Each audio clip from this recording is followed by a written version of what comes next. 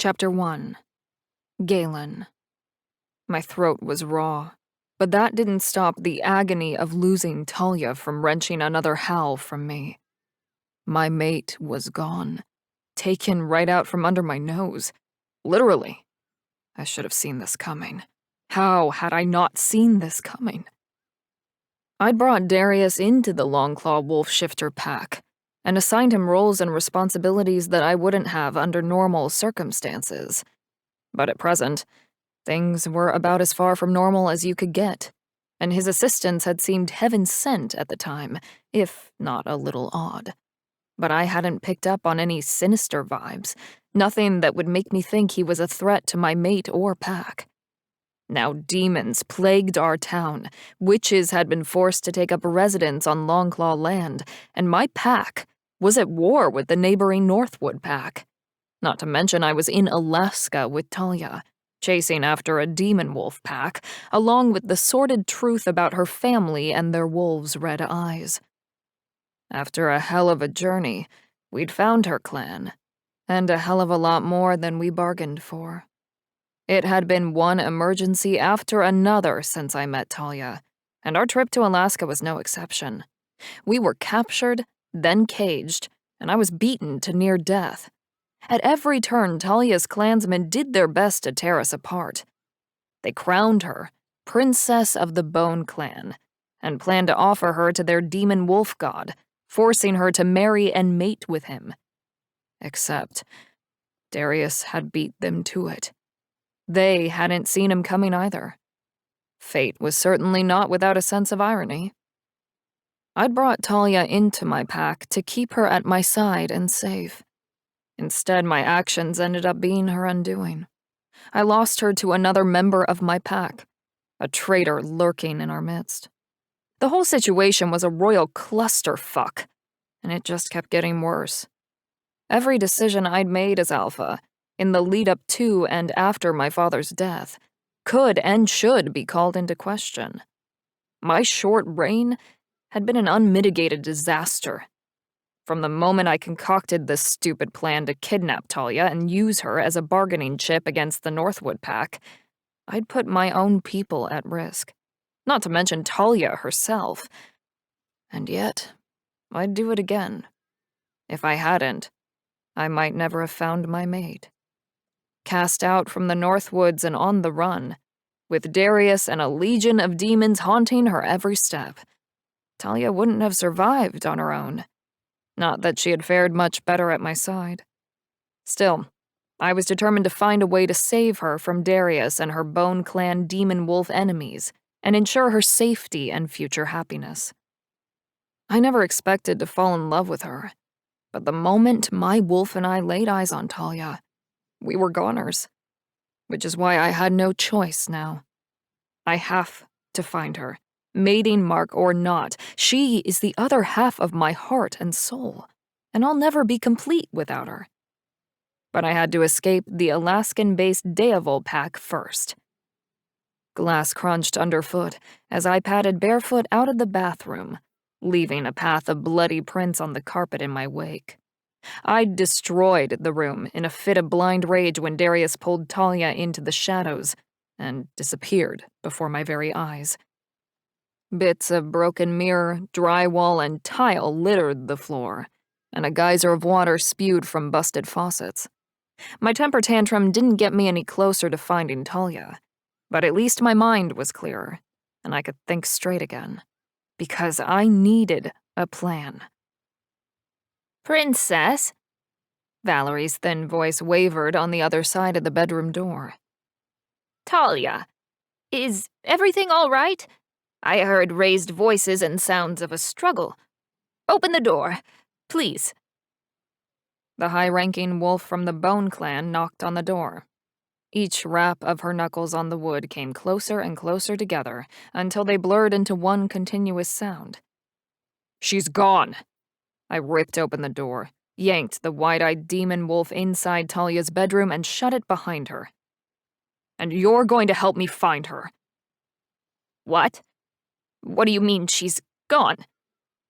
The blood drained from Valerie's face as she broke free of my grip on her wrist.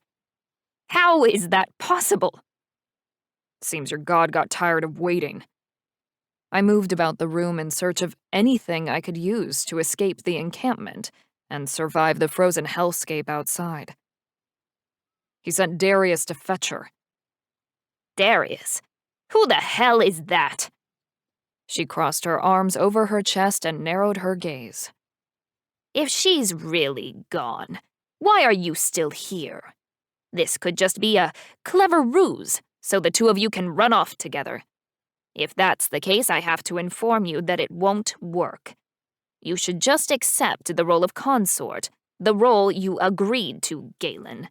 It would be so much easier on you both. Gods are fickle and bore easily. He won't occupy all her time. I told you she's gone, so spare me the sales pitch, all right? I rounded on her, my eyes wild and half-shifted. My wolf was close to the surface, threatening to burst free of the man encasing its form. Gone. She sensed the threat and backed up several steps. Her fingers clutched the Bone Clan medallion around her neck when the truth of my words hit her. Why would he do that? We were so close. Everything was prepared. I guess close doesn't cut it. I sat on the edge of the bed and pulled a pair of thick wool socks over my scabbed feet. The cuts from the broken glass were all but healed, thanks to my shifter blood. Now, are you going to help me get her back or not? I can't help you. Her gaze flicked about the room, settling on the destruction in the bathroom. She must have assumed the damage had been done by Darius because she frowned, and then nodded as if experiencing a sudden change of heart. I didn't bother to correct her. What do you need me to do? Valerie opened the hope chest at the foot of the bed and rummaged through its contents, tossing a pair of gloves, scarf, and knit hat onto the mattress. I need you to help me get out of Boot Hill and back to Dead Horse. I'll meet up there with my betas, who should be there already, and start looking for her. I stripped one of the pillows of its silk cover and stuffed the extra gloves and scarf inside before pulling the knit hat over my head. As far as disguises went, it was pitiful, but I had to make do with what I had, and hoped it would help me to blend in. Your betas? Valerie asked with a bewildered look on her face, as she rolled the word around in her mouth, seeming to process what I said. You and Talia took the last trip out of Dead Horse when Lincoln brought you here. The pilots grounded their planes on Bjorn's orders. I don't know where your betas are, but it isn't in Dead Horse. Damn it. So much for Plan A. I'd hoped to get back to town, meet up with Marcus, Theo, and David, and regroup to search for Talia. It looked like I was on my own, without a Plan B. What are you going to do? You're not one of us, Galen. Your kind aren't built for the cold. Not the way demon wolves are. You won't last 5 minutes if you shift out there. Valerie mashed her lips into a thin line and rested her hands on her hips. Don't be rash. You can't save her if you're dead. I can't save her if I'm stuck here. I pulled on my coat and zipped it up with more force than necessary. The irony of a demon wolf clan being better equipped for sub-zero temperatures and life on a frozen tundra, given the usual association with their forebears in hotter climates, was not lost on me. Still, she isn't wrong. Even if I survived the daylight hours on my own, the likelihood of my dying would increase when the sun fell, and the temperature dropped even further. Talia would be mated to a demon wolf god, and there would be nothing I could do to stop it. My lips thinned. I still had to try. I could not leave her to that fate without doing everything in my power to save her. A knock on the door pierced the awkward silence that fell between us. Valerie? A muffled male voice came from the other side of the door. Bjorn is getting impatient. Where's Talia? Open the door. It's Victor. What if he heard us? Valerie's eyes widened and her brows hit her hairline as she mouthed the words. She shook her head, her braids swishing behind her. I can't help you. I'm sorry. She took a deep breath and switched gears from what appeared to be a genuine fear of being caught aiding and abetting the princess's consort in his escape to panic-stricken. She rushed to the door. Victor, thank the gods you are here. She clutched her brother's arm and dragged him into the room. She's gone! Talia's gone! What do we do? What are we going to tell Bjorn? She played the part well, though the actual events that had unfolded minutes before she arrived helped inspire and really sell her performance. What? What do you mean, gone? A cloud of red swallowed the irises of Victor's eyes. His wolf was near the surface and ready to pounce. He said someone took her. A servant of our lord and master, another demon wolf named Darius. Valerie extended her well-toned arm and pointed her long, graceful finger at me, as if I were the guilty party in Talia's disappearance. I was innocent of her kidnapping, this time. But that didn't stop the guilt of my failure to protect my mate from making me feel complicit. Fate wielded irony like a club and continued to bash me over the head with it, thanks to my own stupidity. Darius, wasn't he a member of your pack? Victor had done his homework on the Longclaws, no doubt scouting us for Bjorn after we returned home from the Alliance Summit. And in a high-ranking position among your wolves. Please don't insult my intelligence with this, it's a ruse and a poor one at that. Victor, I don't think it is. Valerie shoved her brother into the bathroom, showing him the destruction and pointing to the faint trace of the shadow portal Darius had conjured. The stain was still visible on the far wall, adjacent to the shower stall. Look there. Do you see it? The outline. It's right there. We're taking him to Bjorn. Now. Victor rounded on me, narrowing his gaze as if daring me to argue. I didn't take the bait. At that point, the Alpha was my only way out of this encampment. The longer I was stuck in Boot Hill, the further I was from finding Talia. What are we waiting for? I grabbed what little spare clothing I had and shoved it in the pillowcase, hitching it over my shoulder like a vagabond. After you. Victor stormed out of the bedroom with his sister hot on his heels. I brought up the rear. They exited Talia's room and trekked down a long corridor to the side of the building, where the Alpha's living quarters were located.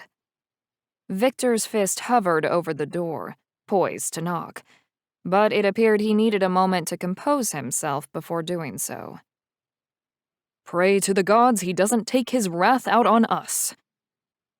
The door opened before Victor had a chance to announce our visit by knocking, almost as if the Alpha had sensed our presence. He stared at each one of us, his eyes narrowing, then beckoned us into his rooms. Where's Talia? Bjorn scratched his bearded jaw and then took a seat in a chair draped with fur pelts, the old wood creaking in protest as he leaned back. On the surface, he appeared relaxed, like a calm sea belying the tsunami building in the depths below. I recognized the look in his eyes, and the anger simmering within him. Bjorn and I were nothing alike, but at that moment, with the weight of Talia's disappearance bearing down on us, we could have been identical twins in our rage. She's gone, Alpha.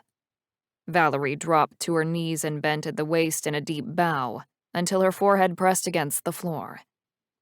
Galen claims a wolf from his pack. Darius. Bjorn leveled Victor with a soul-piercing gaze, forcing the wolf to submit and mirror his sister's submissive pose. A spy in the service of our god. You knew he was planning to take her? My hands curled into fists at my side, the rage roiling inside of me, threatening to boil over. And you didn't try to stop him? What about your ceremonies and all the other sanctimonious bullshit? What the fuck was all that for if you were just going to let Darius drag her away? I knew that a spy had planted himself among your pack, and put 2 and 2 together when Victor reported back with your roster. If Talia hadn't come to us willingly, his job was to persuade her. Bjorn rested his elbows on his knees and steepled his fingers together. It seems this other demon wolf Darius wants the glory of bringing our god his bride for himself. And now ultimately, Talia is where she belongs. How she got there is of no further consequence to me. And now that he has her, what do you plan to do with me? My wolf stalked to the surface, his claws raking my insides as he tried to break free. I can't afford to lose control. Every second I spent with Bjorn was time wasted. Time that I needed to save Talia from being forced into matrimony with their demon wolf god. I have no further use for you, Galen Longclaw. You've served your purpose. You're free to leave. Bjorn's mouth curved into a treacherous sneer. Alpha? Victor inched his head up and peered at the leader of his pack in obvious confusion. He won't survive the elements, and the blood of an alpha outside of a challenge won't be on our hands, should the Alliance decide to question us. Release him. Bjorn gave his final word and concluded the conversation with a dismissive wave of his hand. Victor rose and extended his hand to his sister, helping her to her feet. They each took a place at my side and ushered me out of the room. You take only what you have on you. Victor stepped out in front and led us down another hallway that led to the outer airlock. Good luck. Valerie rested her hand briefly on my shoulder before turning me loose. You'll need it. Her brother's expression darkened, as if her words were treasonous, but otherwise kept his thoughts to himself. The Deivol Alpha had just said I was free to go, and I didn't need to be told twice. I bolted out of the door, my head dipping down away from the bitter wind, without so much as a goodbye or good riddance from them or me. As if everyone already knew the Alpha's orders, no one tried to stop me as I made my way across the encampment. I moved at a good clip, careful not to build up a sweat and increase my risk of hypothermia, slowing once to eavesdrop on a conversation between 2 guards about a string of demon attacks from Boot Hill through Deadhorse, Wiseman, and Coldfoot. Darius's sudden treacherous appearance and the demon attacks couldn't be a coincidence. I picked up my pace and mapped out the site of the attacks in my head. They seemed to be leading back toward Anchorage. I didn't have a plan, but I had a destination. However, there was no way I would make it there in time to find and save Talia. Not on foot and not without a truck. At least not the whole way. One step at a time. Bjorn had issued one last order upon my release. No one in Boot Hill was permitted to help me. So I helped myself instead, to one of their vehicles. After pulling and twisting a few wires, along with the help of a flathead screwdriver from the toolbox on the passenger side floorboard, I got the old F-150 running. The snow chains on the tires made tearing out of Boot Hill and pursuing Darius a hell of a lot easier. It wasn't difficult to pick up his trail. All I had to do was head toward Anchorage and follow the bodies. Talia had uncovered the reason behind the demon attacks in the lower 48 states, but I couldn't understand why there were so many casualties between the Deivol Packlands and Anchorage. Despite my initial good fortune, I lost them, just outside the city limits. The body count dropped and the trail went cold. The temperature, on the other hand, was up, which meant my wolf could aid in the search. Without a home base to resupply, clothes and all after each shift, I needed to be more strategic, and that was something neither my wolf nor I was used to. I'd always relied on my wolf and the ability to shift whenever I needed or wanted to. Finding a place to stash the truck and dividing what little supplies I had into a couple of caches in the woods as I searched was my best option. I veered off-road, but stayed where the snowpack was shallow enough to drive in. Parked up in the woods and used down limbs and foliage to camouflage the truck as best I could. After salvaging everything useful from inside the cab, I split my gear into 2 caches, stripped down, and called my wolf. My shift came on hard and fast. He was as eager to find Talia as I was. Nose to the ground, we scoured the area for any trace scent of our mate and the traitorous bastard who'd taken her from us. The overpowering smell of sulfur permeated the snow-covered ground, but underneath the rank demon stench was a hint of honeysuckle. Talia. The hunt was on. We blocked out everything else and zeroed in on her scent. Darius had at least an hour's head start on me, but I was closing in. And when I found him, he was a dead man.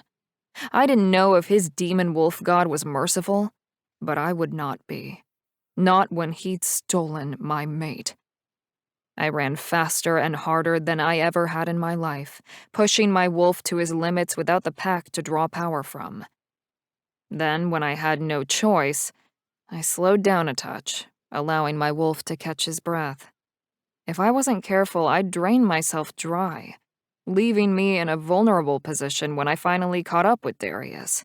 And that was a mistake I couldn't afford to make. He needed to be taken out of the equation, and fast. Because I had a feeling that when Bjorn found out I'd opted for stealing a truck and going after my mate, rather than dying on the ice like he'd hoped, the Deovil pack would be breathing down my neck once more. That is, if the demon horde at Darius's command doesn't find me first. Chapter 2. Talia. Get your filthy hands off me! I clawed, kicked, and bit, struggling to break free of Darius's iron grip as he dragged me deeper into the shadows and through the portal he'd conjured to transport us from Boot Hill to wherever the hell we were heading. We'll stay here for the night. Darius ripped back a veil of shadows and revealed a gaping hole in the hillside. Get some rest. You'll need it. We leave for my lord's temple at sunrise. This time tomorrow, you'll be the new wife of a god. He should pay more attention to his old wife. I raised my knee up and reared back, connecting my heel between Darius's legs with a meaty thud. He grunted and groaned, but his grip never slackened. I have killed people for less than that. He grabbed my free hand and chicken-winged it behind my back to match my other arm. Go ahead, you worthless piece of scum. Kill me. Antagonizing the demon wolf god's henchman was probably a terrible idea, but I couldn't help myself. At the very least, I was hoping it would throw him off his game. Oh, wait. You can't kill me. You're right. I can't. He shoved me forward hard enough to make me stumble, and then jerked me back before I could fall fully to the ground. But make no mistake, princess. I can still hurt you. To prove his point, my shoulder popped out of its socket in protest of the impossible angle he held me at, sending an arc of agony from the joint down to the tips of my fingers. I bit down on the inside of my cheek until I tasted blood, to keep from screaming. I refused to give Darius the satisfaction, but my breathing was more ragged than before. The pain was intense, and there was no hiding he'd succeeded in hurting me. I don't think your so-called god wants a bruised and beaten bride, do you? I choked out the words, hoping he'd release me before my enhanced ability to heal kicked in, and reconstructed the ligaments with my arm still twisted at an odd angle. That would mean I'd need to have it dislocated again later and reset so it could heal properly. You know what they say? Something old, something new, something borrowed, something blue. Darius shoved me again, forcing me down a dark, damp tunnel carved into the hillside that opened up into a large cavern. There won't be a mark on you when you meet your husband for the first time. My stomach threatened to turn itself inside out at the thought of my upcoming nuptials. The only vows I'd planned on taking were with Galen. I needed to come up with an escape plan. Again. It felt like I'd been running since the day I was born. From my mother's past, my father's misdeeds, their deaths, the Northwood Pack, hell, even my own blood with its demon wolf lineage tracing back to the Bone Clan had me on the run. I was well and truly sick and tired of running. But I couldn't stop now. Not yet. Not until I'm away from Darius and back in Galen's arms. My best chance of escape would be when Darius fell asleep. If he fell asleep. His ability to pull on the shadows and bend them to his will led me to believe he was more demon than wolf. Or not a wolf at all, but a demon using black magic to disguise himself as a wolf, to infiltrate the Longclaw Pack and gain Galen's trust. The latter seemed to be the most likely scenario. Ahead, candles adhered to stalagmites and stalactites with melted wax and illuminated the cavern. 2 insulated sleeping bags had been rolled out onto the dirt floor, one on either side of a small fire ring in the center of the room. It wasn't hard to guess which sleeping bag was mine, because it certainly wasn't the one nearest the tunnel entrance. The cavern had only one point of egress, and Darius had made sure to position himself between me and it, which would make escaping difficult, but not impossible. He had no idea how determined I was to get away from him. At least he had let me go, and my dislocated arm was now in a better position to begin healing properly. These are for your ceremony tomorrow. He pulled a gauzy white skirt and matching bustier from inside a leather backpack beside his sleeping bag and threw the outfit at me. Try it on and see if it fits. The ankle-length skirt had high slits on both sides that ran to the top of the thigh, and the bustier had less fabric than some of my best bras. I figure God has me confused with another princess. I'm not interested in indulging his galactic science fiction fantasies. I used my good arm to toss the clothes on the fire, stepping back from the plume of smoke with a satisfied smirk as they went up in flames. I may be a princess, but I'm not that princess. You can wear nothing for all I care. Darius's lips curled up in an evil sneer, exposing the tips of his elongated canines. I'm sure he would prefer you that way. Regret ate away at my smile, and my face fell as the flames consumed the skimpy wedding clothes he'd provided. Even a scrap of fabric covering my body from the demon wolf god's gaze would have been better than nothing. Fuck it. That's what I thought. Darius fished another option from his bag and held it out to me. Before you get any more bright ideas, you should know after this one, you're out of options. I stormed over to his side of the earthen chamber and snatched the dress out of his hands. The sheer fabric, with its plunging neckline and hip-high slits, left little to the imagination. But it was a far cry better than being forced to marry the demon wolf god in the nude in front of all and sundry. Turn around. I draped the garment over my forearm and crossed my arms over my chest. My injured shoulder didn't hurt as much anymore. The shifter genes must have kicked in already. I'm not stripping in front of you. Don't worry, princess. I have no interest in sampling the goods before my lord has his fill. He raked his gaze over my body, violating me without so much as placing a finger on my body. There will be plenty of opportunities for that when he grows tired of you. You're disgusting. I didn't think it was possible to hate my title any more than I already did. But every time he called me princess, I loathed the word a little bit more. Maybe so, but I'm not stupid. Darius mirrored my stance, arms folded over his chest, and barked out a bitter laugh. If you think I'm going to turn the other way, exposing my back and giving you an opportunity to attack me from behind, you are crazier and stupider than I thought. That's rich, coming from you, I snapped, seething over his implication that of the two of us, I was the crazy one. You don't see me kidnapping innocent women and throwing them at the mercy of some evil entity. You have been chosen as a mate for a god, and you would choose a mere alpha wolf? That sounds insane to me. Darius leveled me with a glare that would have had me quaking in my boots, had I been wearing any. His hands clenched at his sides. My patience is wearing thin, princess. I have to deliver you to my lord in the morning, but I promise these will be the longest hours of your life if you don't start doing as you're told.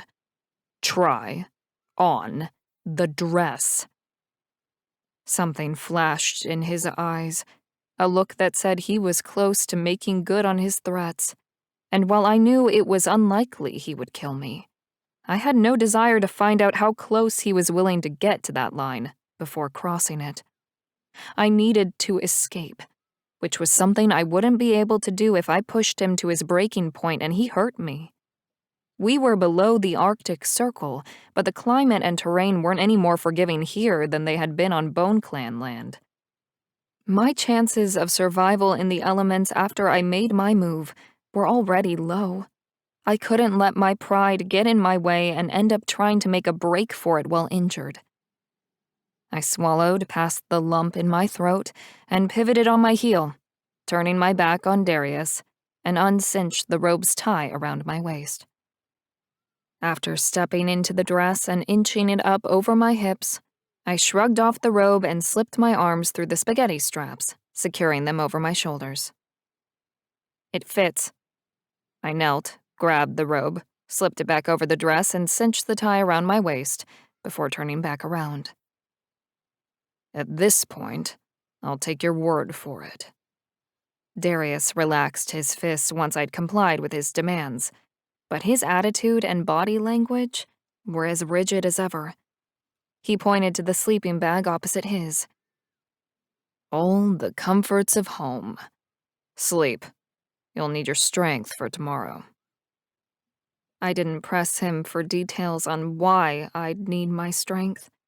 The remainder of the trip, the ceremony, I shuddered.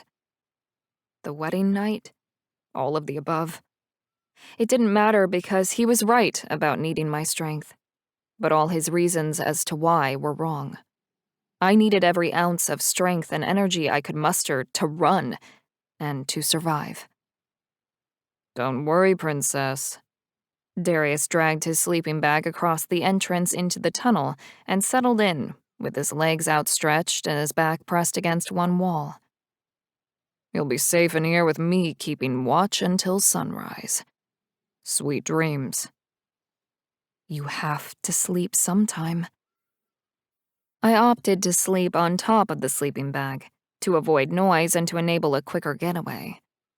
I lay on my side, facing the back wall of the cavern, and pretended to drift off, relaxing and slowing the pattern of my breathing to simulate falling asleep.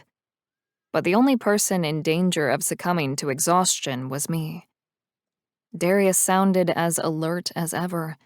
I couldn't see his face, but his breathing remained steady. Perhaps his demon blood gave him an edge, and he didn't need sleep the way we did. Whatever it was, it seemed I would have to wait a long time for an opportunity to present itself. It was going to be up to me to make one.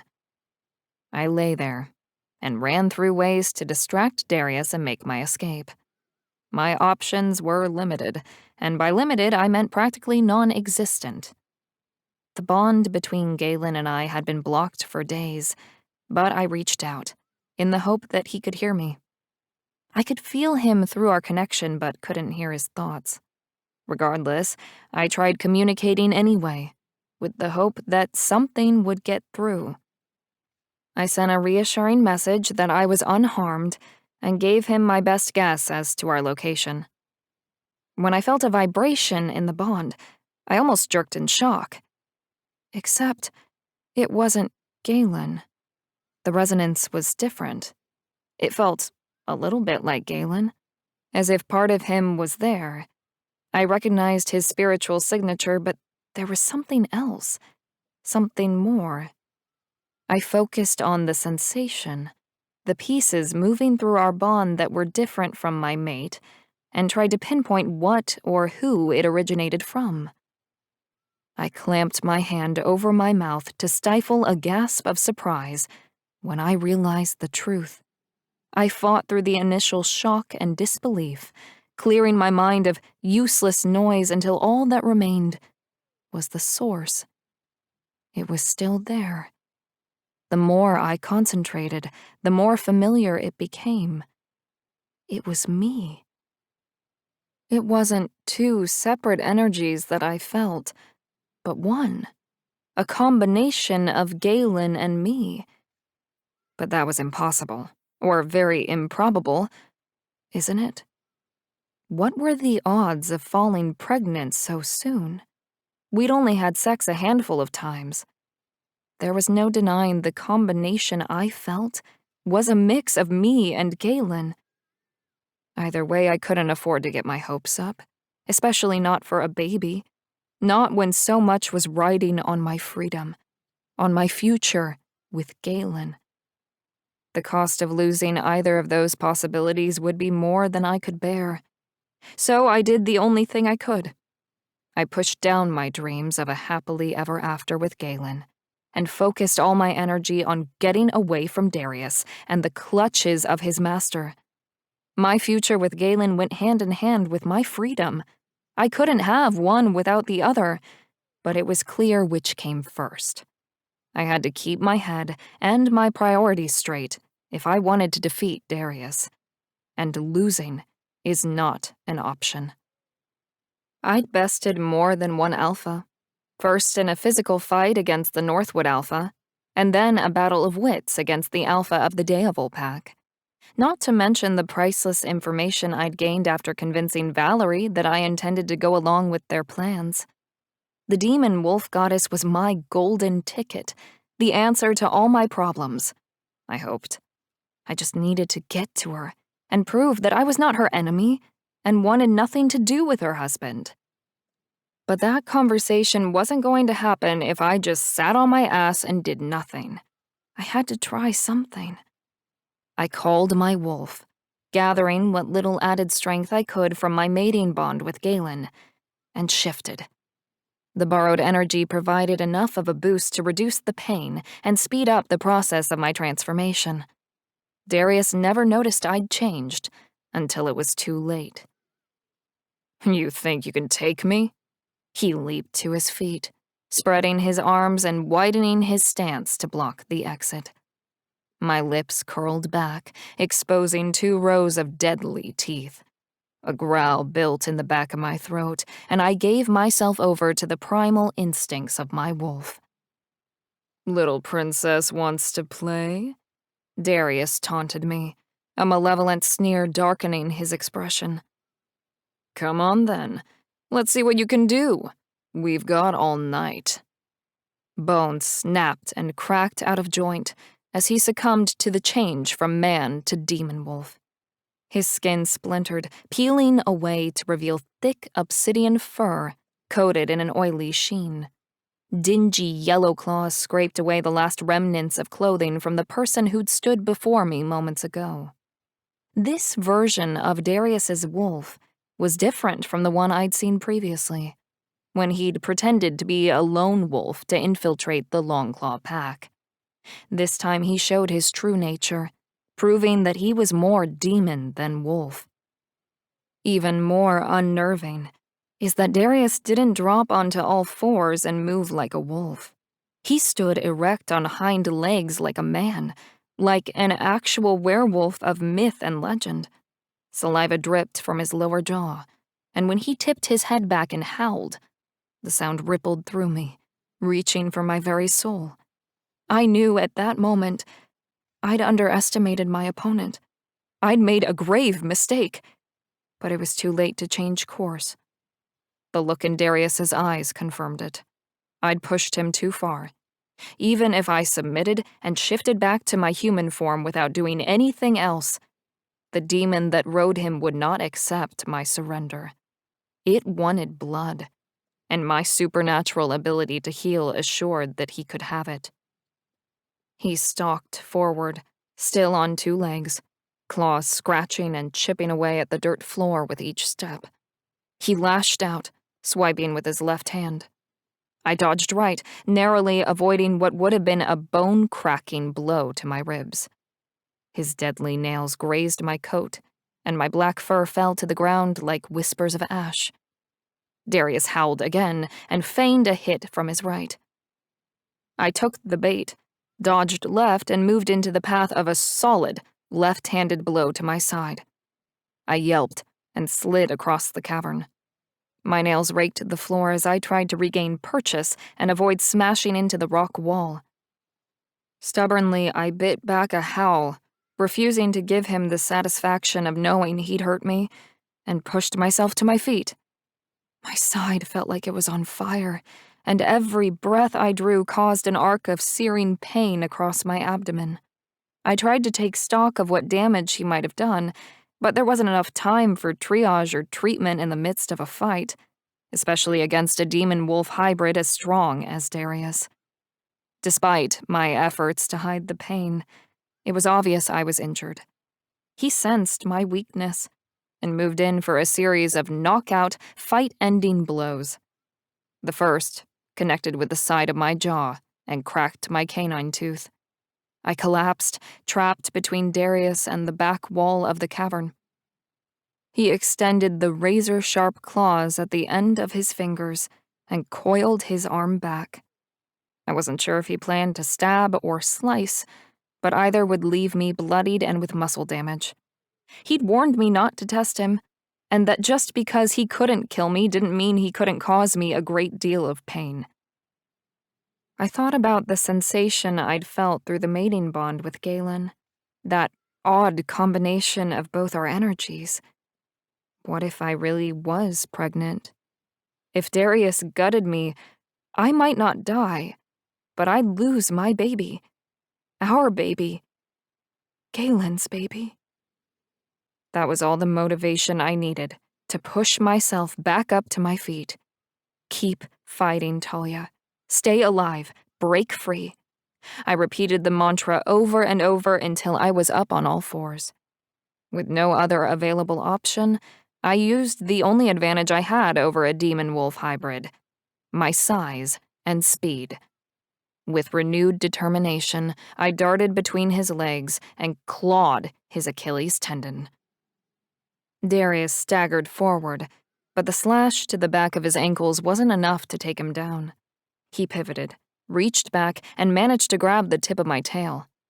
"Bitch," he growled, hauling me up by my tail and dangling me upside down in front of him, like I was little more than prey. But I wasn't having that. I am not prey. Snarling and growling, I curled up and bit down on his wrist.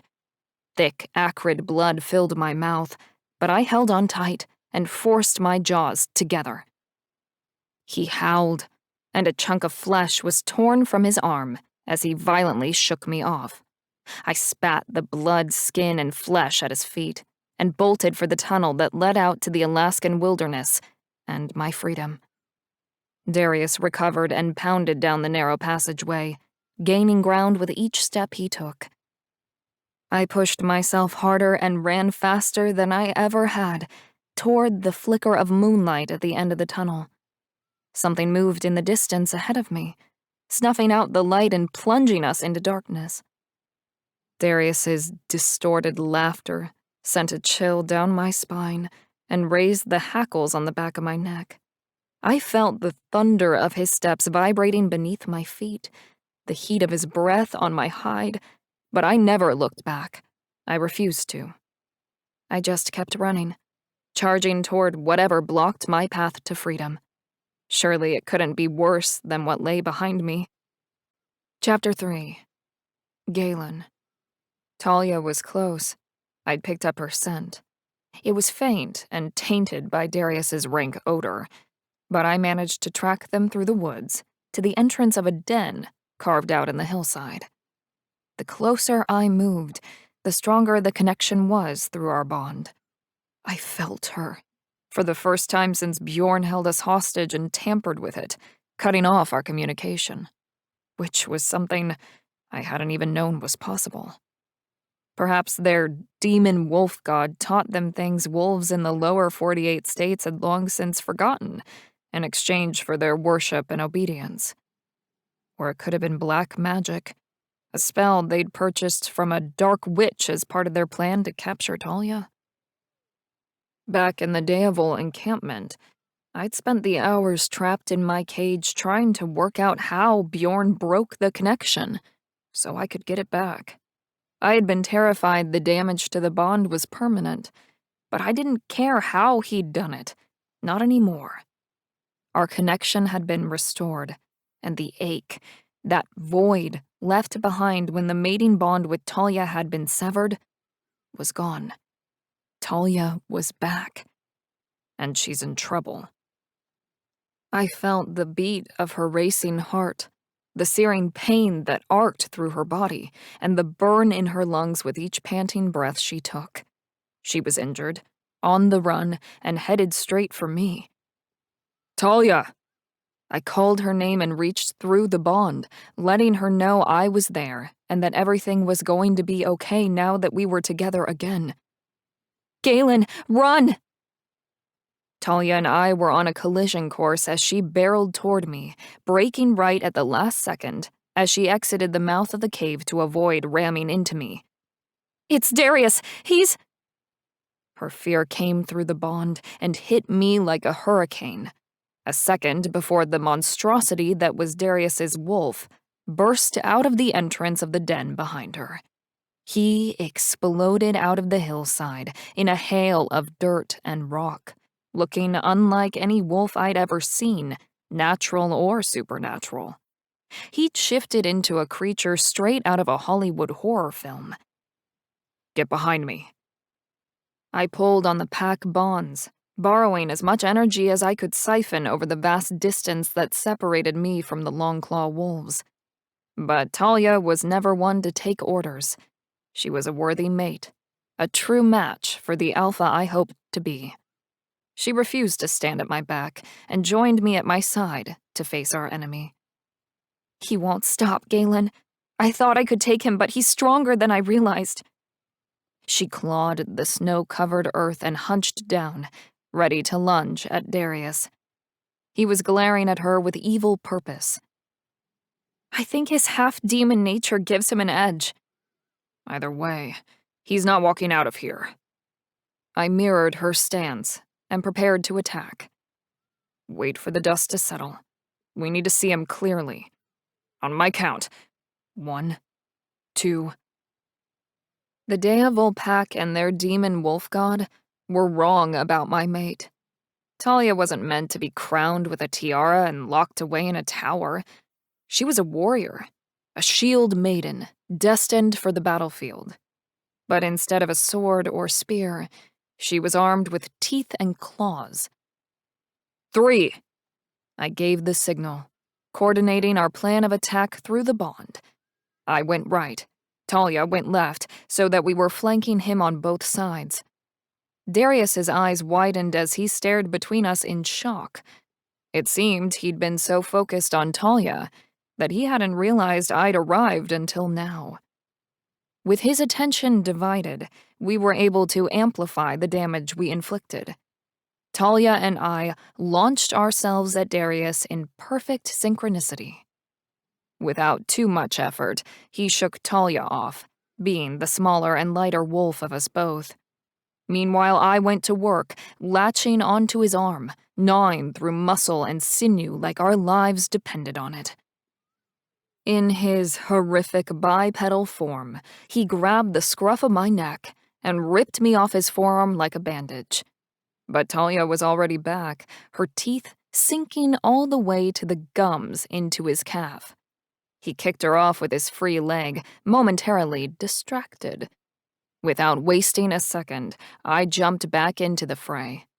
Determined to win, we tag-teamed the demon bastard, taking turns, landing hits and taking blows until we began to significantly wear him down.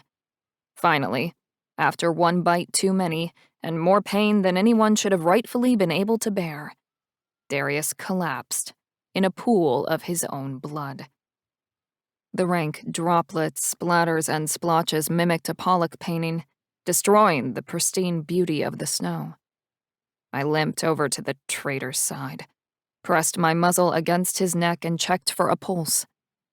Nothing. I waited, watching his chest for any sign of breathing, and checked again. But there was still nothing. No signs of life at all. The demon wolf god was down one disciple. Darius was dead. The traitorous prick had fought his last battle. Do you think, being demon, he can come back? Like resurrect or something? Talia asked through the bond, and nuzzled her blood-stained nose into my fur. I have no idea, but we probably shouldn't hang around to find out, especially since Bjorn and the rest of the Devil pack are probably hot on my trail. I gave her a brief rundown of how I'd been released, and the Demon Wolf Pack's alpha's assumption that I'd die from exposure, tying off any loose ends without getting his hands bloodied. We need to shift to heal first, and probably more than once. We can't afford to run into Bjorn or another Demon Wolf hybrid while we're healing wounds from our fight with the last one. She turned and headed back toward the cave. There's a fire, and I've got a change of clothes inside the cavern. Come on. I followed her into the mouth of the cave and down the dark passageway to a large cavern. It was taller and wider on the inside than I'd expected. The fire clung to life, the wood and coals that were left in the rock circle still smoldering. Looks like there are a few supplies here we can use, I said. I'd completed my first shift back into human form and rooted through the items Darius had left behind. Talia did the same, shifting out of her wolf form and into the beautiful woman who'd taken my breath away and claimed my heart from the first time I'd laid eyes on her. We don't have time for that. A blush warmed Talia's cheeks when she caught me staring at her naked form. Her gaze drifted down my body, admiring the physical evidence of how attracted I was to her. There was a promise of things to come in her smile. Let me clarify that. We don't have time right now, but later. I pulled her into my arms with a smile, pressed my lips to hers, and claimed her mouth. She deepened the kiss, her tongue slipping past my lips, exploring my mouth. Her passion set my soul on fire. My fingers trailed up her back, skimming her bare skin, before I buried them in the silky golden and red tresses at the base of her neck. Fuck, I wanted her, needed her. But she was right. We didn't have time at present. When we do have time, I made promises of my own, to worship every inch of her body and ravish her properly at the very first available opportunity. We shifted once more and warmed our fur by the fire while the transformation process healed any injuries we possessed that might have remained. Talia changed one last time and dressed for the walk back to the truck, layering as many clothes as she could find. She packed the rest of the supplies into one of the sleeping bags and hitched it over her shoulder like a trooper. Without my clothes, I was forced to make the trek back to the truck as a wolf. Even if I had my clothes, I'd have chosen to stay in my wolf form. After all, there were other wolves out there looking for Talia and me, and in this form my senses were heightened. We managed to avoid crossing paths with anyone from the Devil pack and reached the truck, which remained camouflaged under the pile of downed branches. I shifted, got dressed, and cleared away the limbs piled over the vehicle. Where to? I asked as I opened the passenger door for Talia and helped her climb inside the lifted truck. Valerie mentioned the Brooks Range, There's no way to know for sure if she was telling the truth about where the demon wolf goddess lives, but it's the best we've got to go on. Talia adjusted the vents and cranked the heat. If it's the only thing we've got to go on, Brooks Range it is. I dropped the truck into a low gear, eased on the gas, and let it crawl out of the snowbank. We hit Dalton Highway and reached Coldfoot without any sign of the Devil Pack or the demon wolf god's minions in sight. The town was home to less than 20 people and had been razed to the ground. Darius and his demon cohorts had left no survivors or any of the service buildings standing. They even leveled the gas station. I glanced at the fuel gauge on the truck and did some quick math on the miles left on the tank. It's not enough. We'll have to hike most of the way, but I don't think we've even got enough gas to get to the base of the mountains. We're basically running on fumes at this point. Darius hadn't been on a senseless rampage. He'd taken out strategic locations to ensure Talia wouldn't be able to hitch a ride or hop on a plane. Little did he know, we weren't looking for a way out of Alaska. Still, no gas stations proved to be a problem, even for the short distance we needed to travel. There's a car over there. Talia pointed to a rusted-out geo-tracker that looked like it hadn't run since the day it rolled off the assembly line some 30-odd years ago. Maybe we could siphon some gas out of the tank? If there's gas in it, it's probably stale, but I guess it's worth a shot. I climbed into the back of the truck's cab and rummaged through the toolboxes for anything I could use to drain the gas out of the old SUV. There's some hose line in here. I think it's for brake fluid, but it might do the trick. There was just enough hose to create the vacuum and empty the contents of the tracker's tank into an old metal gas can I'd found in the bed of the truck. It was a little thick and smelled off, but bad gas was better than no gas in a pinch. And we didn't have far to go to reach the gates of the Arctic National Park, our entry point into the Brooks Range. From there, we'd hike in and begin our search for the demon wolf goddess. I hoped she was more reasonable than her husband, though based on what we'd seen and heard so far, it seemed highly unlikely. The engine died a slow and painful death over the last mile of the ride. It took its last gasp and sputtered out a couple 100 feet from the entrance to the gates. I almost feel bad for trashing the engine with that gas. I shifted into park and turned the key out of habit. Almost. Well, at least we can see the entrance to the trail from here. Talia reached over the back of her seat and grabbed our coats and gloves. We better get suited up and start hiking. The sun will be going down before we know it. We layered up, grabbed the sleeping bag and the rest of our gear, and headed out. The surface of the snowpack had crusted over with a thin sheet of ice, making it easier to hike across the plains, into the foothills, and eventually up into the mountains.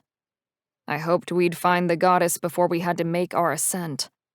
The Brooks Range was unforgiving, even to the most experienced of climbers, and Talia and I did not fall into that category.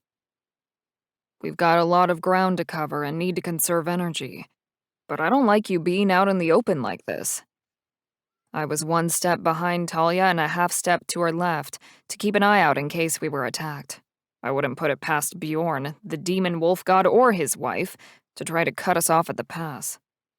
We double-timed it across the flatland, careful not to break into a sweat and risk hypothermia later, and made it to the foothills and the cover of the tree line.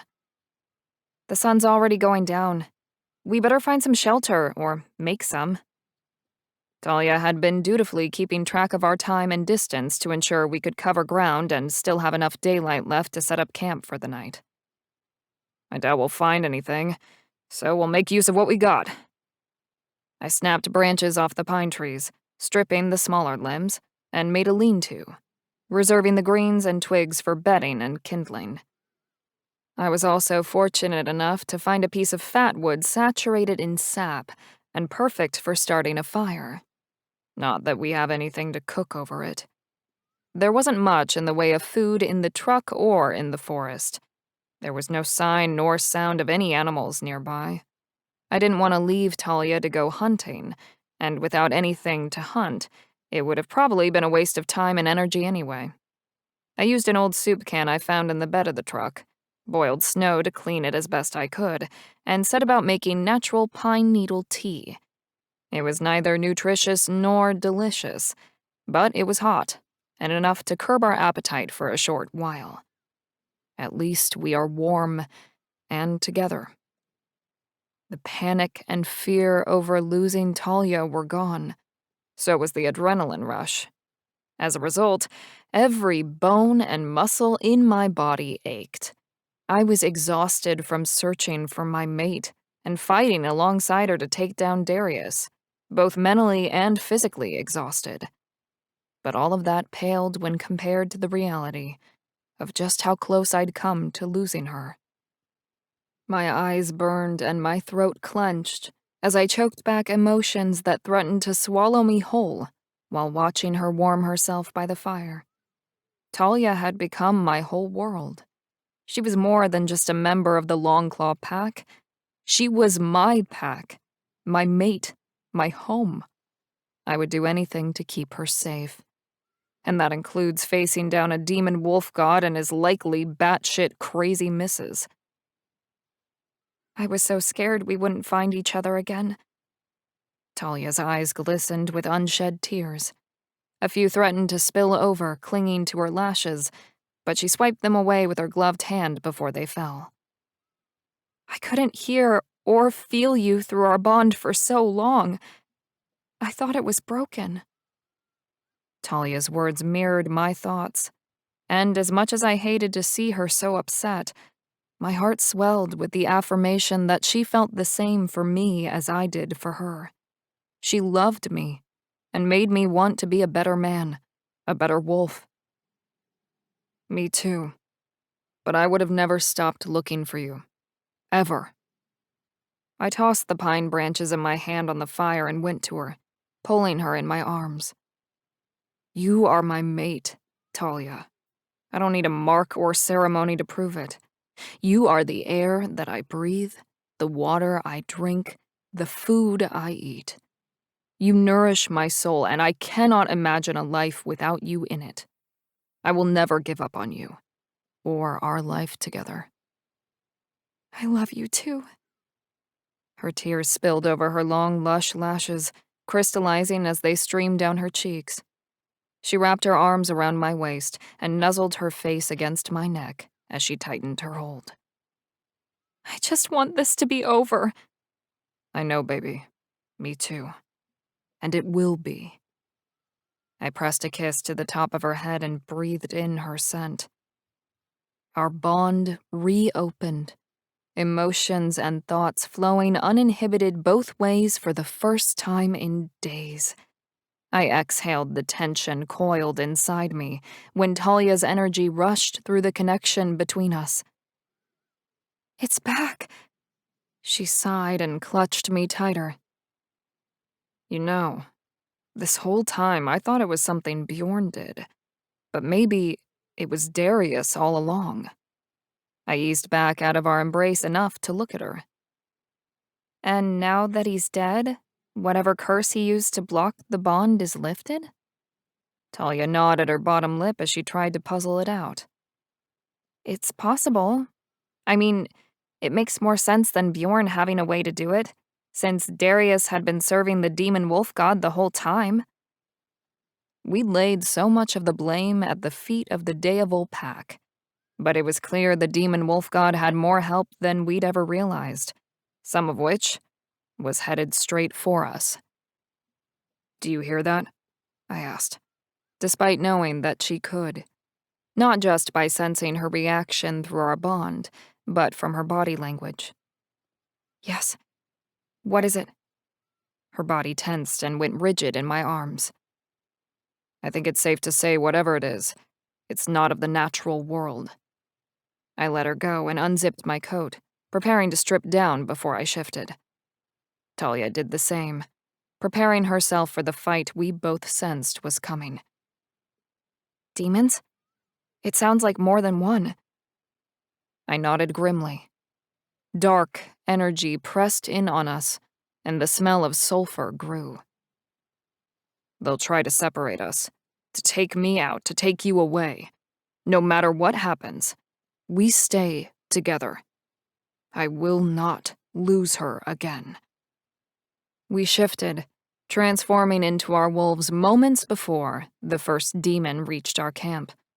His friends weren't far behind.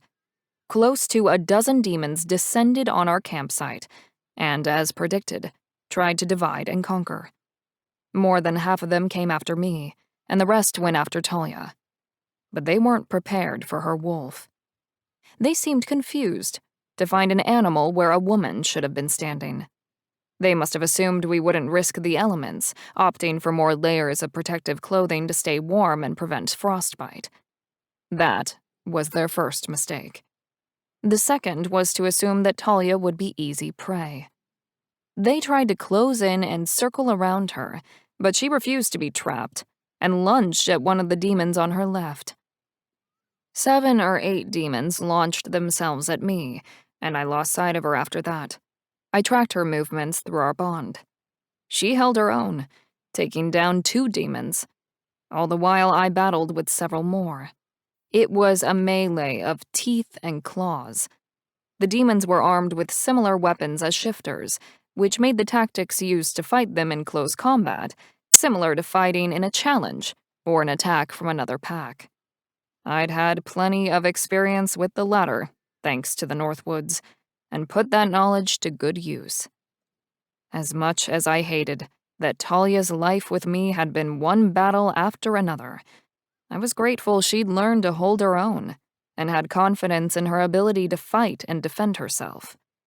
One by one, we whittled the demons down, working our way through the horde until we were fighting side by side again, and only the 3 largest remained.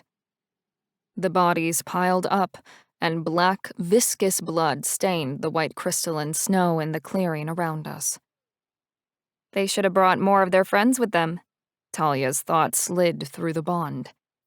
Her presence in my mind was like bare skin being caressed with lush velvet. It was our secret weapon, that bond, not only because it allowed silent communication between us, but because her presence in my mind gave me added strength and determination. I'd missed the feeling of that connection with her more than I would have thought possible just weeks before. They should have, I replied, pawing at the traces of demon blood on my muzzle. The taste was vile. But I'm glad they didn't. The demon wolf god had underestimated us, a mistake I doubted he would make again. The next time his minions caught up with us, there would be more of them, though Talia and I had been outnumbered before. The demon wolf god or his wife could send as many demons after us as they wanted, so many that we'd never stop fighting. But Talia was mine, and nothing or no one could ever change that. I would fight for her until dying breath. I launched at one of the remaining 3 demons, determined to make good on my promise. A second later, Talia launched out in a vicious attack too, fighting beside me. Together. Chapter 4. Talia. All the demons were dead, or had disappeared back to wherever they came from. I still wasn't sure if they'd be able to return, but for now they were gone. One thing was for certain, we weren't going to wait around to find out. We broke camp as quickly as we could, doused the fire with snow, and grabbed the few items we had to our names. The campsite wasn't safe anymore, and it was time to move on. Traveling in the frigid temperatures over unknown territory in the dark was dangerous, but so was remaining in the same spot where we'd just been attacked. I think I see a spot over there. Galen pointed to a section of the mountain where the rock face jutted out and created a natural alcove underneath. We should be safe there for the night. As safe as anywhere, I guess. It wasn't a straight line hike up the side of the mountain to the flat spot beneath the overhang. We were forced to climb in a zigzag pattern through trees and rocks protruding through the snow-covered ground. Aches and pains spread through my arms and legs during the intense, hour-long trek, making it feel infinitely longer. By the time we stopped, the natural stone slab felt more like a memory foam mattress to my poor, fatigued body than a rocky bed. "What about a fire?" I asked hopefully, as I scanned the ground for leaves or tree limbs, but there wasn't anything in the way of kindling around the alcove. "We'll have to make do without one. It's probably for the best anyway, sweetheart. A fire would just be a beacon leading directly to our location for any demons that may still be searching the mountain for you." Galen dropped the sleeping bags with our gear against the side of the rock wall and set up camp. "I've heard if you can't make a fire, that body heat is the next best thing." "The next best thing, huh?" I unrolled one of the sleeping bags, then grabbed the other and stuffed it inside, doubling the layers between us and the freezing Arctic night air. "Hey, I'm just repeating what all the survival experts say," Galen teased as he balled up the nylon sacks that previously housed the sleeping bags to use as makeshift pillows. "We should definitely try it. I mean, better safe than sorry, right? Especially in a dire situation like this." "Well, if it's a matter of life and death." I temporarily braved the frigid temperatures to strip out of my clothes and slid inside the sleeping bag. "I'm willing to do whatever it takes to ensure our survival." And in that moment, having sex with Galen felt as if it was imperative to my survival. We spent the night in the sleeping bag, fucking again and again, and there wasn't much actual sleeping involved at all for the day ahead. Still, I had no regrets about the way we'd spent the dark hours. Sleep deprivation was a small price to pay for the pleasure I'd experienced with Galen. But making love to him wasn't the only thing that kept me awake. I dozed off in Galen's arms not long after he did, lulled into a light sleep by the rise and fall of his chest and rhythm of his breathing, only to be awoken by a series of weird dreams. Every time I closed my eyes and drifted off, the visions returned. "Morning." He brushed a kiss against my temple and reached for our clothes, dragging them closer before crawling out of the sleeping bag. "You didn't sleep at all?" "A little." I fisted my hand over my mouth and stifled a yawn, not wanting to share the visions or dreams or whatever they'd been. Not yet. Nothing about them made sense, and I couldn't remember enough to articulate them to Galen effectively. "But not enough." Galen zipped up his coat and tugged his knit hat over his head. "I'm going to climb down a little way and see what I can rustle up for breakfast, and maybe a fire." "I'll come with you. Just let me get dressed." I pulled the clothes inside the sleeping bag, shivering when the cold fabric brushed against my skin. "It's okay. Stay here and rest. I won't be gone long." He knelt down and pressed a kiss to the top of my head. "I promise." I wasn't thrilled with the idea of being separated. Under normal circumstances, I wouldn't have thought twice about being left alone.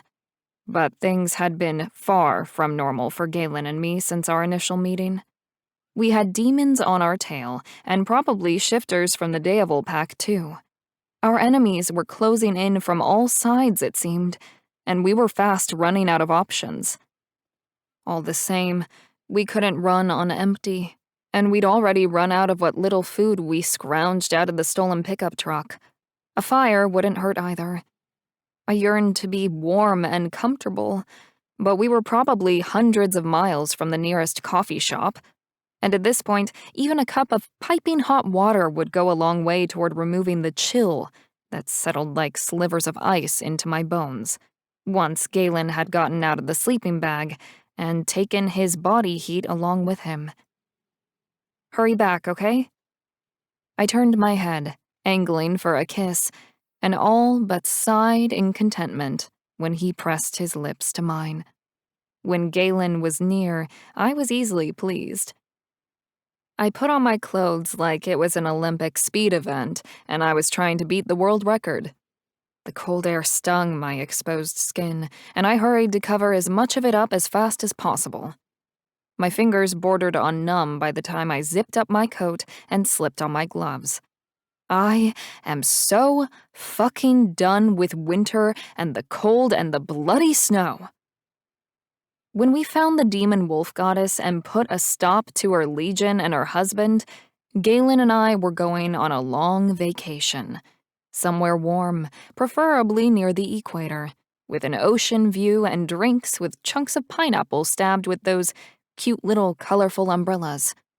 I wanted to feel the sun on my skin, sand between my toes, and smell the salt in the air on a warm ocean breeze. I sighed wistfully, just thinking about it. The idea alone felt a world away from reality. True to his word, Galen kept his promise and returned a short while later, with enough kindling and branches for a small fire and a couple of plump grouse. They taste like chicken, or at least that's what I've heard. I haven't actually eaten one myself before now. Galen shrugged and plucked the feathers from the small birds, preparing to skewer them over the fire while I loosely packed snow into the old soup can for boiled water, while trying not to shudder. We hunted, of course. It was a part of our nature as wolf shifters. But with so many of us in close proximity, Galen and I were raised in packs that caught and released their prey to preserve local wildlife populations, attaining food the same way humans did. But here in the mountains, life was different, and we had to hunt for food to merely survive another day.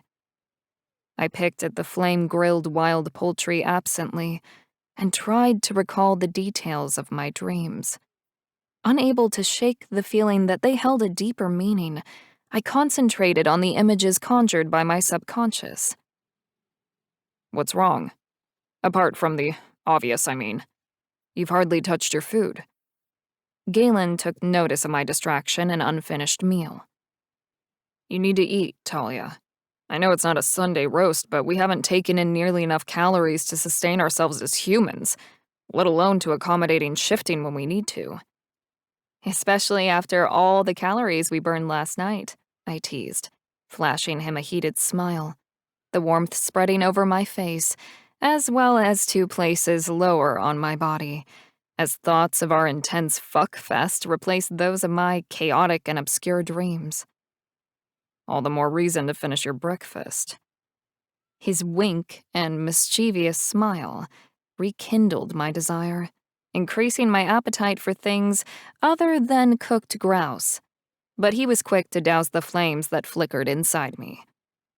Nope, not until you eat your breakfast and tell me what else is on your mind. I don't know. It's probably nothing.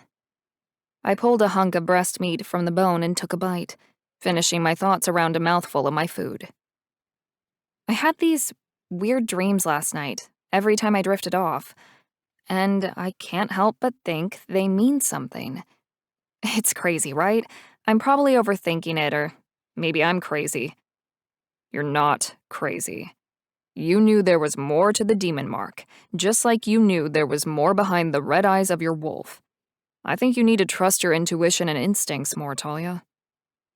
Galen sat down beside me with legs crisscrossed and rested his hand on my thigh with a comforting and supportive touch.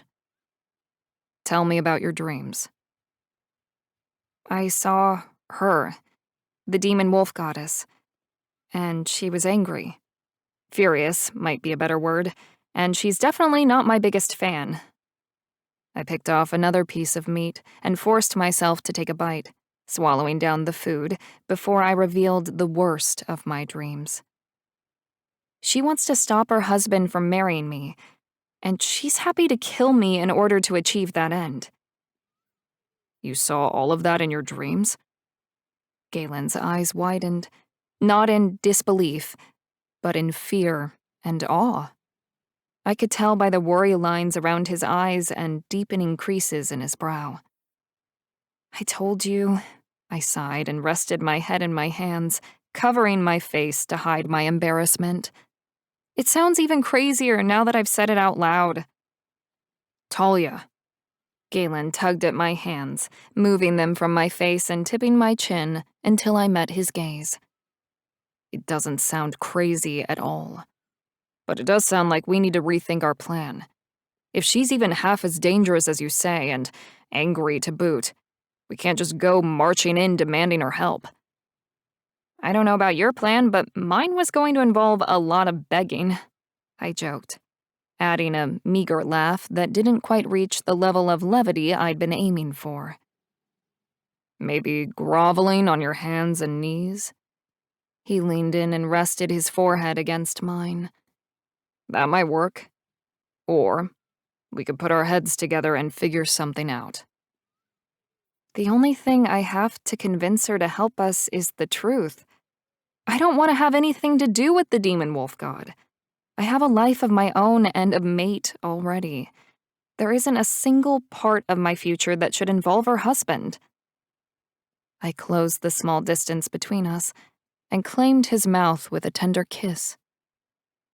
Well, you certainly have me convinced.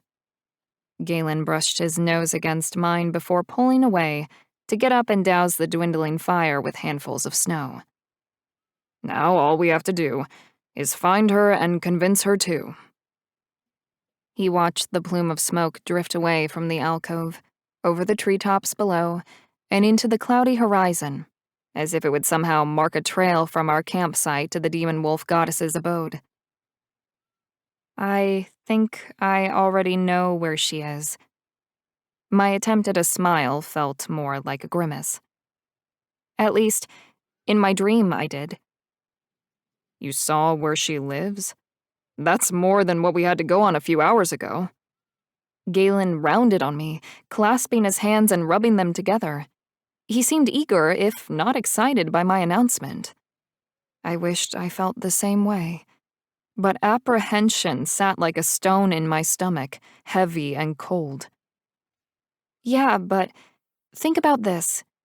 Why would she send me these visions? Why lead me to her when she could just lead her demons to me and solve the problem outright? I raised my hands in frustration and let them drop back down into my lap. It doesn't make sense. Unless she's creating the opportunity she needs. Galen softened the blow and refrained from saying what I already knew. The goddess wanted me to go to her. She must have grown tired of the cat and mouse game and wanted to put an end to her problem, namely me, once and for all herself. And you still want to go through with this? Galen knelt down, wrapped his arms around me and clutched me to his chest. We got away from Bjorn and the Devil Pack, and we managed to eliminate Darius. You don't have to do this, Talia. We can run. Maybe we can disappear, drop off the grid and go somewhere they'll never find us. You're a born alpha, Galen. You've never run from a challenge in your life, and you're not turning your back on the Longclaw Pack or your responsibilities to them. Not because of me. I won't let you. Besides, I doubt anywhere is safe from their reach. I fought back the sobs brought on by refusing his offer that threatened to break free. Running sounds like a good idea now, perhaps, and you'd do it because you're my mate. But over time, you'd grow to resent me. Just look at the mess I've dragged you into already. The price of loving me is already far too high. I'll pay it gladly, Talia. I'd pay any ransom, no matter how much, if it meant I still had a future with you. He leaned back, cupped my face in his hands, and wiped away my tears with a brush of his thumb. I am proud to be the alpha of the Longclaw Pack, but if I had to choose, I'd choose you. Every time. Do you understand? I'd choose you, Talia. But what if the price is higher than the possibility of a future? What if all of this, escaping the demon wolf clan, defying their god and asking a murderous goddess for help, what if the cost of all of that is you? Us? I clenched my trembling hands together and wrung them in my lap. It won't be. Galen's tone brooked no argument, but that didn't stop me from raising one. You don't know that for sure. There's no guarantee. Fate didn't bring us together just to tear us apart now. Galen separated my hands, placed them flat on my lap, and traced a semicircle on the ring finger of my left hand with his fingertip. You're my mate, which is a lifetime commitment, and I intend to spend a lifetime with you. Okay, was all I managed, but I couldn't help the huge smile that split my face. There was no changing his mind, no turning back. We were going to face the demon wolf goddess together, and she was going to help us. Whether the bitch likes it or not, I'm not losing my mate, and we're not taking no for an answer. Chapter 5. Galen. Talia had visions. She called them dreams, but we both spent enough time around witches in the weeks prior to know the difference. Were they a byproduct of her demon marks, and a deepening connection to the demon wolf god who wanted to claim her?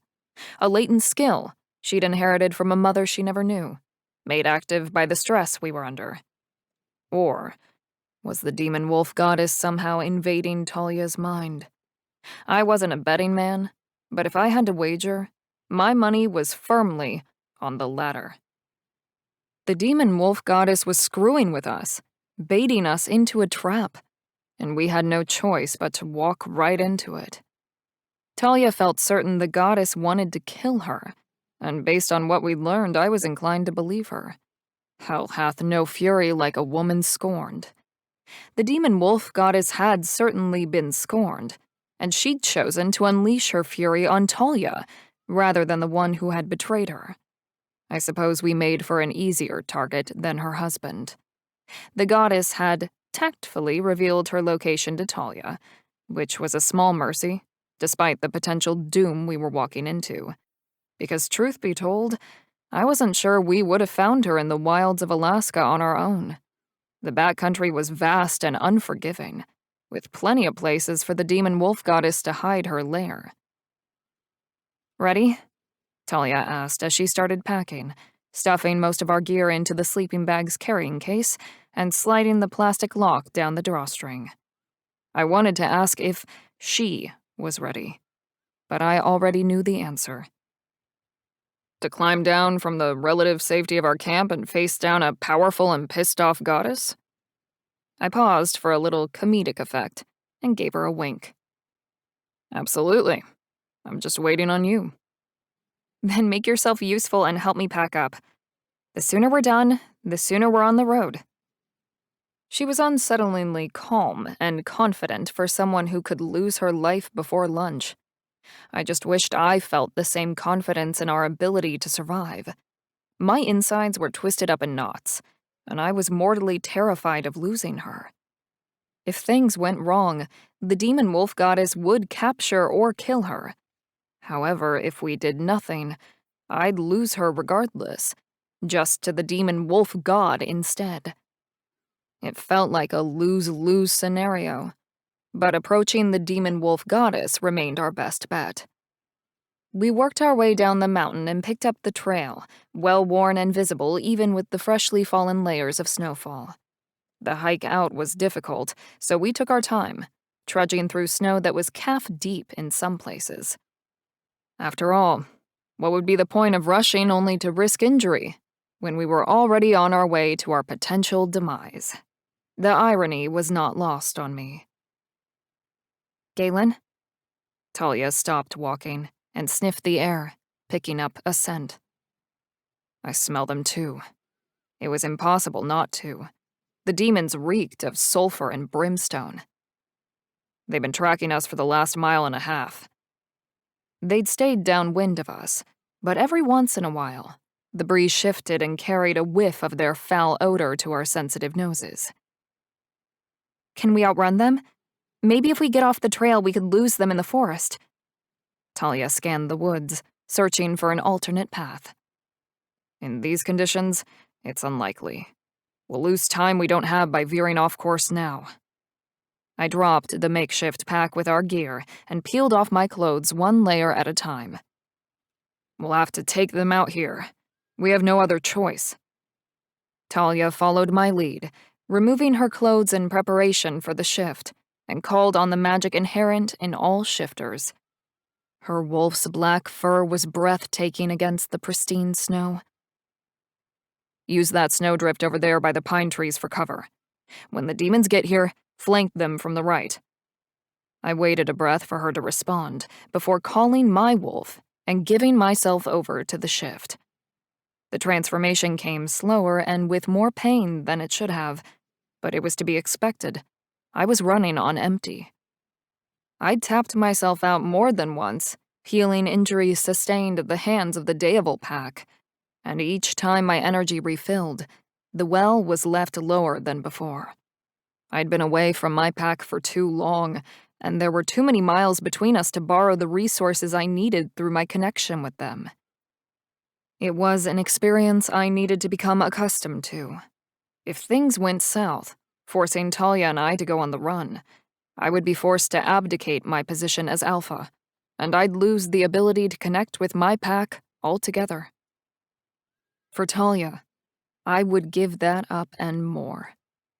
I watched her dash for the pines and disappear behind the snowdrift. Her wolf was in its natural element. On the outside, Talia was a winter wolf, just like her mother. She was made to endure the ice and snow, but on the inside, she was all Longclaw, and she was made for me. The demons descended upon us more quickly than I'd thought they would. There were only 4 by my count, but I'd expected more. Talia and I had faced greater numbers and odds back home. They used their massive size and weight to their advantage, plowing through the snow with ease, kicking up sprays of the dry, powdery snow in their wake. They came to a stop several feet from where I'd made my stand, their eyes flitting back and forth, scanning for Talia when they realized I was alone on the path. The leader of their group gave the order to attack and waved the others forward. They fanned out in a semicircle formation and closed in, every bit as hideous in their strange bipedal forms as Darius had been. I shifted my weight, coiling my energy into my haunches, and lunged at the demon on the far left. My claws pierced his thick hide, and my fangs clamped down on his neck. I shook my head back and forth, pursuing ultimate damage, until a large chunk of flesh ripped free. The demon clamped his meaty hands around my sides in rage and wrenched me loose, dragging my claws through his own skin in the process. The demon dropped to his knees, releasing me in the process. Blood poured from his wounds and staining the ground around him, the black, viscous fluid in stark contrast to the brilliant white snow. The others converged on me, enraged that one of their own had been put down. And that's when Talia made her move. She leaped out from behind the snowdrift and tackled one of the demons, attacking its back. They tumbled to the ground in a snarling heap of fur and leathery skin, each grappling for dominance over the other. Talia's small stature gave her a surprising advantage. She was light, nimble, able to outmaneuver the heavier demon, biting and clawing at each time she shifted position. His blood soon spilled onto the ground, pooling around his dead body. 2 down, 2 to go. Talia and I closed ranks. The remaining demons did the same. We faced off, like opposing teams at the scrimmage line, each side waiting for the other to make the first move. My lips curled back in a vicious snarl, showcasing my lethal fangs tinted black with the blood of their fallen brother in arms. I pawed at the ground, gouging claw marks deep into the snow, taunting them to attack. Defense was always the best offense. It would be easier to spot and use their weaknesses against them when they made the first move. Except they didn't. The leader barked an order to the other demon in a language that sounded similar to Latin, turned, and ran with his comrade hot on his heels. What just happened? Talia sent her question through our mating bond, seemingly as baffled by their actions as I was. I have no idea. It was a first for me, too. None of the demons we'd crossed paths with before had ever backed down from a fight. They had all stood their ground, win or lose, their lives the price of serving their demon wolf god. They might be setting a trap. We should wait a little while before shifting in case they come back, hoping to catch us without any weapons at our disposal. Are you hurt? I patted around Talia, checking her over for any wounds. To my relief, the only blood that matted in her fur was black, not red. I'm okay. What about you? Are you hurt? Talia circled around me, performing her own examination. Bruised ribs, but they'll be fine once I shift back. I paced around the battleground, riding the adrenaline high while we waited for another attack. But none came. What the hell? Why would they run? I tried to make sense of the demon's retreat, and each time came to one conclusion. Someone's called them off. The goddess? Talia picked up on my line of thinking through the bond. Do you think she sent them? But why call them off? No, I don't think it was the goddess this time. I think your stalker sent a few of his minions to do what Darius failed to do, but he must have called them back before they could join their brethren. My logic was sound, although I wasn't entirely convinced myself. Neither was Talia. I guess that makes sense, but... I know. It's strange. There was still a chance for his demons to capture you. If just one of them had managed to land a couple good blows, break a leg or my jaw, the other could have grabbed you and taken off. Talia shuddered. We let as much time as we could spare pass, before shifting back and picking up the trail on our search for the demon wolf goddess. It didn't take long to find her. Less than 5 miles into the second leg of our journey, a wall of demon wolf acolytes formed in front of us, seemingly out of nowhere, blocking off the snowy forest path we'd been following. Talia Linetti, princess of the Bone Clan. Your presence is required at the temple of the demon wolf goddess Leto. A woman that I assumed to be the leader of the goddess's devotees stepped forward and pointed at a crevice in the side of the mountain with the tip of her sword. The goddess expected you hours ago, and I can assure you, she is not a patient being. We had a pack of demons on our tail and... Talia began to explain, before being cut off. Save your excuses for Leto. They make no difference to me and I don't care to hear them. She barked orders at the other devotees and pivoted on the heel of her leather, sandal-clad foot. The acolytes changed their line formation and closed in around us, like jailers escorting a dangerous and unpredictable criminal to her cell. This did not bode well for our reception in the goddess's temple. The leader's long, ebony braids swished over one of her shoulders when she walked away. The metal beadwork within them clanked against her armored bodice. Based on her movements and the command she had over the other women, it appeared they were more than devotees or acolytes serving in the goddess's temple. They are her guards. We prefer the term shield maidens, and I'm Alida, their captain. She glanced back over her shoulder. Full lips peeled back in a menacing smile that revealed sharp, oversized canines. How did you do that? I asked, taken aback by her ability to see into my mind and read my thoughts. Her mental intrusion caused a hitch in my step. One of the shield maidens who'd taken up position behind me used the pommel of her sword to shove me forward. Do you think she can tap into our bond and eavesdrop on our conversations?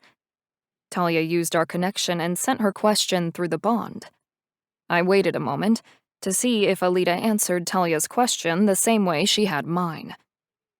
She hasn't said anything, so it doesn't seem like she can access our mating bond. I wouldn't put it past the captain to pretend she couldn't hear what we said, though, in the hopes of gleaning useful information for her goddess. It's what I would have done. Or she doesn't want us to know that she can. We need to watch what we say and think from now on. If she can read minds, then the goddess probably can too. Talia slipped her hand into mine and entwined our fingers together. It stands to reason since she was able to send you those visions in your dreams. I glanced over at Talia, assessing the firm set of her jaw and hardened expression. She gave my hand a reassuring squeeze and closed the connection from her side of the mating bond. You should take lessons from your friend, Alpha, Alita advised, addressing me without so much as a backward glance. She's putting up walls, locking everything down. But you think so loudly it's as if the words are coming out of your mouth. Talia tilted her head in my direction and gave a curt nod, confirming what the captain had said. She'd figured out a way to block Alita's abilities, or at least barricade her most private thoughts. I imagined a safe in my mind, one with no visible locking mechanism or combination, one that only I could access.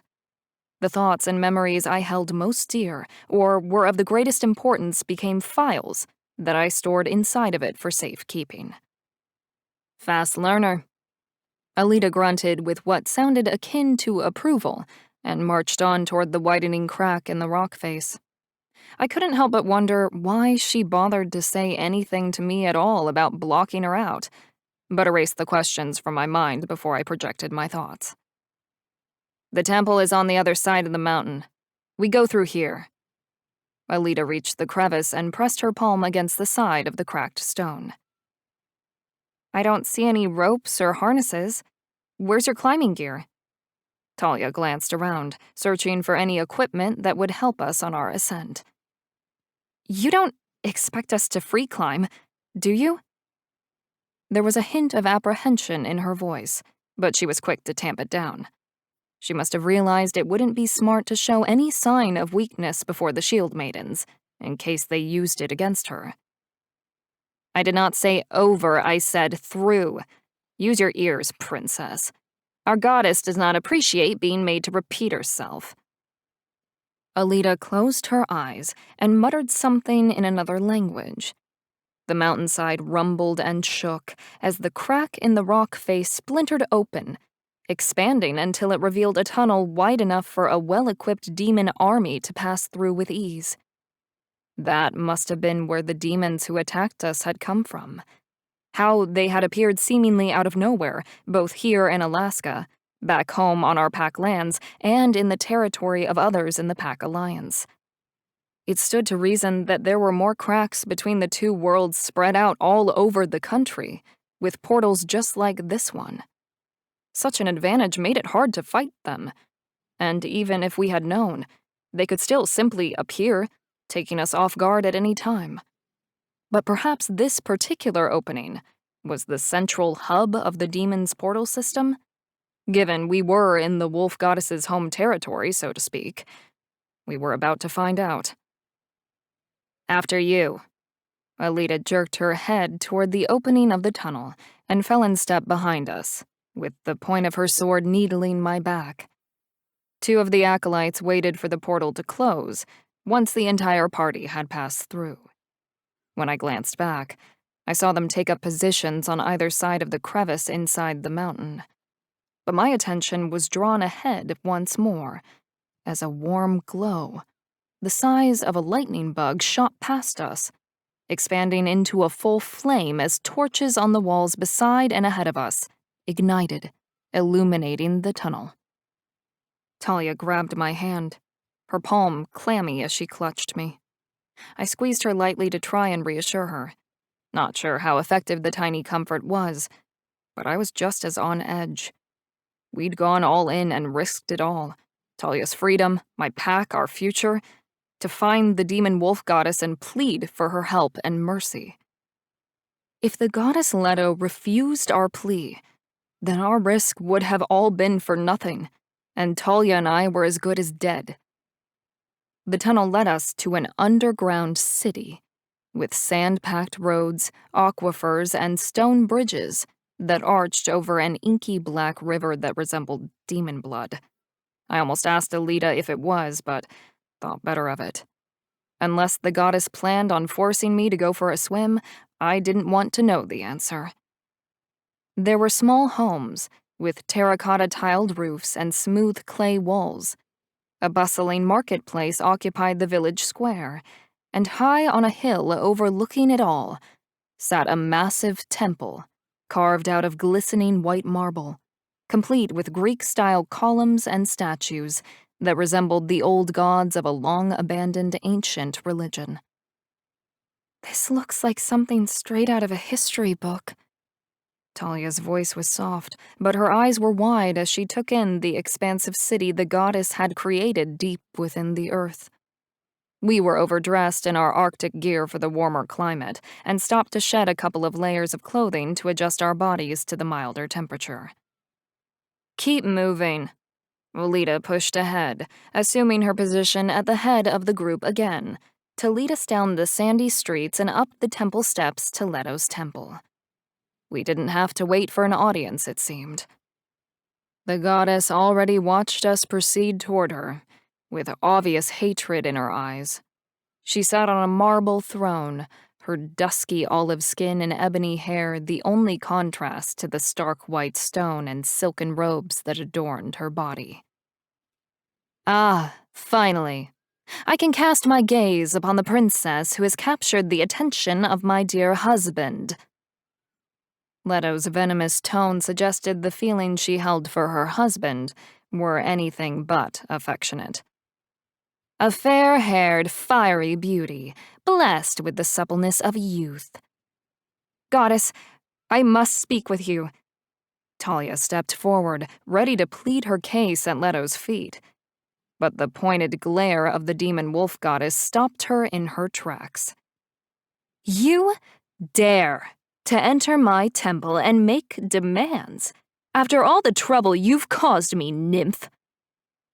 Leto raised her hand to stay the guards, who'd hurried into an offensive stance at her raised voice. "Please, goddess, I didn't ask for this, any of it. I've never even seen your husband. I have absolutely no interest in marrying him or whatever else he's planning." Talia dropped to her knees and bowed her head, her blonde and red hair falling around her face like a flaming curtain. "I already have a mate. I'm in love with Galen. You must have seen that when you came to me in my dreams. Please, you have to believe me. I have no desire to take what is yours." "More demands." Leto leaped to her feet, silk pooling and cascading down the steps at the base of her throne.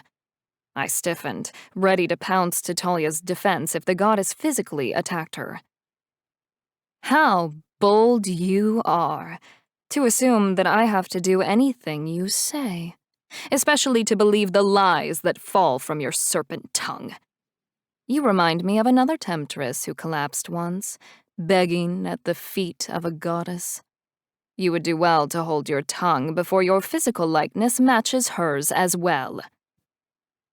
The goddess glided down the steps, stalked toward me, and clamped her hand over my mouth before I had a chance to utter a word in Talia's defense. "The mate, I presume?" Leto removed her hand and walked around me in a circle as she sized me up. "The lover, scorned by his betrothed's betrayal. You and I have much in common, Galen Longclaw." "Talia hasn't betrayed me. She isn't like your husband." I spoke the truth, but should have chosen my words more carefully, so as not to have drawn the goddess's ire. "You defend her, while she bears the mark of Lupercus." Leto rounded on Talia, grabbed her by the wrist, dragged her to her feet, and held her arm up for me to see the brand on Talia's skin, as if I didn't know every inch of my mate's body. "You're weak, Alpha, and you disgust me," she said, before addressing her shield maidens. "Remove them from my sight. A knight chained in the dungeon should free the truth from their wretched mouths."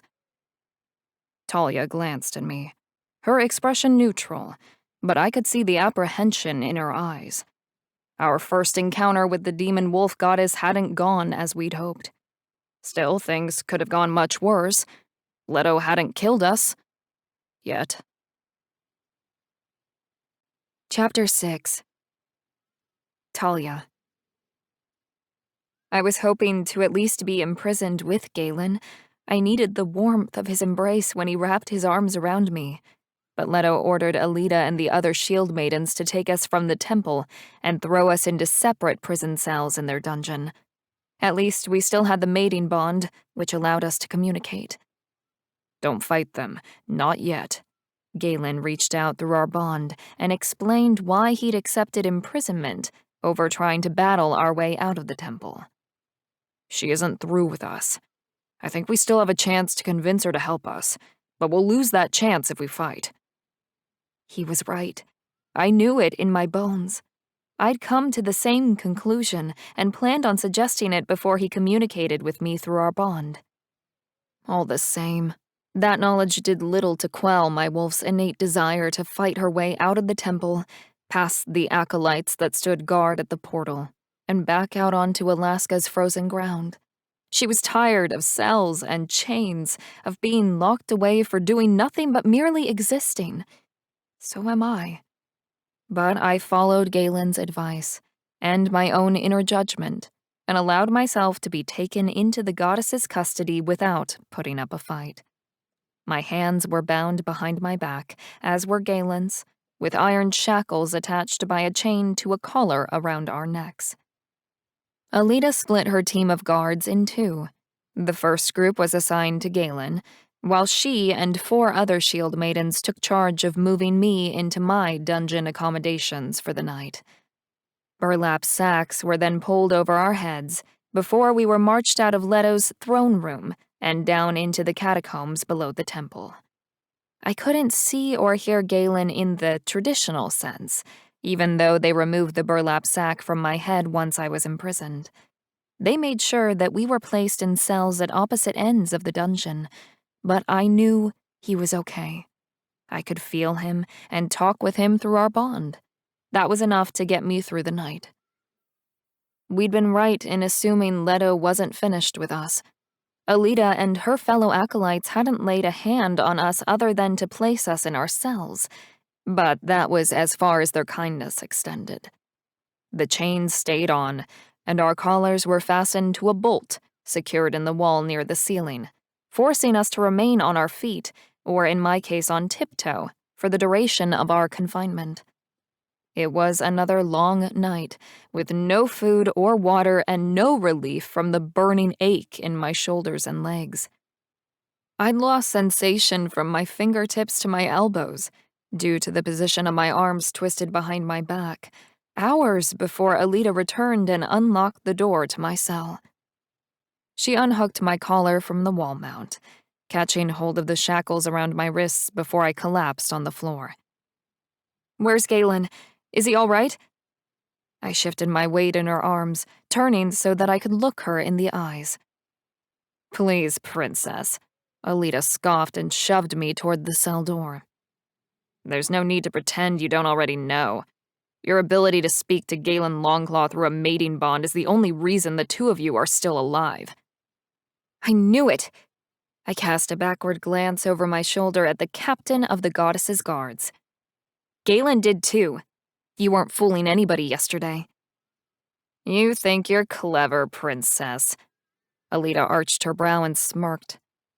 "We shall see just how clever you really are before the day is out." Another group of guards marched down the hall toward us with Galen, still bound and chained. He was dragged along behind them. "It's okay. We're okay. We're still alive, right?" Galen reached out through the bond and locked his gaze with mine as he walked past.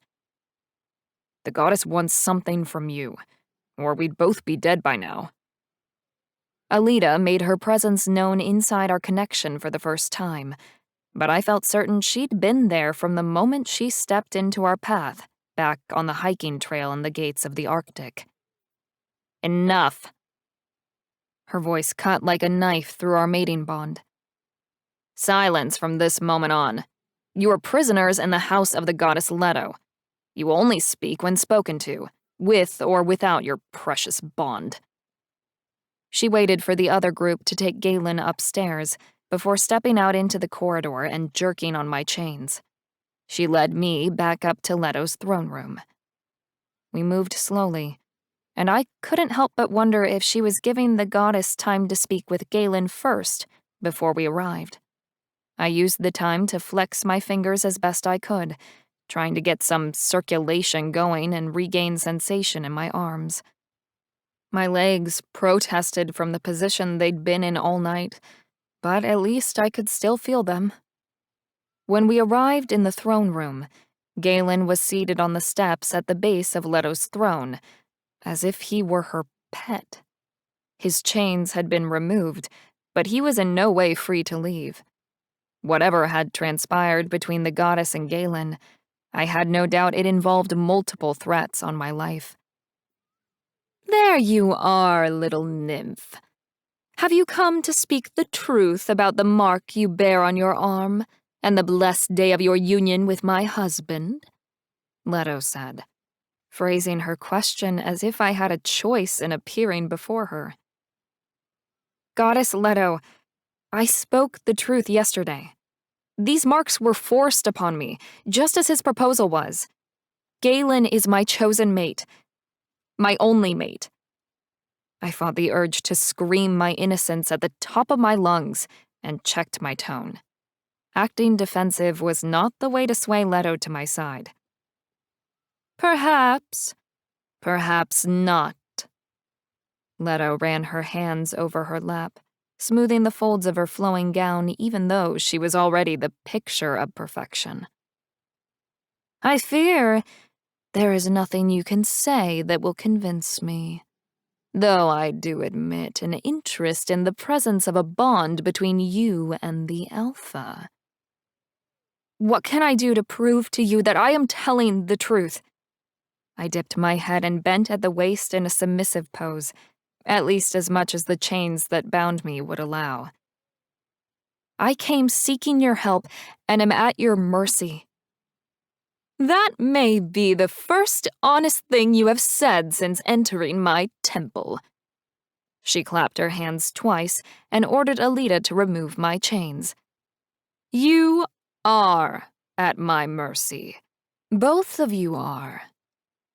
Leto leaned back on her throne and crossed one leg over the other in an elegant movement.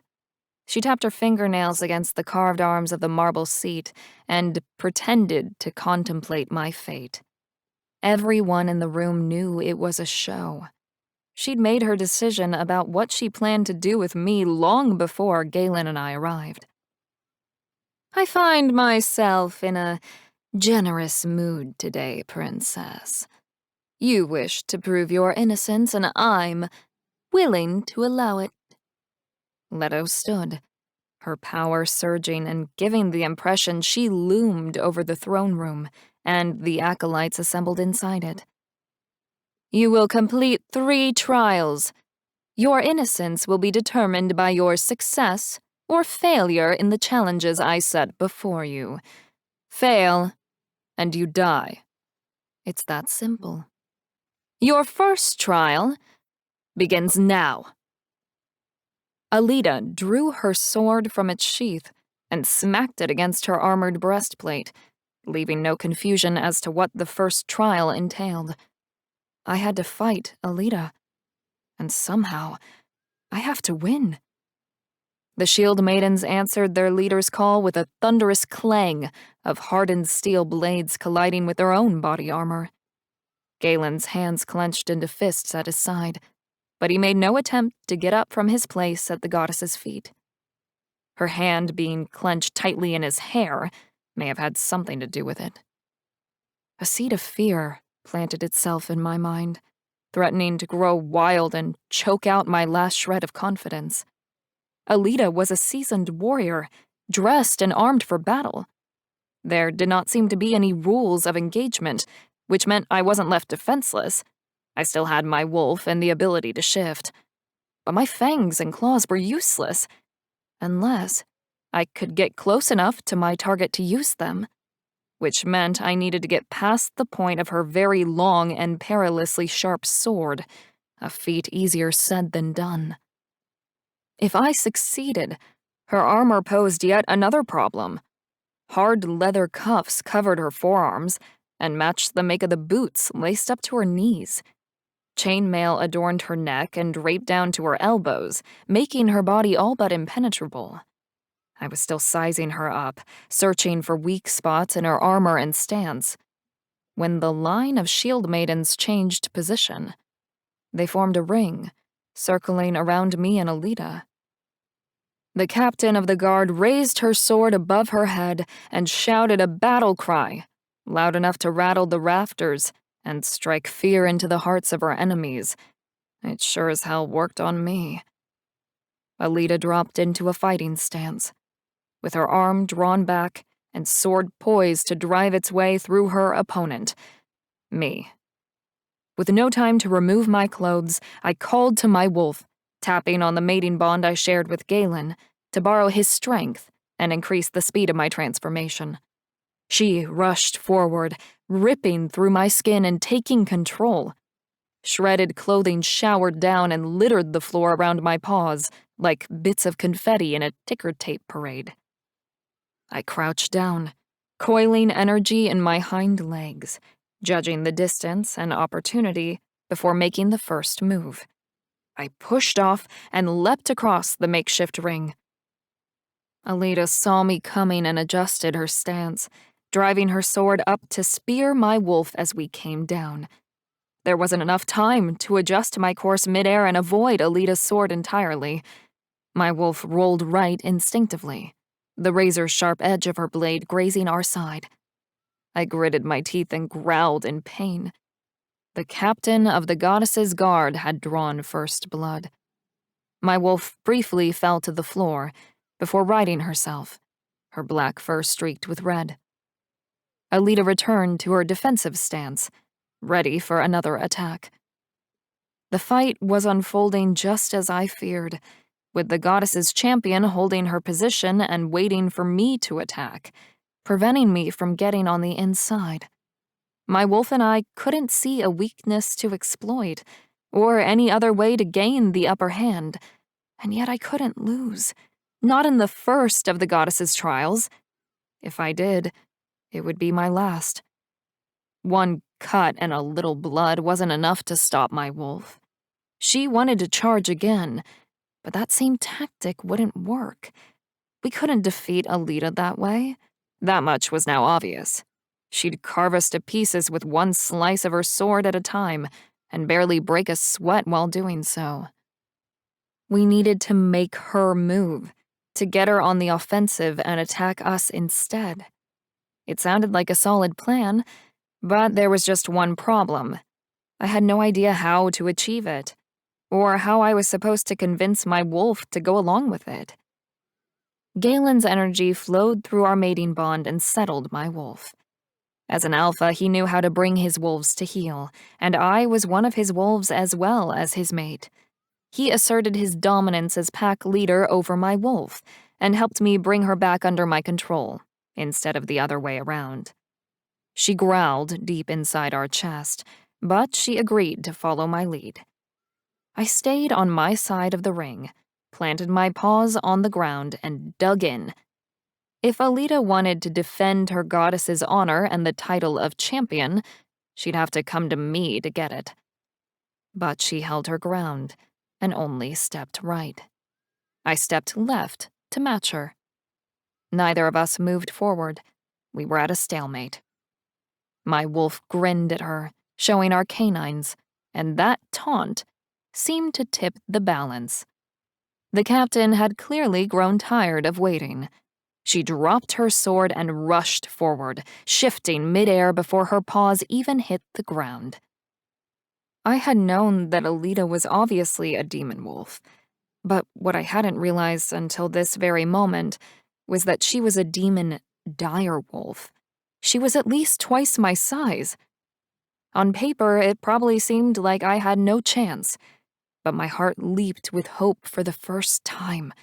My chances of success in my first trial had just increased tenfold, as my smaller size was often an advantage against other wolves, dire wolf or not. I knew how to fight when my opponent was on 4 legs. My lips curled back on a toothy growl, and my claws were out and ready. I was under her belly by the time she landed, my claws gouging through her thinner coat and tender skin. Blood gushed from the wounds on her stomach, showering me as I passed beneath her. She slid across the floor, her paws scrambling for purchase on the slick marble, and crashed into the legs of one of the shield maidens forming the ring around us. I had clearly shocked her. Alita got her paws back under her and pushed herself up off the floor. From the sound of her growl, it was clear she was seeing red, and not just from the blood I'd spilled. She came at me again, but her movements were slower, more pronounced, and I could see the wound I'd inflicted across her stomach was adversely affecting her. I waited until I saw an opening, storing the energy I needed to make my move in my hind legs, and then pounced. It was hard to hit a moving target. I'd been aiming for her neck, but connected with her shoulder instead. I bit down, locked my jaws, and dug my long claws into her side. She tried shaking me off, but I held on like my life depended on it, because it does. As much as I needed and wanted to win the trial, I didn't want to have to kill Alita to do it. But the captain had too much fight in her for her own good, and didn't know when to quit. She needed to learn when to stay down, and I had to be the one to teach her. Alita dropped to the floor and rolled from left to right, still trying to knock me off her side. But what she didn't realize is that she'd done half the work for me by taking the fight to the ground. I was 100% comfortable with ground-based combat. It allowed me to take even greater advantage of my size and swiftness. I scratched down, digging in hard with my claws, and clenched my jaw tight, deepening the puncture wounds in her shoulder, and jerking my head back until I had no choice but to regretfully take a piece of her with me. She howled and rolled to her left, leaving her throat exposed. That was the mistake that ended the fight. I moved in for the kill, biting her neck hard, but stopped short of finishing her for good. The room fell silent. Everyone, Alita included, seemed to be waiting with bated breath for me to rip her throat out. Instinctively, I chose mercy, in the hopes that Leto would do the same. "Why have you stopped?" the demon wolf goddess shouted from her perch on the throne. "Do you wish to yield, princess? Because my champion will not."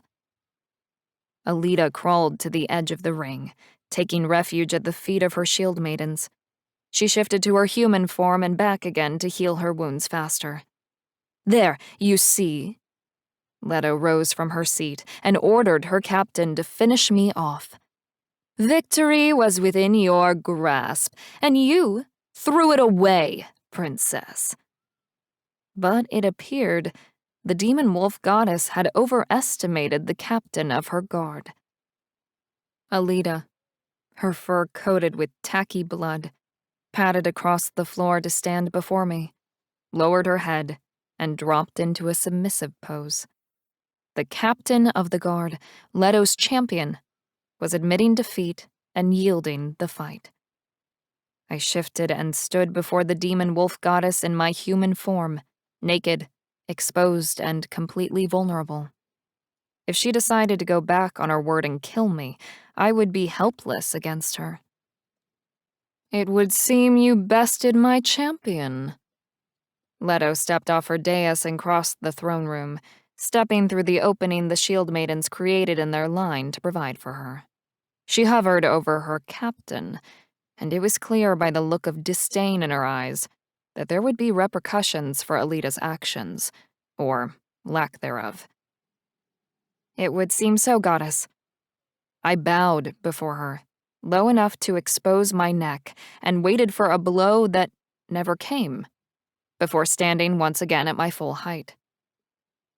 Leto spun on her heel, the train of her white satin gown sweeping over the floor behind her as she stalked back to her throne.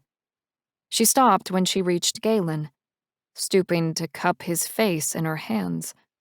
She stroked her thumbs over his cheeks, and then his lips, before kneeling and claiming his mouth in a kiss he didn't return, Not that Galen's refusal seemed to bother her. My blood, on the other hand, rose to almost boiling point. "Get your hands off my mate," I wanted to scream at her. But I didn't. I was careful not to even project that thought. It would mean certain death for both Galen and me, I was sure of it. This was Leto's game, and whether we liked it or not, we were being forced to play it on her terms. Something of my rage must have shown in my expression, because she smirked at me, before focusing again on Galen. "My husband has claimed your mate, Alpha. He will marry her and take her to his bed as his new bride and lover. Perhaps it's time that you and I did the same." She ran her tongue over his mouth, tracing the curve of his lips. "After all, it has been some time since I've felt the strength of a man's hands on my body. Don't worry, princess. I have a voracious appetite, but I promise to be gentle with him. There will be enough of your mate's libido left for you when my husband inevitably grows tired of you. Though, Galen may have changed his mind about your future together by then. I am a goddess, after all." Galen reached for me through our bond and pleaded with me not to take her bait. Leto wanted to goad me into a jealous rage, no doubt with the hopes that I would attack her, giving her the freedom to go back on her word and order my immediate execution. My wolf railed against the sight of another woman laying hands on our mate. But Galen's observation matched my own. He had an uncanny ability to read people, and Leto seemed to be no exception, despite her elevated status as a goddess. She could have taken any number of lovers over the centuries, but chose to remain faithful to her husband. She didn't want my mate. She wanted Lupercus, the demon wolf god she had married. She's just pissy as all hell. "I hope you're ready for your next challenge, because this is all the respite you will have." Leto at least had the decency to order a change of clothes to be brought to me, before conjuring a portal and explaining my next task. On the surface, the second trial given to me by the demon wolf goddess seemed easier than defeating her strongest warrior. It was a game of lost and found. It was my goal to recover Leto's most precious possession, taken by her husband in one of his vengeful moods, and hidden in a location outside of the realm and her reach. "The second trial begins now," she announced, and pushed me through the portal without further pageantry. When I emerged on the other side, I realized just how much of an impossible task I'd really been given. Somehow, I had to find an arrowhead made from obsidian that had once belonged to her daughter, Artemis. The broken piece was all that remained of the arrow fired by the goddess of the hunt when she created the constellation Orion. Lupercus hid the arrowhead in a Pholoi forest, a forest I found myself standing in. The second challenge seemed more like a wild goose chase, as difficult as a search for a needle in a haystack. But I couldn't return to Leto's temple empty-handed. I have to find this arrowhead. My life, and Galen's, depends on it. Chapter 7. Galen. Talia was gone again, except this time she hadn't been taken against her will. The demon wolf goddess had announced the second trial and sent her on a ridiculous treasure hunt for some precious arrowhead she'd lost hundreds of years ago. I suspected the demon wolf goddess knew it was an impossible task, and had set Talia up for failure from the start, which, of course, she denied when I accused her of doing as much. "Galen," Leto fussed, "your harsh words wound me." The fickle goddess feigned distress, pressing her hand to her chest over the place where her heart would have been if she'd had one. I knew her history, the life she'd had before she'd adopted a new identity as the demon wolf goddess. She had been the mother of Artemis and Apollo, the living embodiments of the moon and sun, and two very important beings in wolf shifter lore. Leto herself was also an important part of our shifter mythos, but she had become petty and cruel over the centuries, since her tryst with Zeus, her subsequent banishment, and years of torment by his jealous wife Hera. It seemed even the fates of the gods was not without a sense of irony. The demon wolf goddess had married a philanderer, not unlike her first lover, and stepped into Hera's role as the bitter and cruel jilted wife. She was simply repeating the cycle, but was so blinded by the pain of her husband's betrayal that she couldn't see it. "Walk with me, Galen." Leto held out her hand, expecting me to take it and act as her escort. "I suspect your mate will be gone quite a while on this next challenge, and I'd like to stretch my legs. Surely you must feel the same way. Besides, it will help you pass the time until the little nymph returns." I considered pointing out the resemblance between her situation to the stories I'd read in my youth about Hera, but bit my tongue, since I still needed Leto to create another portal for Talia's return. There was no telling how the demon wolf goddess would react if I compared her to Hera, and I couldn't afford to lose my temper and jeopardize my mate's safe return. Leto grew impatient and grabbed my hand, pulling me from my seat on the marble steps. She crooked my arm at the elbow and looped hers through, resting her hand on my forearm, as if we were about to embark on a leisurely Sunday stroll. "Tell me about your mate." She led us out of the temple and into an adjacent garden. I admit to being curious about her. I can see how her fair, fiery hair and skin caught my husband's eye, but there must be something I've failed to see in her that has captured your attention as well. Talia is loyal, sometimes to a fault and her own detriment. She gives everyone the benefit of the doubt, again to her own detriment. She sounds naive, Leto scoffed, slipping her arm from mine once we were safely inside the garden walls. Even in my earliest memories, I was not that innocent or simple-minded. She's not simple-minded. I'd had enough of Leto and her bullshit. I wasn't going to purposely try and raise her ire, but I wasn't going to let her insult my mate to my face. She's kind. You're just too cold-hearted to see the difference anymore. I think you might be more like my husband than I thought. You're simply blinded by a pretty face, the demon wolf goddess teased, her voice and demeanor light-hearted, for the first time since we'd arrived at her temple. Or perhaps you want someone who does as they're told. It sounds like you're projecting. Talia is far from obedient. I chuckled at the thought. She's more my equal than any woman I've been in a relationship with before, and if your husband thinks otherwise, he's lucky she wants nothing to do with him. Otherwise, he'd be in for a rude awakening. Perhaps I should send her to him then. It would serve him right. Leto smiled, and it was easy to see why Zeus and Lupercus had fallen for her so many centuries ago. Her mood shifted with the breeze, her expression darkening, as her thoughts obviously turned back to wayward husband. There were usually 3 endings to every love story: his, hers, and the truth. It took 2 people to make or break a relationship, but Leto and Lupercus may have been the exception to that rule. From the outside looking in, it appeared that their love was toxic and dysfunctional from the start. But the heart wants what the heart wants. I doubted if there was anyone, mortal, wolf, or demon, who could have convinced Leto that she would be happier with someone who loved her the way she wanted to be loved. Talia and I were proof of that.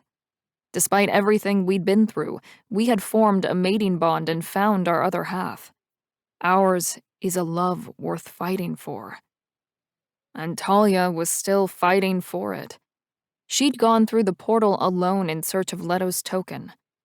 Whatever dangers she faced, and I knew there would be, because the demon wolf goddess wanted to punish Talia, she would have to face them on her own.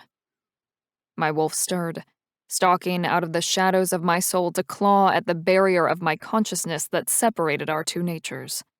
The longer she was gone, the more restless and agitated he became. That makes two of us. Am I boring you?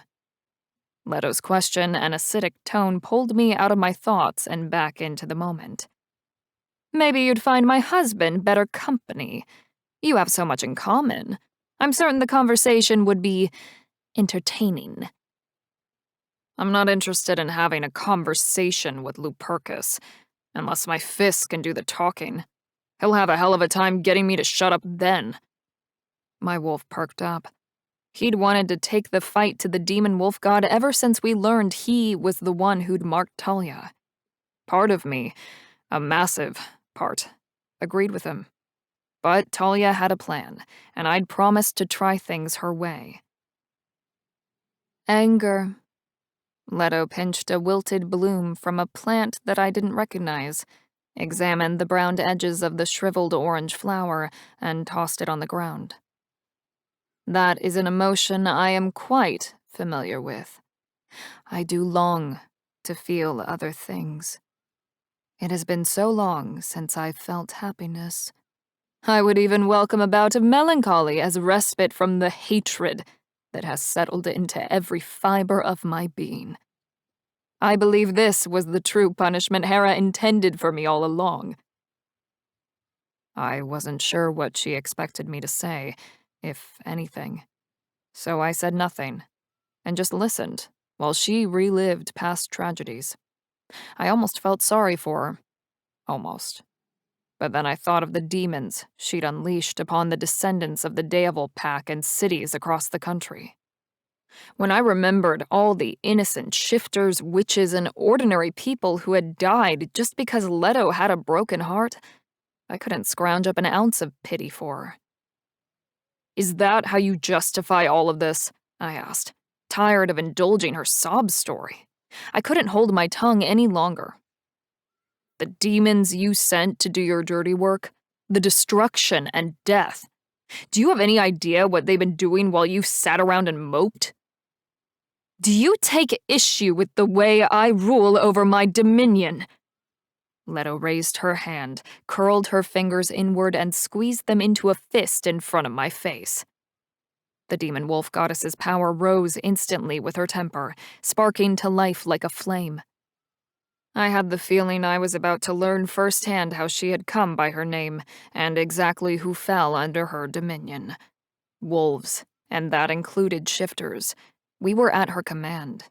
And command she did. She ripped my wolf from the dark corners of my mind and forced him to the surface. She brought on my transformation regardless of my will, the same way an alpha could do with members of their pack. Instead of shortening the time or easing the pain of the change, she drew out the agonizing process, ensuring I felt every crack and pull of flesh and bone. I collapsed at her feet, my fur slicked with my own blood and sweat, and my tongue lolled out of the side of my mouth as I panted. Everything hurt, from my nose to my tail, even my canine teeth ached. That was worse than my first shift, and the first shifts were always the most agonizing. You were sane? Leto knelt in front of me, grabbed my wolf's muzzle, and forced me to meet her gaze. She cocked her head to one side, listening to my whines and whimpers from the pain still burning its way through my nerve endings. I am Leto, goddess of demons and wolves. This is but a taste of what I am capable of. You are a wolf, which makes you and your so-called mate mine to do with as I please. She released her physical hold on me, but kept a tight rein on the metaphysical that controlled the shift, and decided which nature, animal or man, was in charge of my body. Let's see how well you heal. Leto snapped her fingers, and my wolf jumped to attention, pushing himself to his feet and standing at her side. When she moved, we moved, and there was nothing either my wolf or I could do about it. I think I prefer your company this way, she said nonchalantly. My wolf followed her around the garden and obeyed her commands to sit, stay, and heal, but he didn't like it. Neither did I. If this was the way she treated her subjects, then she was unfit to rule. We'd come to her for help in our fight against Lupercus, the demon wolf god, but she was just as thoughtless and cruel as he was. My wolf and I tried to break free of Leto's hold, but it was fruitless. She simply pumped more of her immortal power through our bodies, crushing us under the weight of her authority. We reached for our bond with the pack in desperation, despite the tyranny of distance. But she felt the reach, and instantly severed the connection. I now had no way to reach them, to let them know where I was and that their alpha was still alive, let alone the ability to tap into the pack's collective power. Mercifully, the mating bond with Talia was still there and functional. I felt her energy at the end of the tether that connected us, but I couldn't reach out to her, not without distracting her and putting her at risk of the goddess's trials, and I would not do anything to jeopardize her safety or her ability to win the challenge. As much as I despised Leto and hated to admit that we needed her help, the painful truth was that we still did. We couldn't defeat all the demons she had at her disposal, as well as her husband on our own. We'd already tried that and it didn't work. We needed her help in winning the battle ahead of us back home. There was also the not-so-small problem of how we were going to walk out of Leto's temple with our lives. Talia had to succeed. She had to find the goddess's treasure, move on to the third trial, and finish this once and for all. I wouldn't be the reason she failed, and neither would my wolf. So, we did the only thing we could. We padded alongside the demon wolf goddess, winding our way down a pea gravel path through her garden and to a small orchard filled with fruit trees, berry bushes, and a busy beehive. All the while, we struggled against our alpha instinct to fight for and reclaim our independence. My wolf and I were used to leading, not following. Even under my father's reign, we served in a position of authority before taking over responsibility for the whole pack. Subservience went against our very nature, but for Talia's sake, we obeyed the goddess's commands like a mere dog born to it. I wonder how your mate is faring in Feloy. Centaurs used to roam among those oaks, until man encroached on their territory and all but wiped them out. Though it has reached my ears that the last remaining herd has been growing in number once again. Leto reached down and ran her palm over the top of our head and scratched behind our ears, treating us like domesticated house pets. They never were very fond of wolves, she continued. I do hope she doesn't cross paths with one. It would be a pity if something happened to her, or the baby. Baby. My heart raced, every nerve ending in my body crackling with instant awareness. Could Talia truly be pregnant, or was Leto merely screwing with me? Talia hadn't said anything, but it might have been too early in the pregnancy for her to know. It was entirely possible she hadn't yet realized she was pregnant, if she was. But Leto being an immortal goddess, and the goddess of wolves meant she may very well be able to feel or sense if Talia was... Are Talia and I really going to be parents? My stomach churned with joy and anxiety. If we were, that was just further proof that she was my true mate. There was no way anyone, not even a damned demon wolf god or his wife, could deny our bond. But what if something happens to the baby? Talia would never forgive herself. If I knew my mate, she would sacrifice herself to protect our unborn child. Something deep inside me, despite my desire to be suspicious of her motives, sensed that the goddess was telling the truth. I was going to be a father. A father! I could hardly believe it. My own father would have been so proud. I'd wanted nothing more than to make Talia my mate and start a family together, and had been making plans for our future almost from the moment I met her. My dad had known it too, even if I hadn't exactly spelled it out. He was always very canny when it came to the ways of the heart. Still, I never expected that it would happen so soon for us, or in the middle of the nightmare in which we'd found ourselves. It is common knowledge that there's never a perfect time to become first-time parents, but our situation was less than ideal. What would Lupercus do if he found out that Talia had not only lost her virginity, but also carried my child inside her?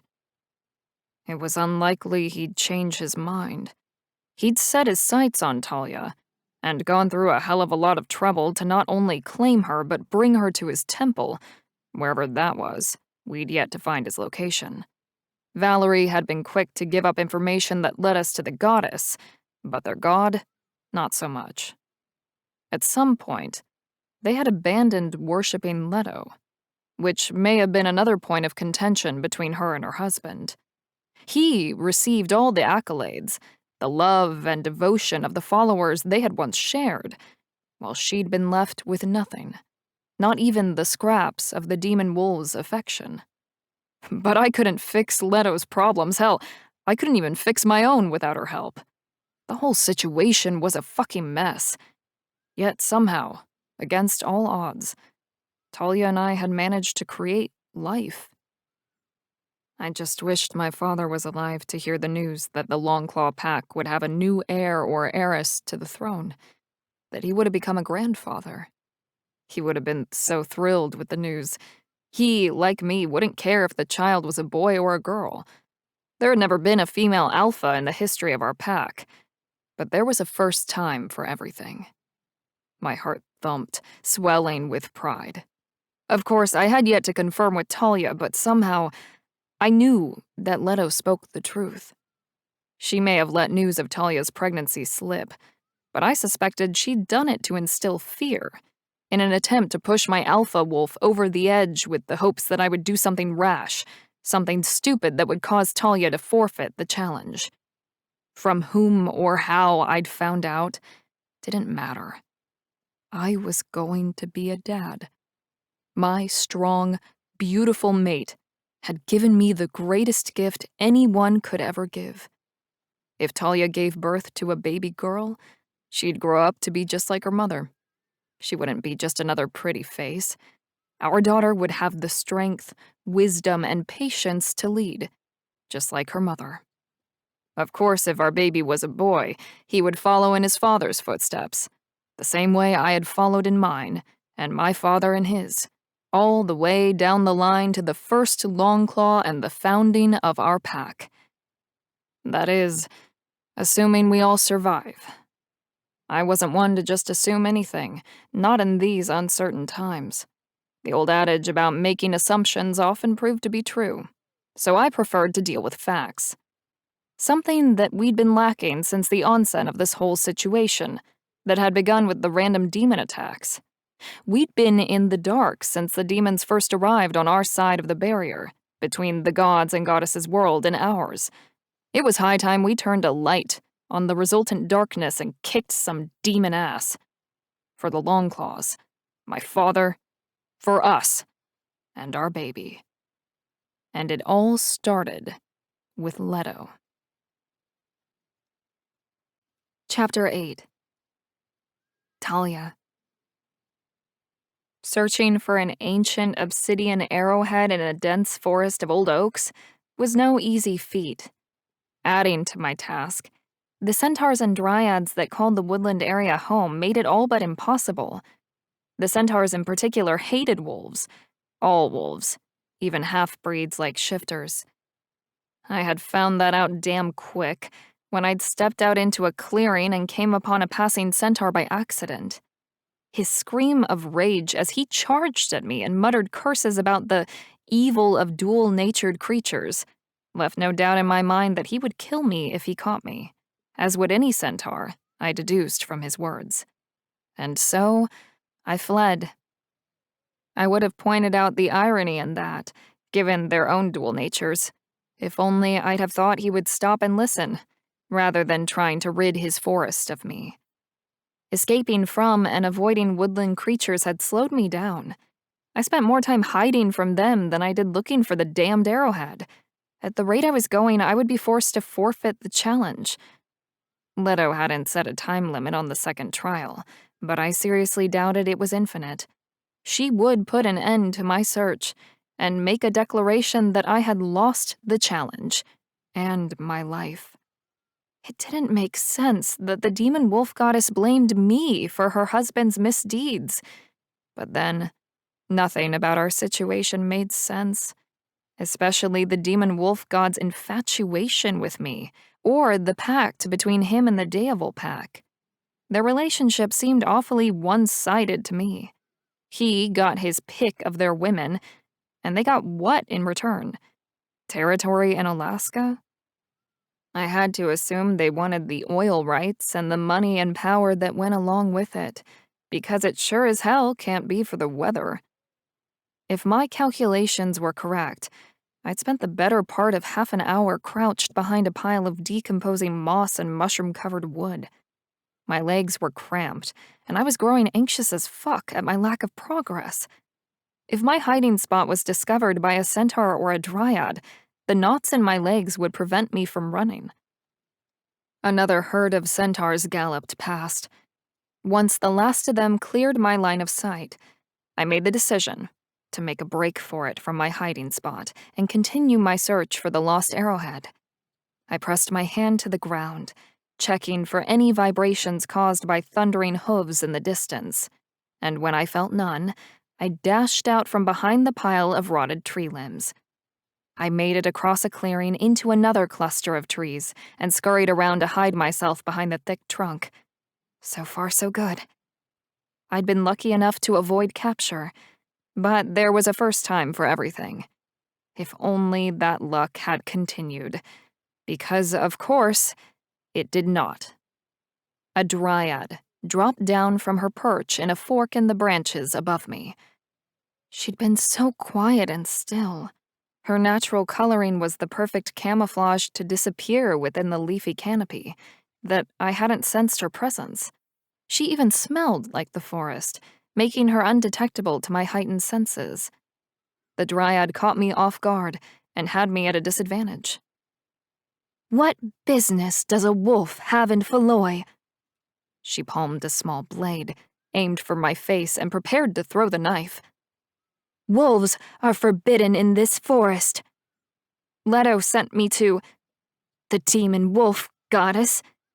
The dryad scoffed, bitter laughter bubbling up from a place of darkness within her. "Carrying Leto's banner won't win you any favors here, wolf." "She's no ally of mine. At least not yet." I still needed her help, but the dryad didn't need to know that. I eased my hands up in the air, palms out in a placating gesture. "Leto sent me here as part of a series of trials to prove my innocence. I have to find Artemis's obsidian arrowhead. If I don't find it and bring it back to her temple before the challenge ends, she'll end me. Though, I'm starting to think she might have sent me here for you to do that for her." "None here will do Leto's bidding." The dryad lowered her arm and slipped the knife into a small sheath strapped to her upper thigh. "If the demon wolf goddess wants you dead, then you may have safe passage to complete your challenge. Find Artemis's arrowhead and leave Feloy before the sun sets, or you'll be forced to stay in the forest." Forever. She hadn't said it aloud, but forever was implied. More threats, more promises. No matter what I do, the threat of death looms over me. "I don't suppose you know where it is?" I asked as I glanced around the forest, unsure of my surroundings or which direction to head to continue in my search. "Or maybe you could give me a general heading? You know, a clue or something." Time moved at a different pace in the mythical forest than it did back home, that much was for certain. Rainbow sherbet hues of raspberry pink, orange, and lemon yellow streaked the sky. The sun was already going down. I was almost out of time, and my trial had barely begun. The dryad crossed her arms over her chest, crushing the bright green leaves and soft pink dogwood blossoms that made up the bodice of her flowering gown, and cocked her head to one side while sizing me up. She seemed to be contemplating my question, as if she had information but wasn't sure if she should share it. "A victory for you would be a substantial loss for the demon wolf goddess," she asked, almost rhetorically. I nodded anyway. The dryad molded over for another minute or two after. Then she scrunched her nose and made a face like she'd caught a pungent scent in the air. "And it will keep the forest free from creatures born of her domain." "The less time I spend searching for the arrowhead, the less time I spend in your forest," I confirmed, clasping my hands together as I clamped down on my eagerness for her help, for anyone's help. A part of me was worried that if she realized what a boon her help would be for me, she might require something in return. And my plate was full to overflowing. I couldn't heap an outstanding debt to a mythical creature on top of everything else. Ridding the forest of a demon wolf seemed to be the real motivating factor in her decision. Any pain and suffering she caused Leto was just a bonus. "Artemis used to hunt these woods. She and Orion spent many nights together under the stars. Before she killed him, that is." The dryad relaxed her posture and motioned for me to follow her. "The arrowhead that pierced his heart is the very one you seek."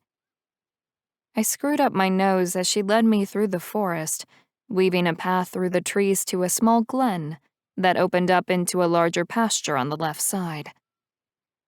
Why would Leto want to keep such a horrible memento? "The elders say there was nothing special about the arrows in Artemis's quiver. She was the goddess of hunting, and her skill was more than enough. The arrowhead turned to blackened glass when she pulled it from Orion's chest. They say she buried it here, along with her love for him." "Here?" My gaze dropped to our feet and the spot in the ankle-deep grass where we were standing. "Like, literally right here, or here as in this general vicinity?" The dryads pointedly glared at me. I surmised that I wouldn't be seeing an X marking the spot out in the glen where Artemis had buried the arrowhead, if she had buried the arrowhead. Leto had made it sound as if it had once been in her possession, and that at some point over the ages she'd lost it. Of course, it seemed that the years hadn't been kind to the demon wolf goddess, and she was a touch insane. I had nothing to lose by digging in the field, but time. Unfortunately for me, time was the one thing I didn't have. For whatever reason, probably because she didn't come off as a raging, jealous lunatic, I believed the dryad's story of the arrow more than Leto's. I closed my eyes, pictured the pasture in my mind, and focused on the arrowhead. If it were me, and I was in Artemis's shoes, and it had been my arrow that had killed Galen, where would I have buried it? The answer struck me like a bolt of lightning. Of course! I tilted my head back, glanced up at the pastel-colored sky, and tried my best to accurately calculate the position of Orion's constellation.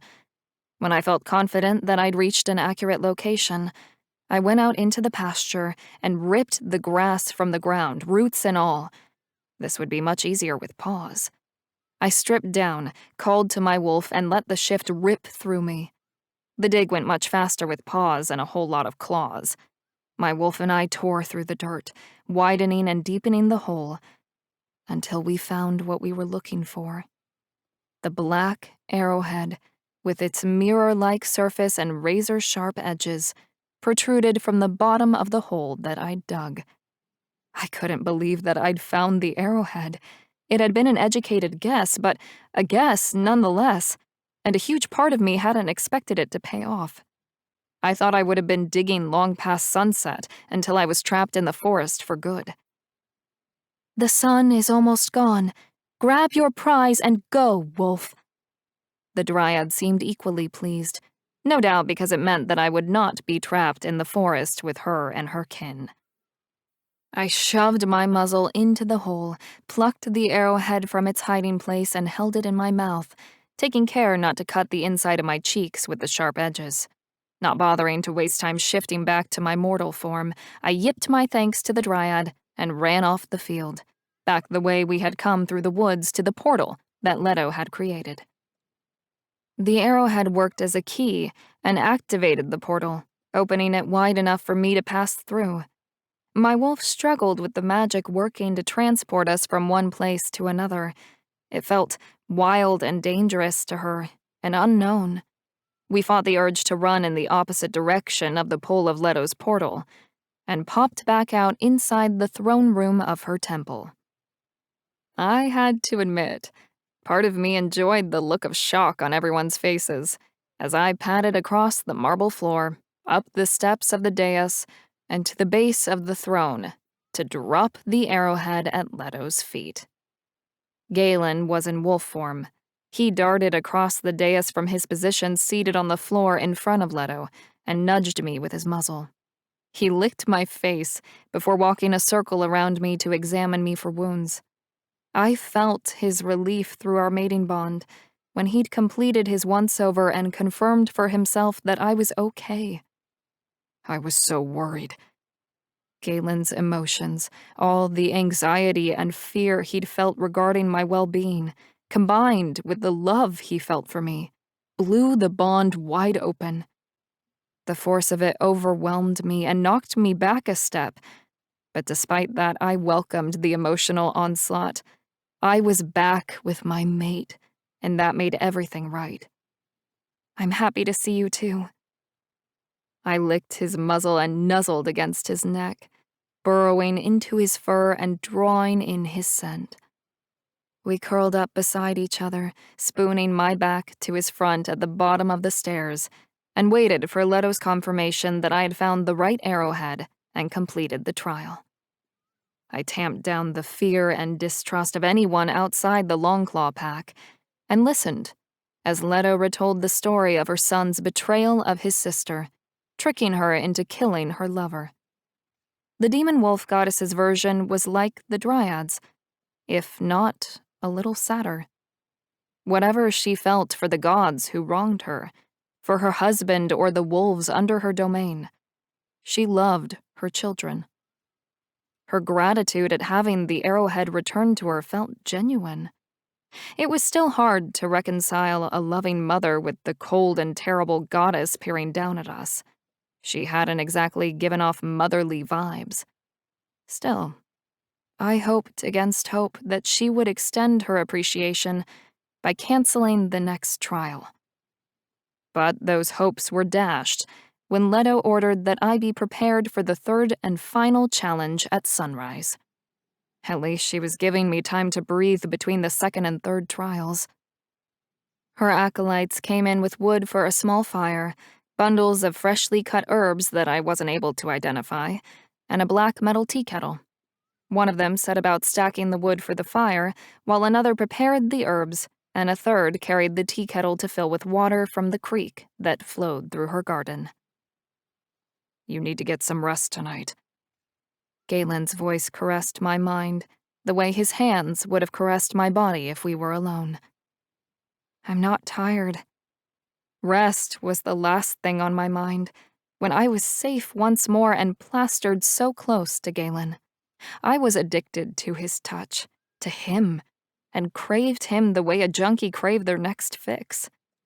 The look in his eyes said he felt the same way.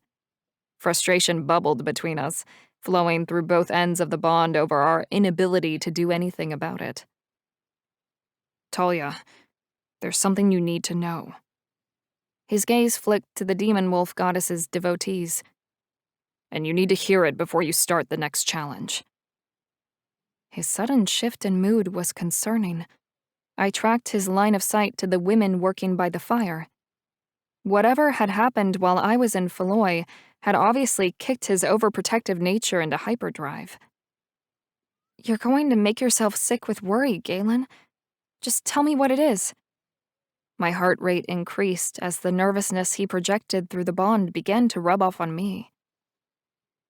while you were searching for the arrowhead, Leto told me." He was focused on the devotees and whatever concoction they were preparing. "Leto told you?" I prodded, and gave him a gentle nudge in the side with my nose. "She said, 'You're pregnant. Barely a few weeks along and still in the first trimester.'" Excitement churned into the mix of nervousness he emitted through our connection, which went a long way toward easing the fear within me that his nerves were due to a negative reaction to Leto's news. I shouldn't have doubted him, however briefly. Galen wanted a family as much as I did. I thought so. My front paws curved toward my belly on instinct. There were no physical signs yet, but it wouldn't take long before there was a noticeable swell to my stomach. Well, I'd hoped so anyway. "Why didn't you say anything?" Galen's tongue lolled out of his mouth, his joy resonating through the bond. I pictured the curve of his lips, the way his mouth upturned at the left corner and produced a dimple in his cheek, and couldn't wait to continue this discussion with him in our human forms. Our wolves rejoiced and curled closer together. Their pride and happiness over growing their pack felt wonderful, but I was greedy and wanted more. I wanted Galen's fingers splayed and his hand resting on my belly as we shared the joy of knowing we had created life together. I only realized it while I was trapped in the cave with Darius, when our bond was still malfunctioning. I felt something else, another energy. It was faint. It felt like you, but it wasn't you. There were pieces of me present there too, so I thought there was a chance, but with everything going on, you were afraid that if you were pregnant and Lupercus found out, he might do something to hurt the baby, or use our child as leverage to manipulate you." Galen gave voice to the fear seeping out of the darkest corners of my mind. "I thought the same thing when Leto told me. But I'm not going to let either of them ruin this. We're going to have a baby, Talia. A piece of me and you out there in the world. A future for the Longclaw Pack." I wasn't sure what I'd done to deserve to have Galen as my mate, but I planned to give thanks to the universe every day for bringing him into my life. And any thought of giving up or giving in was wiped from my mind the second Galen confirmed my suspicions about our baby. If things weren't going the way we'd planned, I would have considered bargaining with Leto and Lupercus to keep my mate safe. But the life we created together, our future, meant there would be no negotiations. I wanted a family, and I would do whatever it took to keep Galen and our baby safe. Our family.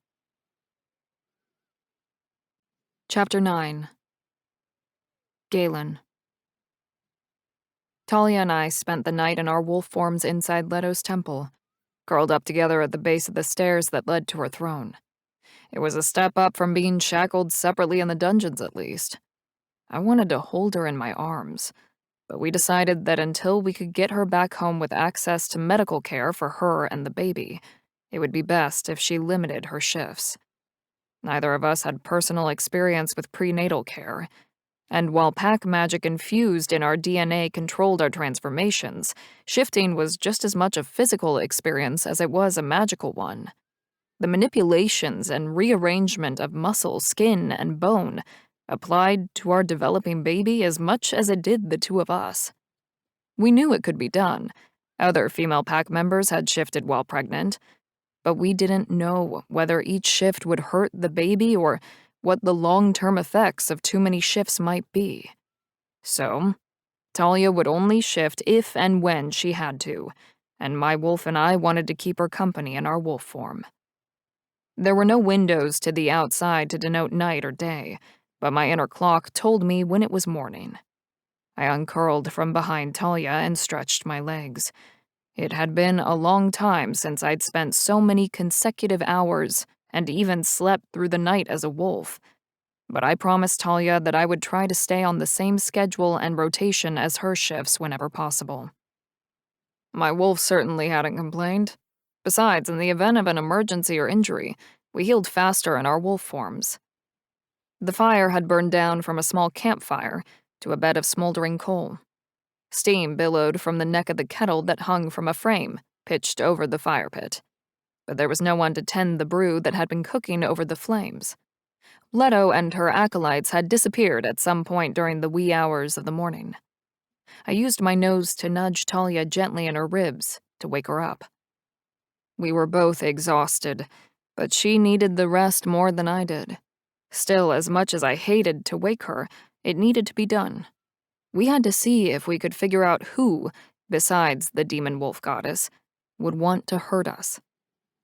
It was a long shot that anyone would get the drop on the demon wolf goddess or her devotees, but with a baby on the way, Talia and I weren't taking any chances. If we somehow got away from Leto with our lives, we needed to be ready for whatever other enemies were lurking about. And much to my chagrin, the list of potential enemies was longer than I would have liked. There were plenty of wolves in both the Northwood and Deavil packs who wanted Talia dead. We needed to watch our backs, whether we remained here with the goddess or not. Not long after we'd compiled our list of possible suspects, Talia lay down and drifted back off to sleep. As she did so, one of Leto's devotees entered the temple and approached the fire ring, tending to the kettle. She removed it from the flame and poured the hot contents into a small clay mug. I suspected that the demon wolf goddess would enjoy our suffering and want to be there to experience it for herself. But she was still missing in action when the devotee carried the clay mug over, set it in front of Talia, and tried to wake my mate. Talia stirred. The devotee continued to try and wake her and was successful on her third attempt, but got more than she'd bargained for. Talia launched up in her newly found mama bear mode, knocking the acolyte to the ground and pinning the woman beneath her. "Goddess Leto sent me with specific orders. You need to drink a cup of the tea that my sisters and I have brewed." She cowered beneath Talia's large paws and pointed warily to the earthenware at Talia's feet. She mimed taking a drink, and I could see her hand shaking. "Please, princess, don't kill me." The acolyte's reaction spoke volumes about the way Leto ruled over her domain and treated those who worshipped her. It seemed the demon wolf goddess was cruel whether or not you supported her. Not that her cruelty came as a surprise. She certainly didn't try to hide that side of her nature. Talia swatted the cup away with her paw, spilling its contents, and sat back on her haunches, using her body weight to hold the woman in place. Through the bond, I sensed Talia waiting for the acolyte to give her a reason to attack. But the woman must have learned her place in the pecking order the hard way, because she remained still, clearly trying not to provoke Talia. They were at a stalemate, with neither of them making a move to push the other into a fight. I never wanted to see a look of fear in the eyes of any wolf in my pack like that of the woman pinned beneath Talia. That wasn't how I ran my pack, and neither had my father. Talia's eyes had been opened to a different way of life when she joined the Longclaw pack. She'd been raised under an alpha who kept a brutal chokehold on his wolves and ruled with an iron fist for personal gain. The well-being of his pack had been the last thing in his mind. He was the alpha who had killed her father in cold blood and cast her out for no fault of her own. But that wasn't an alpha's purpose. An alpha was supposed to be a leader, not a dictator. And from what I'd seen, Leto and the Northwood Alpha had a lot in common, as she did with the Deavil pack leader. Hell, she may not have wanted to admit that since he was loyal to her husband, but she had an awful lot in common with Bjorn. "Princess, please, the tea is for the final trial," the acolyte explained, pleading for mercy and for Talia to let her go. "I'm not here to hurt you, I swear it. I'm just serving the tea as I was told to do." Talia growled, the sound low and ominous.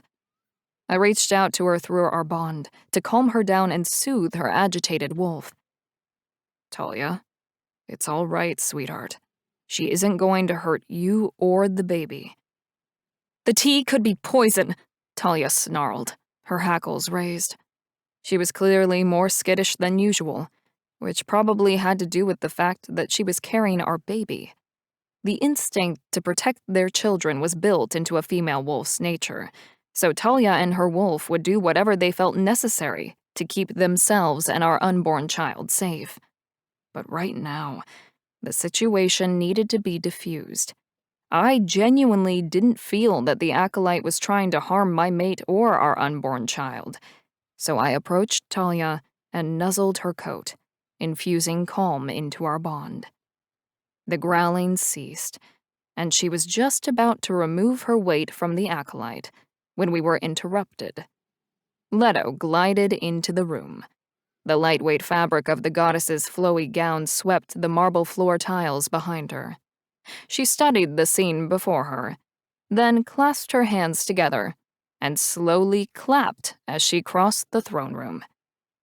I dare say, the two of you would make wonderful guard dogs.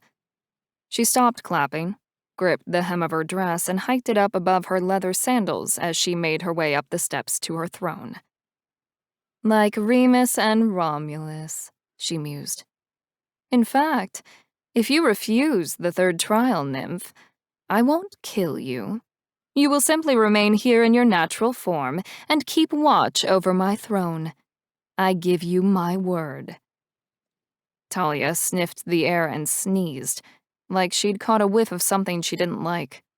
It was the closest thing to an answer the goddess was going to get. I suppose that is a no.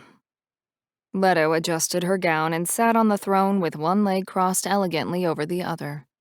She leaned back with a dramatic sigh, as if she had grown bored of Talia and the trials altogether. Then, if that is your choice, drink the tea, princess. Let's get this over with. The goddess snapped her fingers, and a burst of energy zapped the acolyte. The poor, loyal woman rolled to one side in pain, bucking Talia off of her before scrambling to her feet. She scooped up the unbroken clay cup from the floor and rushed to the kettle to refill it with the steaming liquid. You may want to shift back to your lesser form for this trial, Leto offered with a sigh, and stretched her arms above her head before letting them fall dramatically back down at her sides. Your greatest strength will be your weakness in this challenge. Talia shifted her gaze from Leto to me, asking for guidance through our bond. What does she mean by that? Should I shift back? No idea, but I suggest you shift. It seems like you'll need to for this trial, whatever it is. I'm guessing you don't wish to remain here in wolf form in Leto's court. I almost yipped out a laugh when she speared me with a glare. Hell no. Do you? I bared my teeth in the equivalent of a wolf grin. You already know the answer to that, beautiful. She'd wanted to hear my thoughts before making her decision about whether or not to trust Leto's advice. If our places were reversed, would I have taken the demon wolf goddess's suggestion to change back to my human form for the final trial? And my answer was yes, even taking into consideration her condition and the health of the baby. Talia's wolf retreated when I gave her my answer through the bond. I felt the power shift between them as her wolf eased back into the recesses of Talia's soul, and my human mate stepped back out into the light.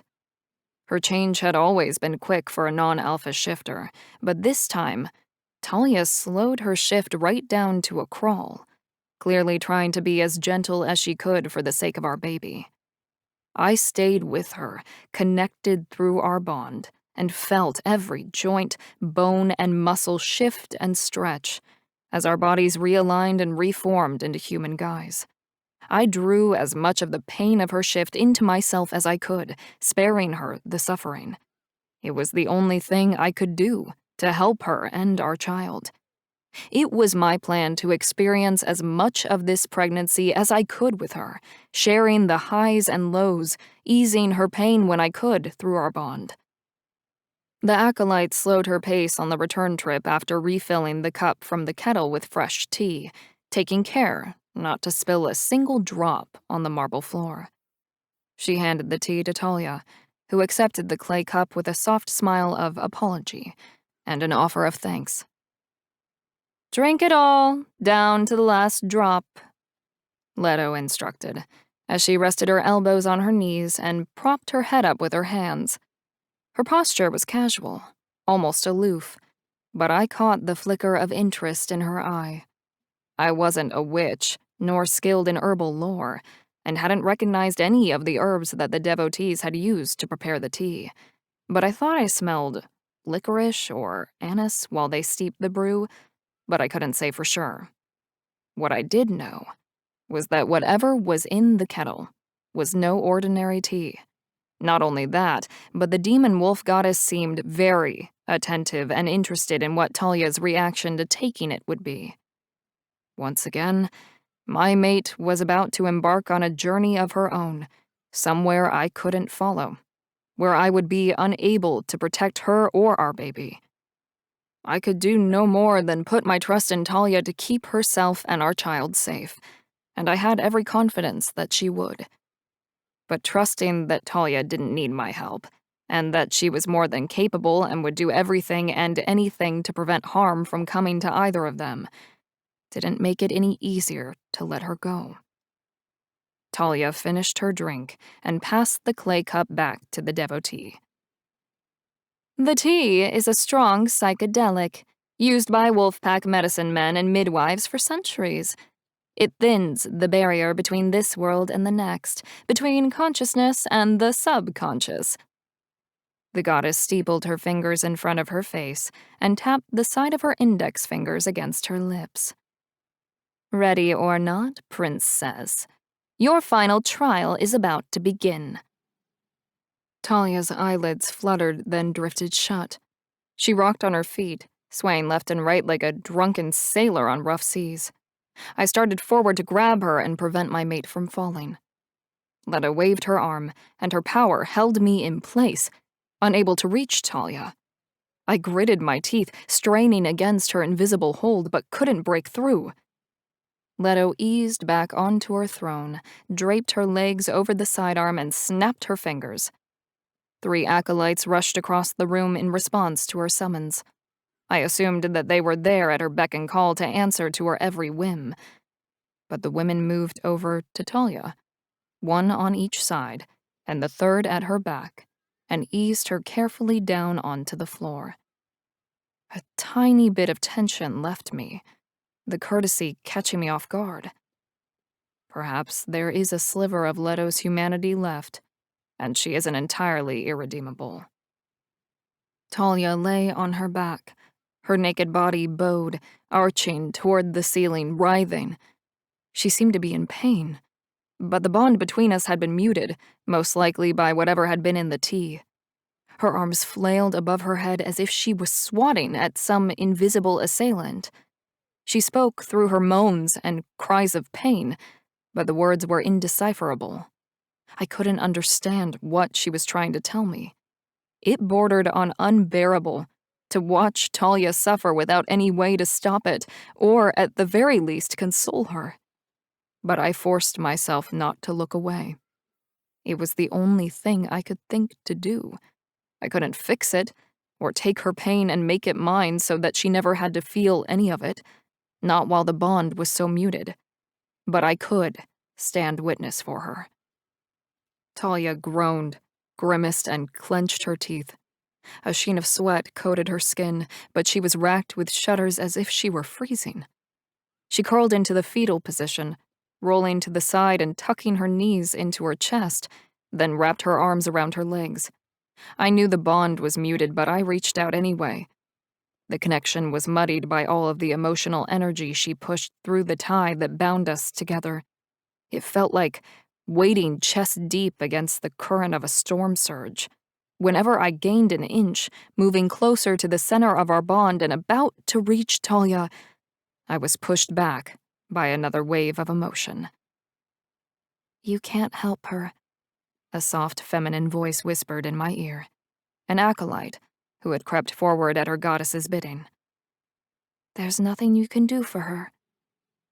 She's enduring incredible pain, and you're helpless to stop it. Another voice came from behind me. I refused to pull my gaze from Talia and turn around. The princess will blame you for this. Everything that is happening to her right now is because of you, whispered a third voice. If it wasn't for you, she would have given up, given in. She wouldn't be suffering right now. She's only doing this for you, not because she wants to, but because she thinks you want her to. They surrounded me, their voices echoing the dark thoughts tormenting my mind. Obviously, they wanted me to break, to look away, to leave Talia alone and unsupported. And with shocking clarity, I realized this was Leto's backup plan.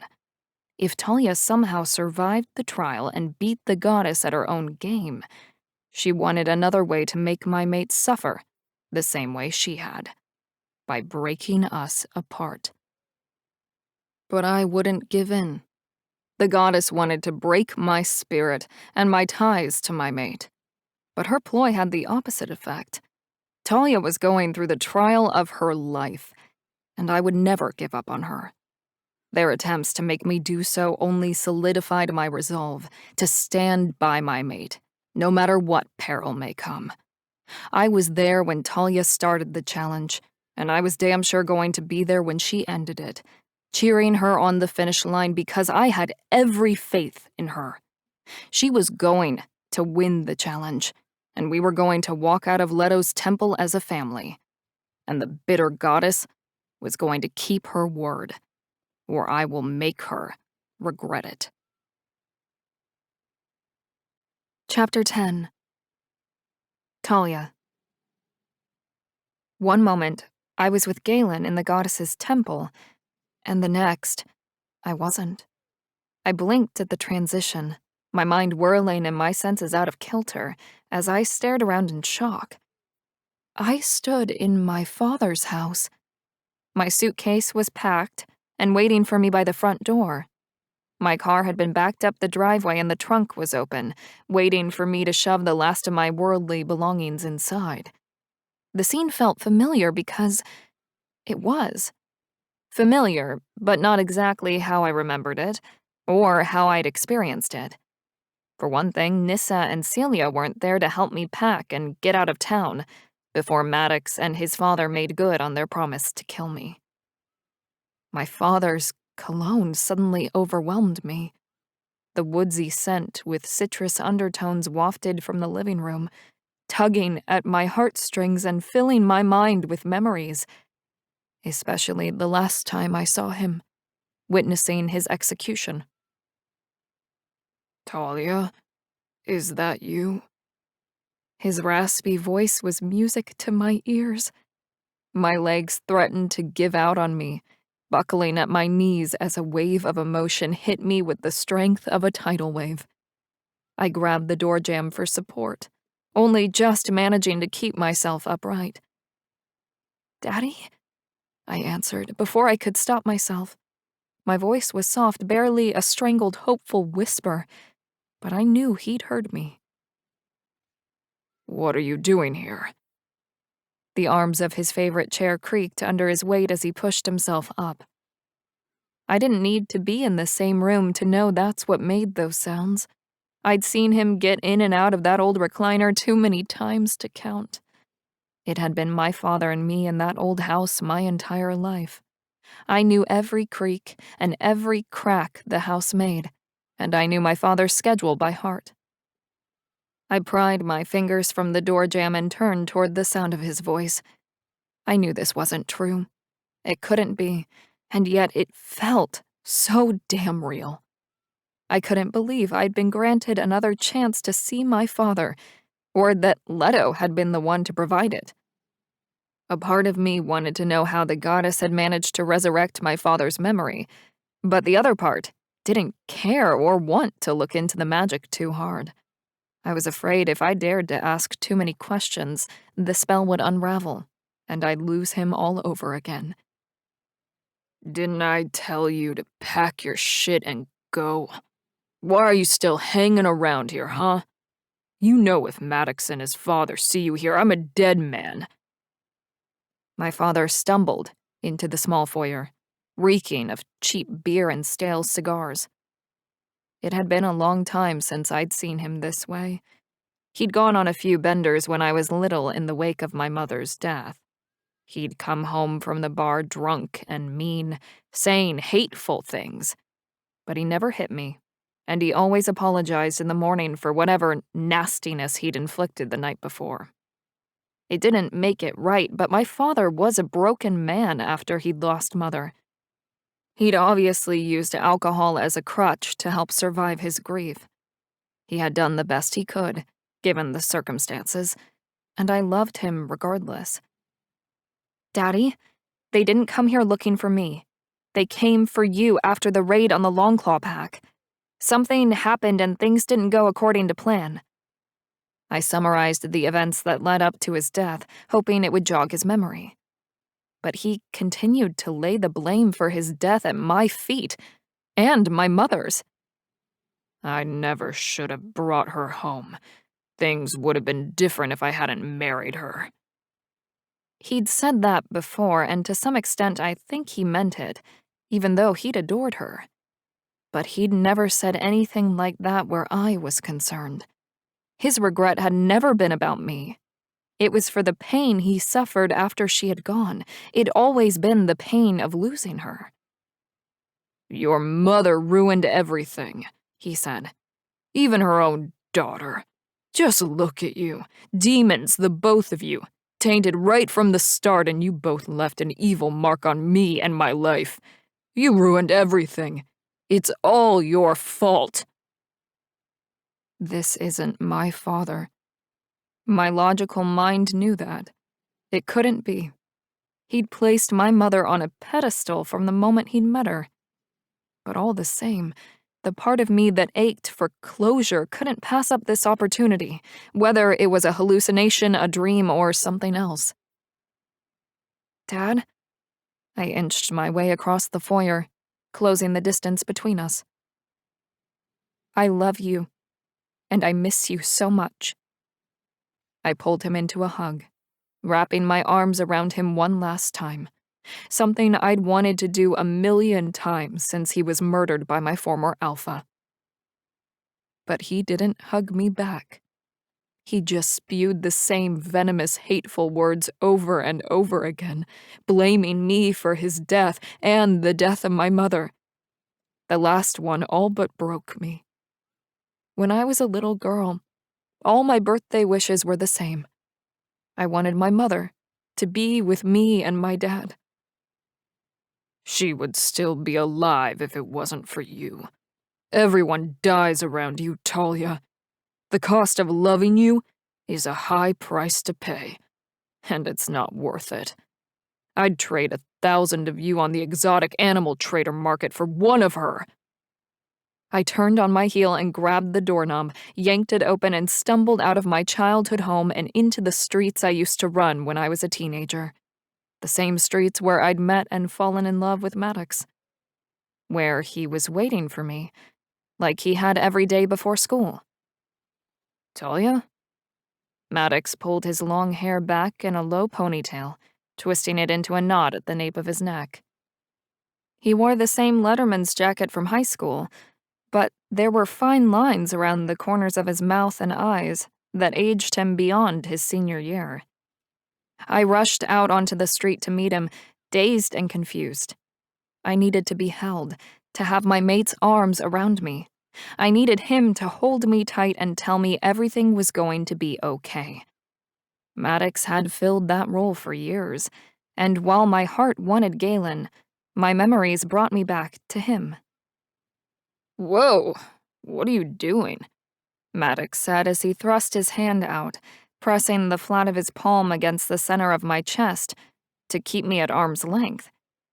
"In what world would the son of an alpha go out with a broke-ass bitch like you? Even if your family had money or power, you'd still be a freak." "Maddox, we were together for years. You said you loved me. You said you were my mate. You even asked me to marry you." Part of me knew I didn't want the life that Maddox had planned for us anymore. Deep down, I'm not sure that I ever did. But I was out of sorts and losing touch with reality fast. Marry you? Maddox laughed in my face. The rejection stung even though I wasn't in love with him anymore. And risk having freak kids like you? You're crazy if you think I would want to taint my bloodline with the likes of you. Imagine a bunch of red-eyed demon wolf freaks running around claiming they're alphas? Bastards is more like it. I'd never admit they were mine. There's no way in hell I'd sleep with you. Never mind knock you up. Maddox strolled past me, clipping me with his shoulder and knocking me back. I wasn't prepared for the amount of force he'd put behind the action. My feet weren't planted firmly beneath me, causing me to stumble backward. I lost my footing altogether a heartbeat later and landed on my ass. The impact vibrated up my tailbone and rattled my teeth. Maddox, wait! I don't understand what's happening! My brain felt like sludge. My thoughts weren't making sense. I pushed myself to my feet, rubbing the ache in my lower back. But he was already gone. I was left there alone in the middle of the street, my jeans stained with road grime, socks, and shoes soaked through from the puddle I'd stepped in. The curtain in the front room window of the house I'd grown up in swished closed. My father had watched the exchange from the living room and never bothered to come outside to my defense. He'd let Maddox insult me, hurt me, and cast me aside like I was nothing. He didn't rip open the door and give my ex-fiancé a piece of his mind. He just stood there and watched, from behind the lace curtain like a ghost. Without warning, Galen appeared, walking out from between my father's house and the neighboring one. He didn't rush to my side the way he normally did, but moved at a slow, calculated pace, until he stood in front of me, until we were only a few inches apart. The warmth of his breath settled across my face, and I took comfort in his proximity. I'd missed him, but it didn't seem the feeling was mutual. He didn't say anything, or reach for me in any way. He just stood there, staring at me like I was the freak Maddox said I was. I reached for Galen through the bond, but it wasn't there.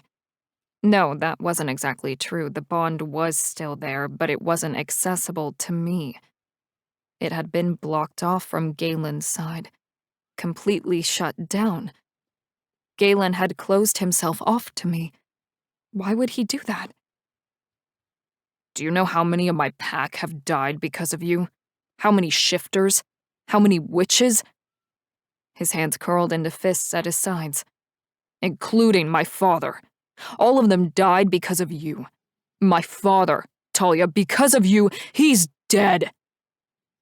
He all but screamed the last part, his spittle landing on my chin and cheek.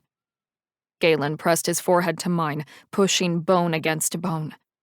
Against the force of his pressure, I had to back away from him. I didn't mean for any of this to happen. I didn't ask for this. I reached for him, to touch his face, to cup his cheek with my hand the way I'd done 1,000 times since we fell in love. Well, it happened anyway. Because of you. Galen smacked my hand away. You're expelled from the Longclaw Pack, Talia. I revoke your membership and reject our bond. Galen, you don't mean that. My heart hammered in my chest, instantly overflowing with pain and anguish. Not again. I grabbed hold of his shirt and tried to pull him into my arms. Please, I love you, Galen, and you love me. We're going to have a baby together. Start a family like you always dreamed of. Please, please don't do this. I had a family. The greatest man. The greatest alpha I'd ever known. And I buried him because of you and the other demon wolves. The anger in Galen's eyes shattered my heart into 1,000,000 pieces. They're your real family, Bone Princess. Why don't you go home? Beg Bjorn's forgiveness and rejoin the pack you should have been born into. His words were like a slap to the face, and when he turned his back on me, it felt like a sucker punch to the solar plexus. But the worst part was, everything my father, Maddox, and Galen had said was already familiar. Those thoughts and hurts from the past had been dredged up from my own mind on many occasions. Their words mirrored my darkest thoughts. The worst of what they'd said barely scratched the surface of what I truly thought about myself. I didn't deserve Galen, or a family. Everything and everyone I came into contact with was ruined or killed. Even Maddox had been sweet and loving when we'd first started dating, but the longer we were together, the more things had changed. Until he and his father kicked me out of the Northwood Pack for being the demon I was. I'd lost a father, and so had Galen, and the blame for both of those deaths could easily be laid at my feet. Perhaps Galen was right. Maybe I should have stayed with the Daevil Pack, joined the Bone Clan, and accepted my royal place among them.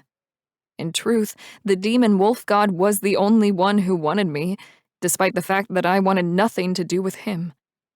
Should I have let him love me? Would that have washed the blood from my hands and saved countless lives? Was it my rejection of Lupercus that caused all of this? Would Max still be alive if I had accepted my true fate? And what about my father? Would the Northwood Pack have still killed him? Or would he be alive too? If I'd chosen to remain where my mother had run, maybe everything would have been different. I carried the weight of those questions and what-ifs in my mind as I searched for an exit to the nightmare I seemed to be trapped in. I walked around the perimeter of the setting which had morphed from my childhood home to a dead patch of grass and dirt. I walked the perimeter of land, testing the boundaries for weak spots or a way out, but I couldn't find anything. There was nothing left but me and my self-loathing. My childhood home was gone. Against the dead grass lay the outline of the house's foundation. The remnants of brick and mortar scattered among the dirt was the only evidence left from that part of my life. Would the world have been better off if I'd never existed? Is that the point of this challenge? To show me how many lives I'd ruined just by existing? Leto would have agreed with Galen, Maddox, and my father that I was the cause of all their problems, like poison in the vein. She certainly thought I was the cause of all of her problems. But is she right? I kept walking, staying near the perimeter of what I could sense was a finite environment. A part of me was afraid to go beyond the edges of the nightmare. I could get lost within an alternate plane of existence, or stray from time and space altogether. But here I was alone. There was nothing. No buildings, houses, or people. It was just me, and the relentless torture of my own thoughts. Slowly working my way back to the spot where my father's house once stood, I curled up on the patch of grass where I estimated my room would have been. I placed my hand on my belly, hoping to feel the flicker of life I'd felt back in Darius's cave. But there was nothing. It was as if my pregnancy never existed, because my relationship with Galen no longer existed, not in the way it had back in the real world. A torrent of emotions blew up inside me, none of them good. All my failures and shortcomings pushed to the forefront of my mind. I relived every painful thing that had happened to me over the course of my life, from the smallest slight to major traumas, and all of it was my fault. My nerves were beyond shot. The psychological pain became so intense, I felt the agony physically throughout my body, like a crushing weight that took my breath away. My eyes burned from the tears that wouldn't stop, and my throat was raw from crying out until I'd almost lost my voice. Even then, the screaming didn't stop. Muscle memory took over, going through the motions of producing a scream without any sound, thanks to my damaged vocal cords. At least they match the rest of me. And so I suffered in the vacuum of silence, which was a form of torture in and of itself. I was nothing, and there was nothing. My heart felt like a gaping void cracked wide open. Talia? A woman's voice pierced the emptiness. Her tone was almost musical, building from a single note to a symphony in the silence. "Is that you, my darling?" she called. The voice was familiar, but not. On some level, I recognized it. But it had been so long since I'd heard her, I couldn't put a name or face to it. And that just made me sadder. The loss of that memory. The connection between whoever this person was, and the sound of their voice hit me with such intensity, it almost crushed my soul. Talia. The woman reached for me, her smooth alabaster skin a stark contrast to the darkness encasing us. She stroked my hair and ran her hand down my back, rubbing in a large, soothing circle. "It's Mommy, sweetheart. Everything's all right. It's all going to be all right." She shushed and cooed as she pulled me onto her lap, comforting me the way she had when I was a little girl. I wanted to feel the joy of this reunion, of being with her again. But all I felt was an immeasurable sense of loss, for moments like these that'd been stolen from us when I was growing up. I'd forgotten the sound of her voice and the warmth of her embrace. I'm a terrible daughter. Mother, I'd missed her so much. I wanted nothing more than to share all the experiences of my life with her, all the things she'd missed out on too. To tell her I understood what it was like to love someone so completely before you've ever seen their face or uttered their name. But that future has been taken from us. Talia, that future is still yours. You haven't lost anything, sweetheart. She took me by the arm, readjusting my position until my head rested on my belly, and then covered my hand with hers. Block it all out. The negative voices in your head, the pain and sorrow. Block it all out. And pull yourself out of the darkness. Don't think, just feel. You have the strength to do it, but you have to do it now, before it's too late. Easier said than done. I'd been drowning in my emotions, pulled down like someone falling into the La Brea tar pits, before my subconscious conjured the memory of my mother to save me from myself. I'd buried myself so deep in my feelings, I wasn't sure I could dig myself back out again, despite her belief that I could. Until I felt it. A tiny flicker of life, of hope within me. A physical manifestation of our love for each other, mine and Galen's, growing inside me. A new life we created together. There now. You see? Just like I said. She stroked my hair, brushing an errant strand from my face and tucking it behind my ear. Everything is going to be all right. Galen's still waiting for you on the other side of this, right where you left him. Though, I think he might be a little worse for wear when you get back. I doubted that very much. Galen was my rock, my alpha and my love. He gave me strength when I needed it most and carried me when I wanted to quit and thought I couldn't go on.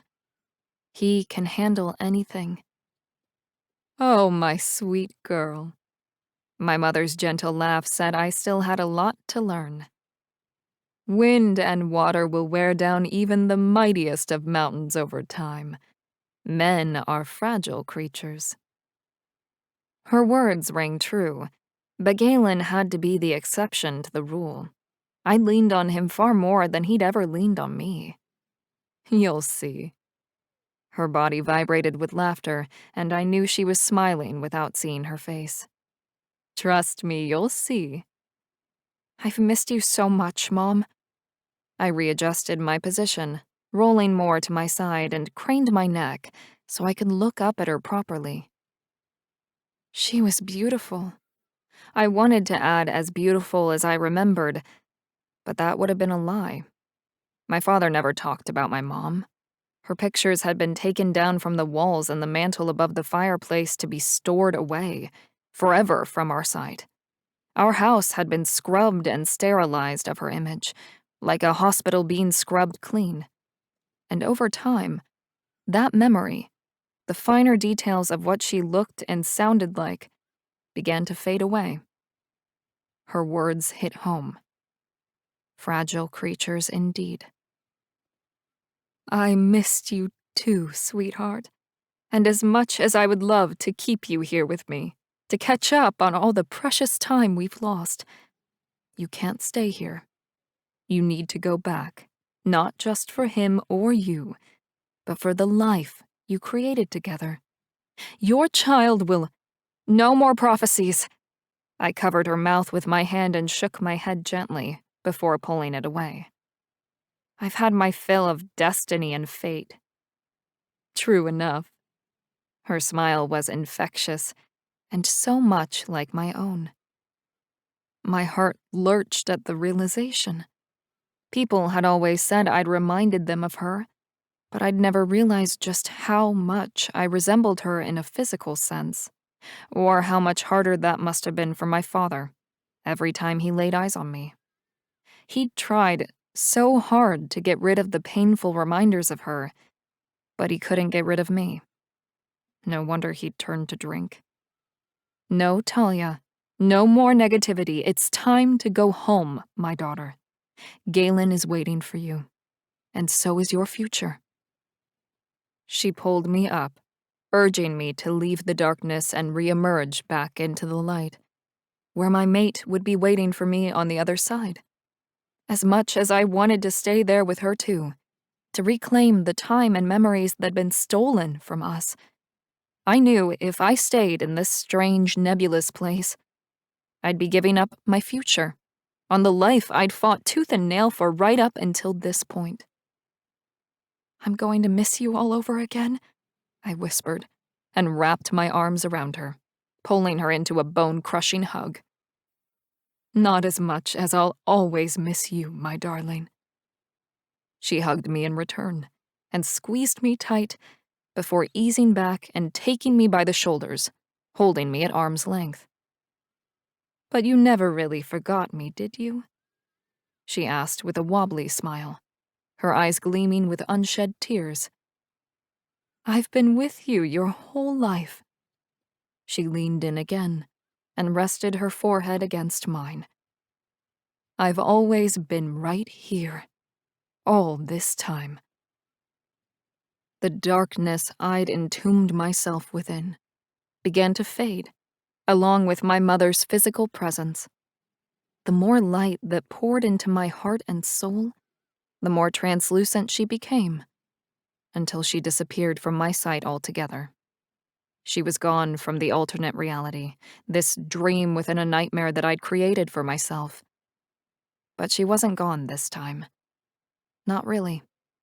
I'd rediscovered her, the sound of her voice and the details of her face, and I would store them forever in the recesses of my mind, keeping her safe for as long as I lived.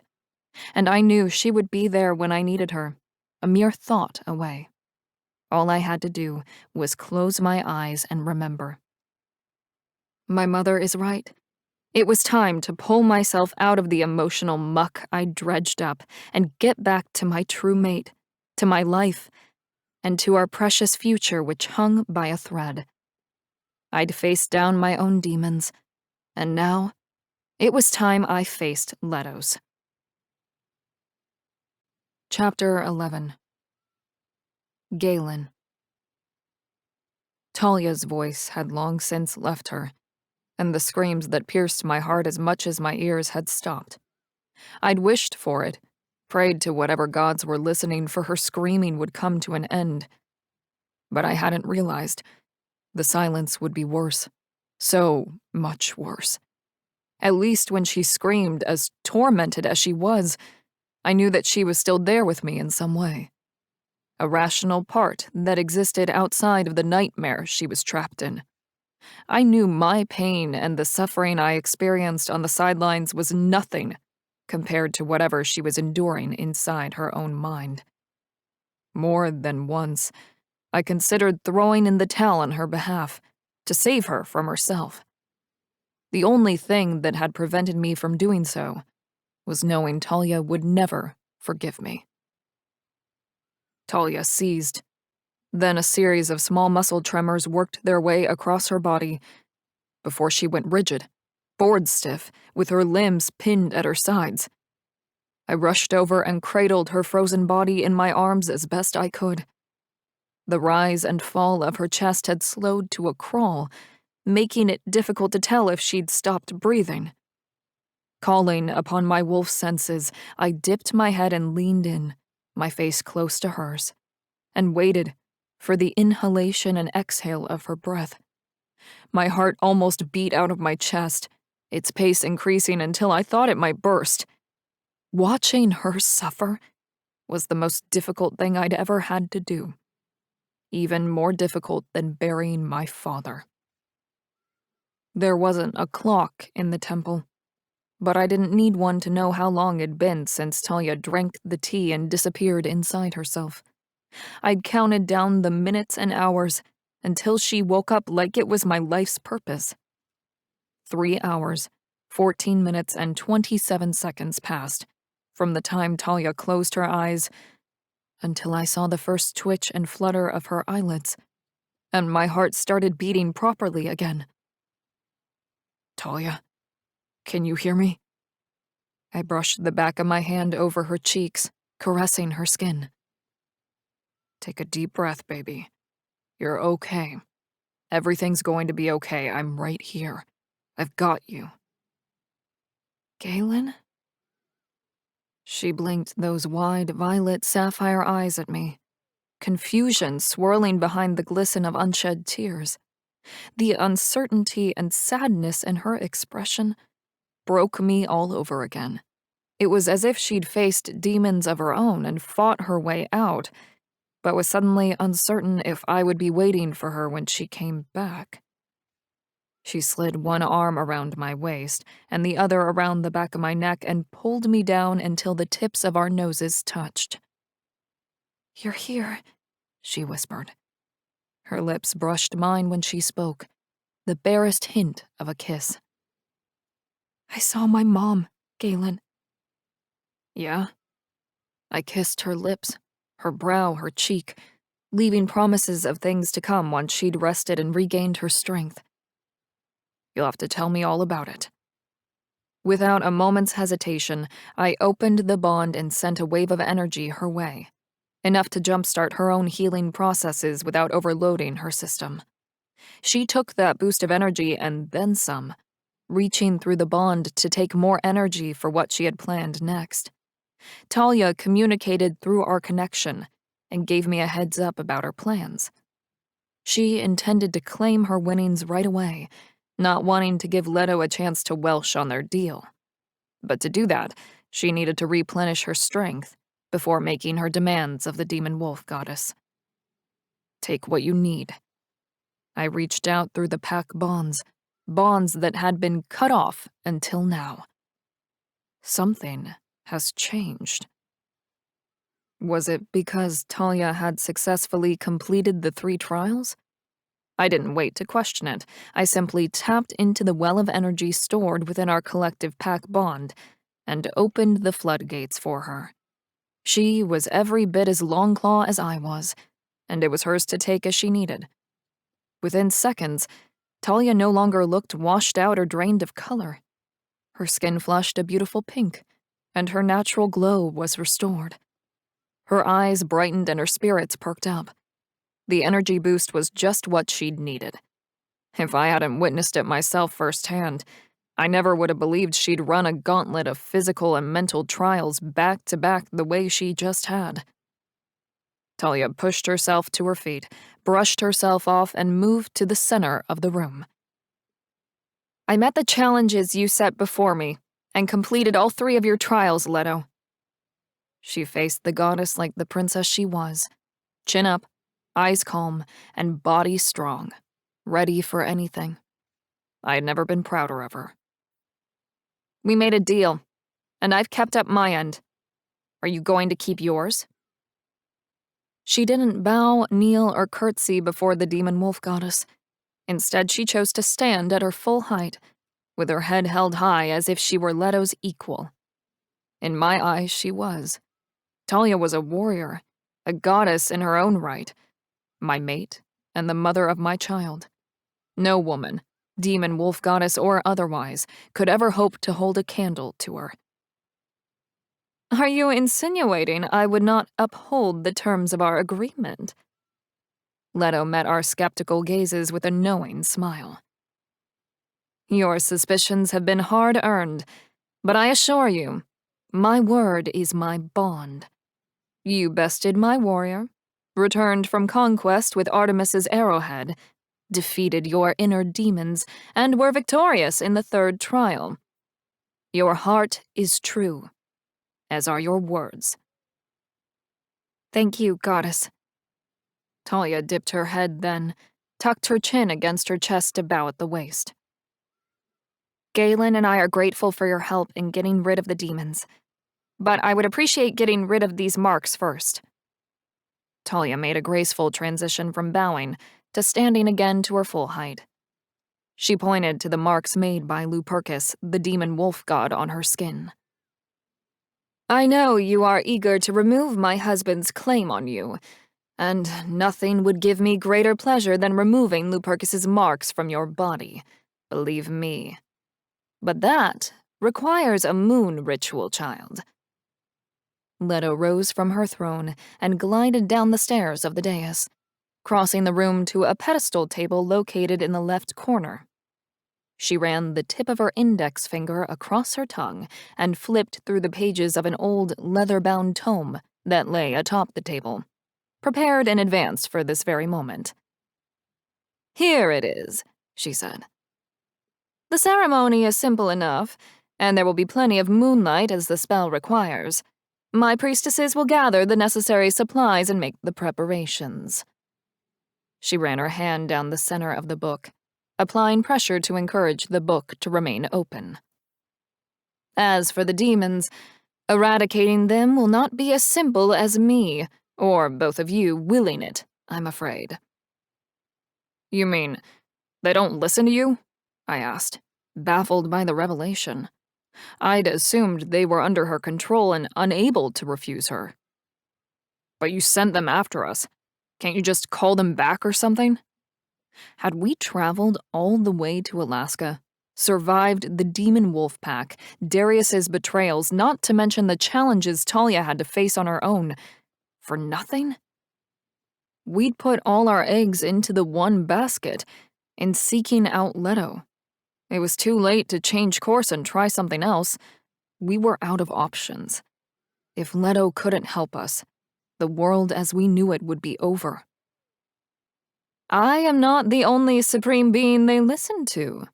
I could stop them and you could return to your home, only to find that the demons had been given a new directive and followed you anyway. She ran her finger over the ancient text, mouthing the words as she read the ceremonial instructions to herself. Lupercus could and would unravel my spells if he wished, making all of this for naught.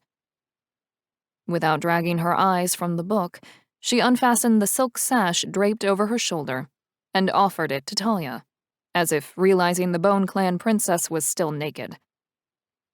Talia accepted it gratefully and wrapped it around herself, tucking it in at the end like a beach towel to secure it. I definitely didn't go through all of this just to have the demon wolf god come in and claim victory at the end. Whatever we do, it needs to be Lupercus-proof. Talia checked the sash where she'd tucked it in, making sure it wouldn't unravel. What do we need to do? I asked. I'll do whatever it takes. I put emphasis on the word I. Talia had done more than her fair share of the heavy lifting. She didn't need to do any more, and as her mate, and the alpha of the Longclaw pack, I was more than willing to step in and step up. I appreciate, as I'm sure your mate does as well, your willingness to make an offering on her behalf. But once again, Alpha, the sacrifice isn't yours to make. Leto rested a firm hand on my shoulder. Revoking demons requires demon blood. Demon wolf blood, specifically. The demon wolf goddess pulled a blade from the folds of her skirt, grabbed Talia's hand, and ran the edge across her palm before either of us knew what had happened. Once upon a time, demon wolves used to herd the demon hordes for us, driving them back behind the barriers between worlds. Why did they stop? Talia asked, understandably interested in what the goddess had to say about the history of the demon wolf clans. I couldn't blame her. Neither of us had heard this particular story before, and it did relate to her bloodline after all. Times change, and so do beliefs, she said simply. The demon wolf goddess produced a silver chalice to collect Talia's blood as it dripped from her hand, and a piece of gauze to bind the wound once she was finished. This should do it. The chalice was near to overflowing by the time Leto wrapped the gauze around Talia's hand. I hoped Leto had collected enough, because there was no way Talia could donate any more. She'd gone from being pink and flushed with life to being as white as a sheet again. She swayed side to side on her feet. That cut was deeper than I realized. Can you shift? I asked, and rested a hand on each of her shoulders to steady her. When Talia's knees wobbled, I scooped her up in my arms and cradled her against my chest. Maybe you should rest for a few minutes and then shift, I suggested. We're trying to limit my shifts, remember? At least until we get home and talk to the midwife. Talia had been such a badass, fighting her way out of the Daevil pack, escaping Darius, and undertaking Leto's challenges, that I almost forgot what a fragile state she was in. Blood loss and exhaustion wasn't anything that couldn't be cured with a good meal, a lot of water, and a long nap. And she could do all of those things in her human form. I'll send one of my priestesses to check on you, said Leto. Alita will escort you to my chambers. You can rest there until the preparations for tonight's ritual are complete. Leto motioned for Alita to come forward, repeating her instructions for the captain of her guard. As you command, my goddess. Alita rested her hand on the pommel of her sword and guided the sheathed blade behind her as she dropped into a low bow, where she remained until commanded otherwise. Leto dismissed her. Then Alita turned to us. Follow me. She escorted us across the throne room to the rear exit at the back of the temple. There was a matching set of stairs to the one at the main temple entrance, but these didn't lead to the market or village below, but to a small villa, nestled between an olive grove and a lemon orchard, with views overlooking the cliffs and a vast ocean. You fought well today, Princess. Alita ushered us inside the goddess's villa and into a spacious living room. One of the acolytes will be here shortly with fresh food, water, and a change of clothes for the both of you. Please, enjoy the goddess's hospitality. It felt like there was an unspoken, while it lasts, hanging in the air between us. Still, Talia needed rest and recuperation, and I was grateful for the use of the goddess's villa while we waited for the temple priestesses to finish their preparations. It sure beat being chained up in the dungeons. Alita, Talia called after the leader of the Shield Maidens, stopping her before she returned to her guard duties at the temple. You are a true warrior. I could learn a lot from you and your Shield Maidens. Perhaps one day we will have the honor of teaching you. The hard lines of Alita's face softened a touch. It was as close to a smile as I'd seen from the captain of the guard. She nodded her goodbyes to both of us and took her leave. The villa boasted an open floor plan, with each room spilling into the other. Oversized pillows and cushions encased with silk, in rich, warm reds and burnt oranges, were scattered about the space in place of chairs and couches. It felt lush and decadent, yet completely casual. The living room opened up to an outdoor patio, where a fire pit burned and an infinity pool flowed into the horizon, a built-in jacuzzi featuring off to the side. I had thought most of the goddess's domain was underground, but it seemed her power, or magic, could create almost anything she desired, modern and ancient alike. The villa and its beautiful surrounds were the height of luxury. What do you think? Inside or out? I would have chosen the patio given the choice, but I left it up to Talia. So many choices had been taken away from her that even something as simple as where we sat probably felt like a big decision. And I wanted her to have some semblance of control over her life among the chaos, even if it was just choosing between a living room and a patio. Especially while so much of our lives remains outside of our control. I know it's warmer here than Alaska, so it's probably not necessary, but I would love to be outside and just curl up by the fire, maybe watch the sunset. Talia cupped my face in her hands and claimed my mouth with a kiss. I returned the kiss, but didn't deepen it, waiting for her to make the next move. We either kicked up the heat or we didn't. It was up to her, and I was more than happy to simply have her in my arms, whether I was comforting her or making love to her. Either way, we were together, and that was all that mattered to me. I should be okay to walk on my own, Talia whispered as she kissed my forehead, my cheek, and then nipped at my lips one more time. I set her down, trusting her instincts. They hadn't let her down yet.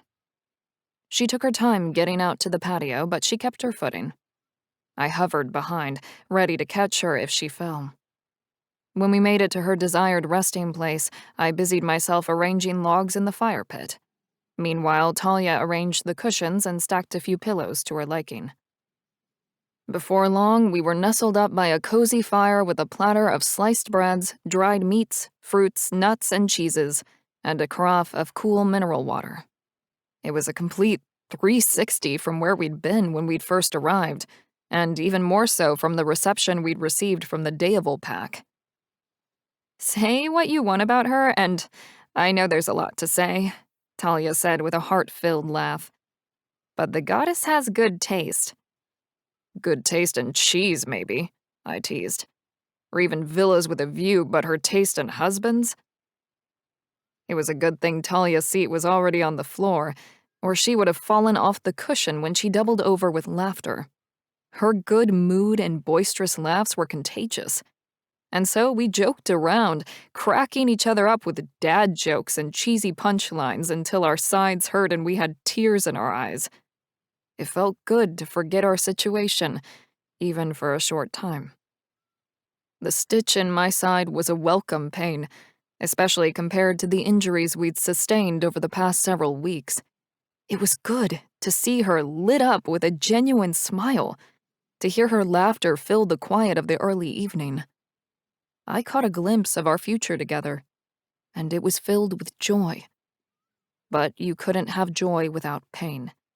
We knew that better than most. But no matter what, there would always be laughter, even through the tears. And love. So much love. We talked for hours, about everything and nothing. All the conversations we hadn't had time to have, while we ran from one catastrophe or crisis to the next. No topic was off limits. We memorized each other's favorite foods, colors, and songs, and favorite baby names.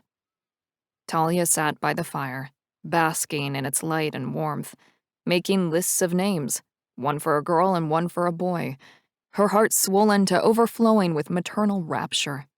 And I fell in love with her, all over again. The sun was well below the horizon as I looked out over the incredible vista, making way for the moon and stars. Leto and her priestesses should have had everything prepared for the ritual to remove Lupercus's marks from Talia. She was so close to being free of his claim on her. The nightmare was almost over. Almost. I just silently prayed to whichever deity could hear me, that the whole thing wasn't some kind of cruel trick. Chapter 12. Talia. I could have stayed on the patio by the fire, beneath the stars, just talking with Galen forever. If it wasn't for the ceremony to remove the demon wolf god's marks from my body and his claim on my soul, I might have. It'd been an eternity since my heart felt so light. In those few hours, snuggled up, our baby safely nestled in my belly, wistfully dreaming about our future together, was as close to heaven as I'd ever been. And I have a lifetime of nights just like this ahead of me, if we can be free of the demon wolf god and his goddess. That thought alone was all the hope I needed, and all the more reason to return to the temple and perform Leto's ritual, to free my body and soul of Lupercus once and for all. As it turned out, the demon wolf goddess was almost ready. She sent an acolyte down to the villa with specific instructions on how to prepare for the ritual before arriving at the temple, as well as ceremonial midnight blue robes made of the finest silk, one for each of us. The acolyte set the robes aside and withdrew a handful of incense from a leather pouch fastened to the rope-like belt around her waist.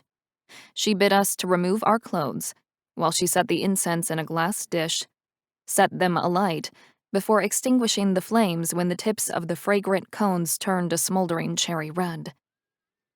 The goddess's devotee held the dish close to her face, blowing on the incense until a strong plume of perfumed smoke wafted up. She walked around each of us in a counterclockwise circle and then retraced her steps, raising and lowering the incense as she went until our bodies were bathed in the cloyingly sweet scent of cloves and orange blossoms. Galen and I then covered ourselves with the robes provided and followed the acolyte up to the temple, where we found the goddess and her priestesses waiting for us. Her throne had been removed, and a long table stood in its place. Wrought iron standing candelabras that held 4 white-tapered candles were placed around the room, casting a soft, soothing glow upon the cold marble used to construct her temple. Talia Linetti, child of the Deoval Wolves, princess of the Bone Clan. Have you come to seek the help of Leto, goddess of the demon wolves of your own accord? Asked a priestess dressed in an emerald green robe as she opened her arms in a sweeping gesture. She then motioned for me to come forward and join the goddess at the table. A satin runner in a shade of green similar to the priestess's robe was laid out over the tabletop and adorned with wolf idols carved from both wood and stone. More pillar candles, clustered in groups of 3, were placed at the middle and ends of the table. The priestess nudged me forward and gave 2 quick nods, encouraging me to answer the question she'd posed about my intentions for being in the temple and performing the ceremony. Dressed in a blue robe, standing beside an elderly woman with skin drawn tight over fragile bones, with long silver braids plaited down her back. Wasn't how I envisioned myself saying the words, but I gave voice to them anyway. I do. The ritual requires a sacrifice, added the goddess, as she came to my side and handed me an athame adorned with a large opal in the pommel. A small prick is all I ask. Just a few drops of blood will suffice. Oh, good. I took the knife, turning it in my hands as I approached the altar. You had me worried there for a second, I admitted. You've given enough blood for one night, but rituals are as much about precision as intent. There are no shortcuts to be had in reaching your desired results. You have to start at the beginning before you can reach the end. The demon wolf goddess stepped behind a podium that held the ancient texts that detailed the steps we needed to take to perform the ritual, and waited. I pricked my finger on the athame as I focused on being free of the demon god's influence and sprinkled a few drops of my blood over the altar. Leto read the rites from the leather-bound tome, and the candles flickered once, then twice, before the flames grew 3 times their normal size. "Your offering has been accepted." Leto turned the page of her book and began reading from the text aloud. The acolytes repeated after her, and each time they spoke the words with more intensity, emphasis, and speed until their chant reached a fever pitch. The robed women rocked back and forth, saying the words over and over in an unbroken refrain. Again, the candle flames shot toward the ceiling as they reacted to the magic surrounding us. The skin on my forearm where the first mark had appeared began to itch, and then burned.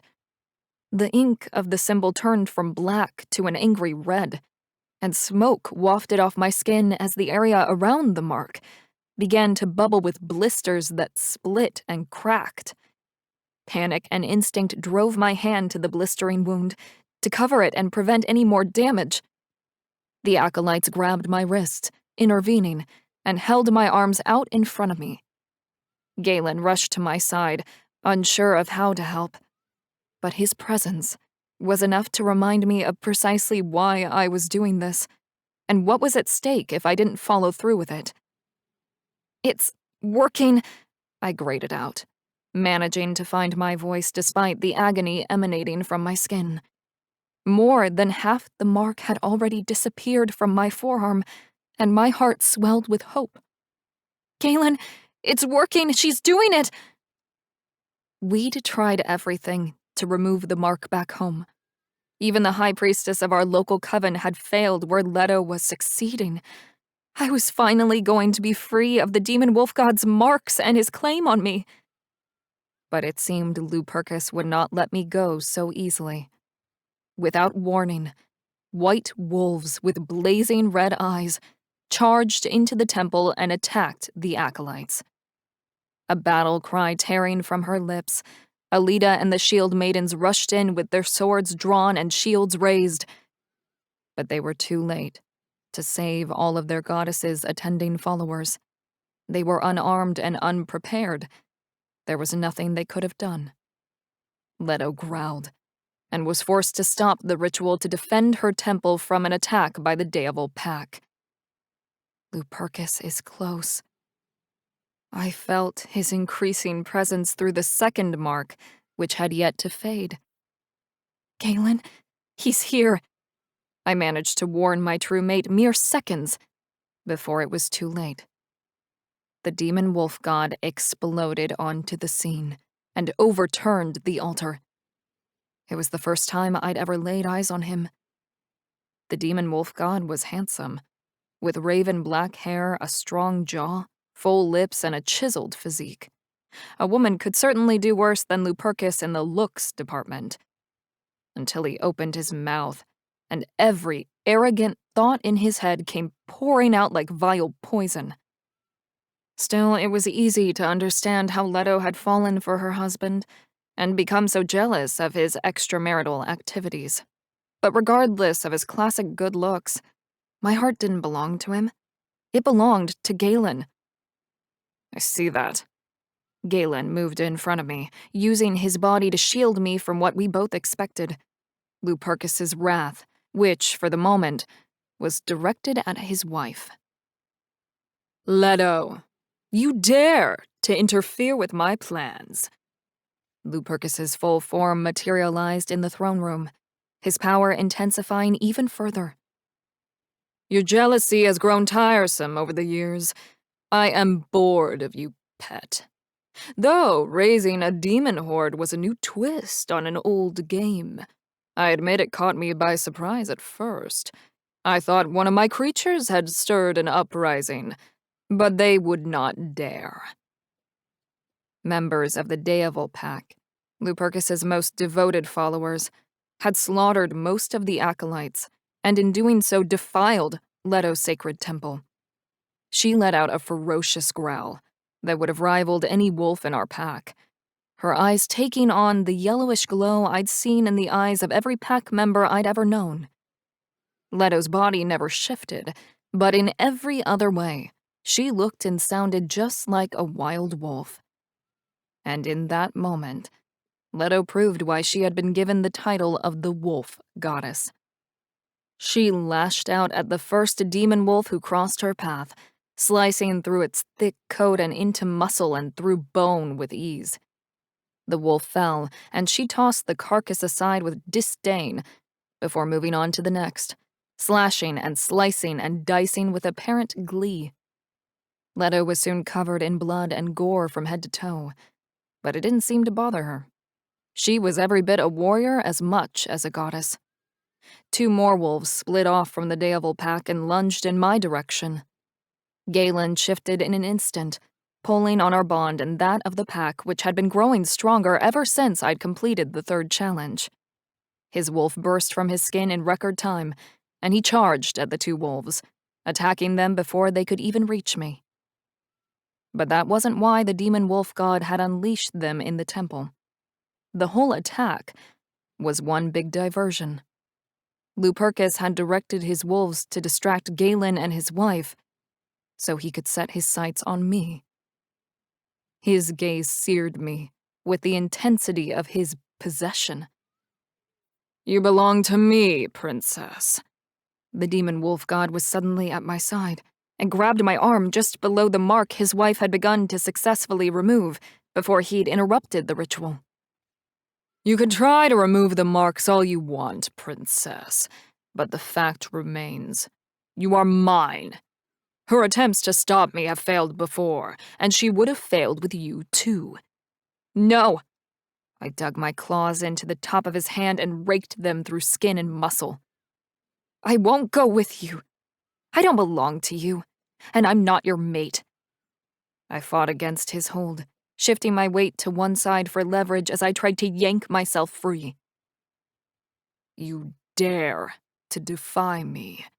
No one refuses me," Lupercus growled, the sound terrifying me to my core. The demon wolf god reared back, shocked and offended that I'd refused his unsolicited offer to make me his mate. "I am the demon wolf god," he boomed. "No one refuses me," he said again. "No one." Well, someone had to be the first. It might as well be me because I am refusing you. I am not in love with you, and I am not yours. I did a quick scan of the room, searching for Galen to make sure he was still alive and in the fight. It took a moment for me to find him in the fray, but my heart resumed its regular rhythm once I spotted him. I tried to tell Darius all this before he pulled me through that damn portal, but he didn't listen. And look what happened to him, I threatened. In the distance, Galen fought side by side with Leto. She was mid-strike, slashing through one of the wolves who had killed her priestesses. Together they had their hands full, thinning the pack that had destroyed the temple. I wouldn't risk their safety by distracting them with a cry for help. This was my fight, and thankfully the ritual had removed enough of the mark that I was able to fight against the demon wolf god while still maintaining my free will, something that his other wives had obviously been unable to do, which was simply more confirmation that, despite their difficulty, I'd made the right choice when I'd accepted Leto's challenges and bargained for her help. "Are you seriously threatening me?" Lupercus asked, through a sudden bark of laughter. "I am a god. Mortal whims aren't enough to stop me. And if you mean to shock me with news of Darius's demise, you're too late. I have already learned of his failure." Lupercus clearly wasn't fazed at all by the loss of one of his demon wolves. They were totally replaceable to him. When one died, another stepped up to the plate to replace them. Darius had held a higher position within the demon wolf pack, but he was obviously no different from the rest. Dispensable. My demon wolf god grabbed my hair and pulled me toward him. His arm wrapped around my midsection, pinning me in place against the hard planes of his body. I heard the sharp intake of breath when he felt the faint flutter of life within me, the life Galen and I had created. I should be upset over this infidelity, princess. With any of my other mates, I would have been, but with you, I find myself excited to learn of your fertility. I may even allow you to keep the pup when it's born if you behave." He splayed his fingers across my stomach. I resisted the urge to vomit at the thought of just how close he was to my precious baby. All that separated the two was the flesh of my belly. "You will bear me an heir, a demigod among men," he growled with lust, his voice tainted with the desire for yet more power. Leto must have overheard her husband's plans to use me as a broodmare to produce a demigod heir to his throne, because she stopped mid-fight and turned her attention from the demon wolf snapping its jaws at her feet to focus on her husband. She stomped on the wolf as if it were a bug, walking over it like her husband had over the shards of the heart and mind he'd broken with his indifference and infidelity. "Lupercus!" the demon wolf goddess called out to her husband. "This has gone far enough.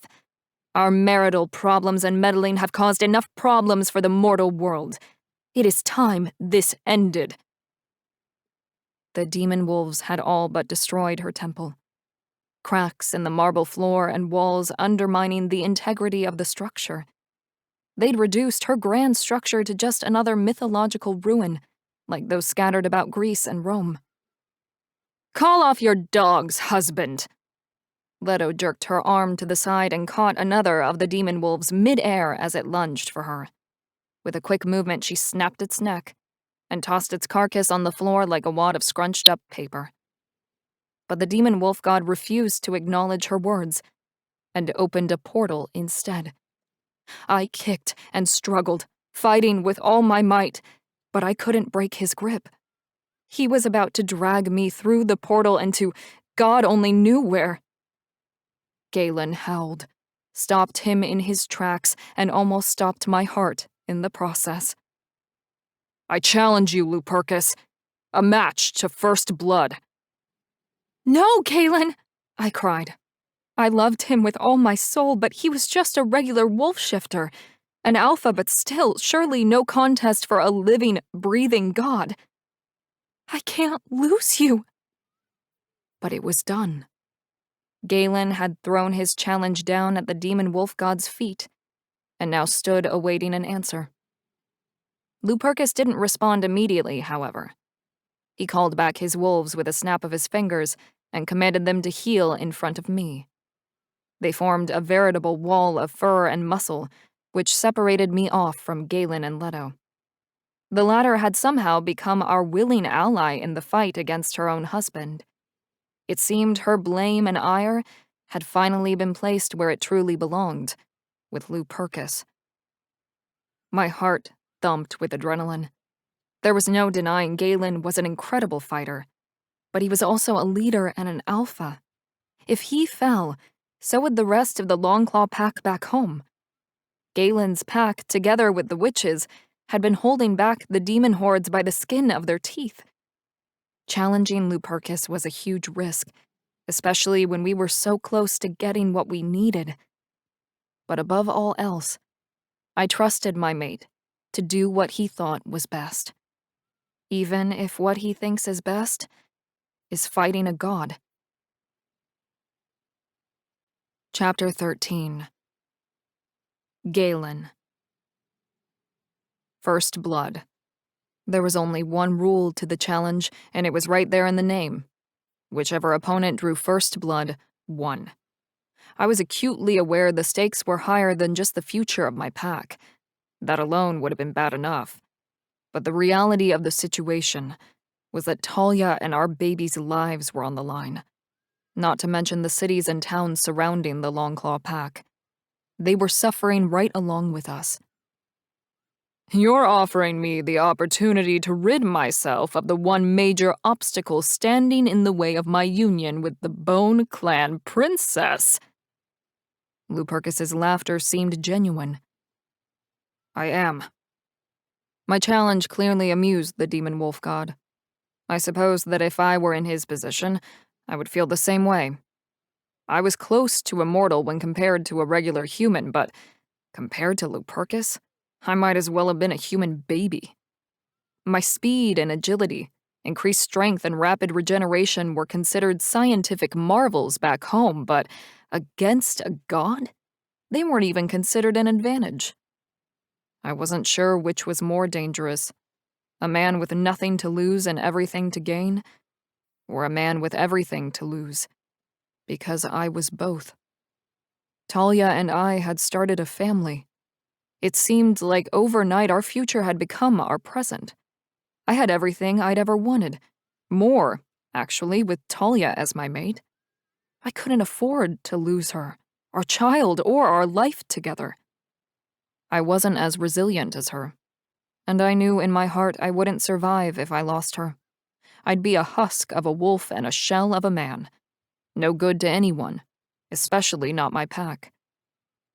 The only way to secure our future and make it ironclad was to take down Lupercus.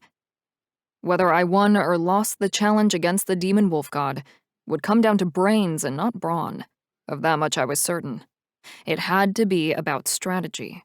It was the only way I was going to stand any chance in defeating him. Very well. I accept, Alpha. Do take a moment to mentally prepare yourself.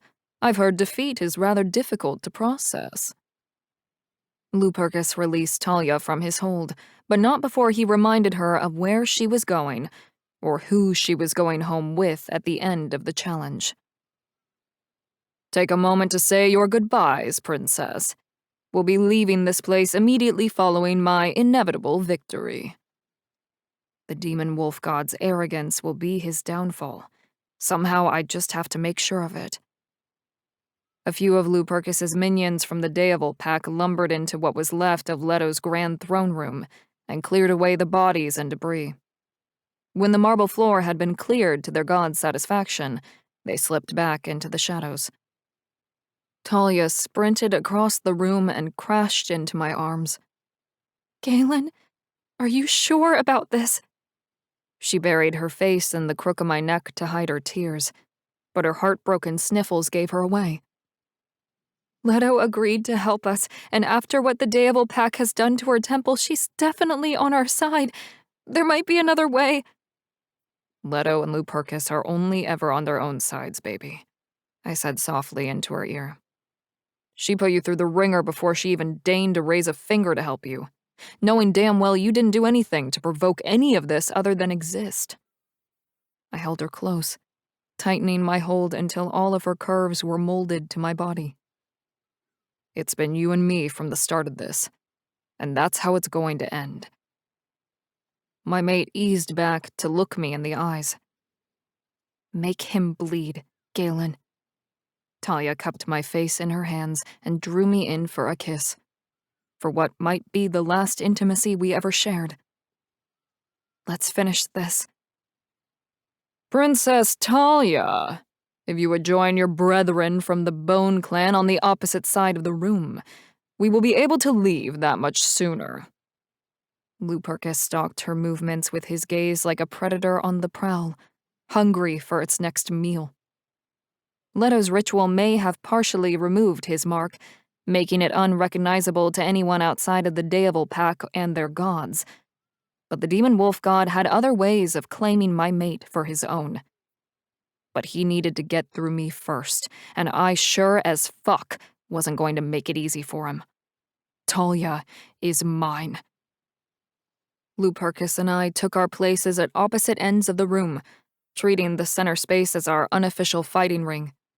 Bjorn was in the demon wolf god's corner, and Leto was in mine. Having a goddess in my corner felt like an advantage over an alpha, but there was only so much Leto could do to help me. I was less interested in her healing abilities, since the challenge I'd selected was unlike any other. It was one round. All that was required was one good hit to draw first blood and it would be over. Had I challenged Lupercus to a more traditional multi-round fight as most wolves do when making a play to overthrow their alpha, her skills with bandages and salves might have come in handy. But what interested me more for this particular challenge was her innate knowledge of her husband. And the goddess did not disappoint. She whispered insights about the way he moved, his fighting style and techniques, and her advice seemed invaluable, or at least I hoped it was. If Lupercus landed a hit and drew first blood, then it was all on me, because Leto would have done everything she could to help me. The demon wolf goddess had indeed had a change of heart. Thank you, Leto. Talia and I appreciate your help. Truly.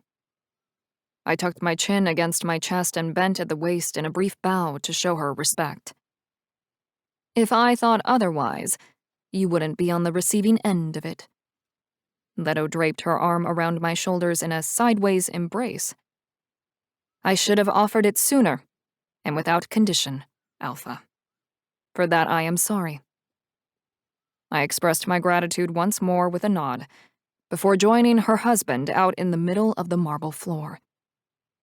I believe we can skip the formalities, Lupercus announced as he dropped into a fighting stance, ready to launch an offensive attack.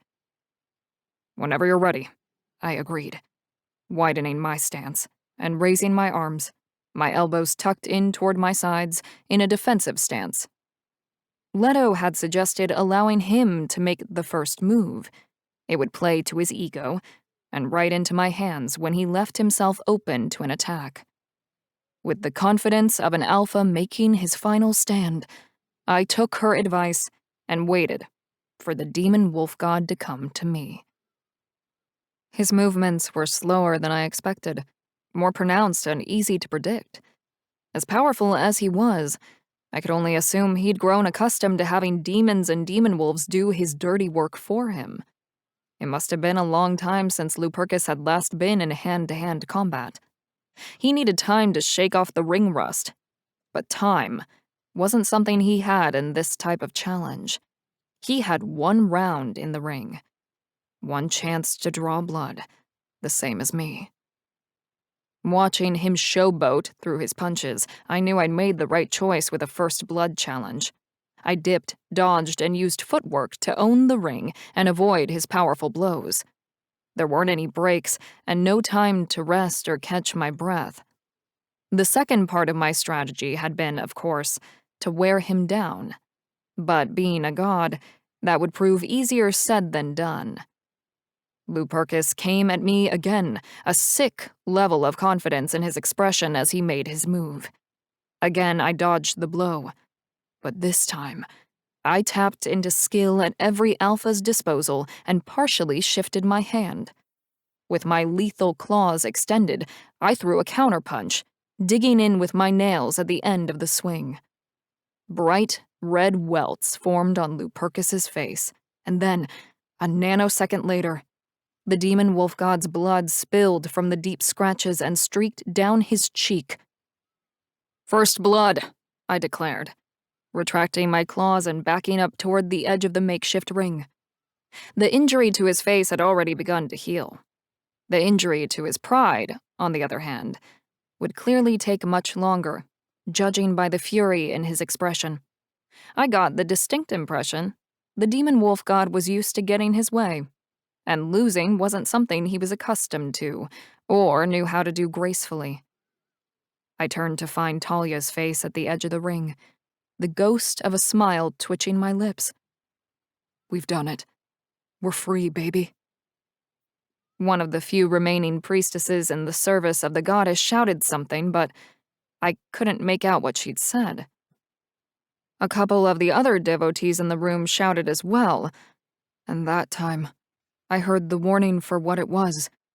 I turned back just in time to see the glint of light on hardened steel as Lupercus drew his arm back, ready to drive his blade into my back like a coward. Leto jumped in, moving faster than the eye could keep track of. She shoved me out of the way and seized her husband's wrist. The muscles in her forearm flexed as she held her husband's strength back, staving off an attack after the challenge had officially ended and preventing the blade from being firmly buried between my shoulder blades. The thought of that sword, thrusting through my body to erupt through my chest in front of my mate, sent a soul-deep shiver like a shard of ice straight to my heart. Lupercus landed a backhand blow across his wife's cheek, his eyes blazing with rage. I scrambled out of the makeshift ring, any sense of pride forgotten, and grabbed Talia by the hand, leading her to the opposite side of the temple from the demon wolf god and his goddess, and out of the crossfire zone. We were just in time.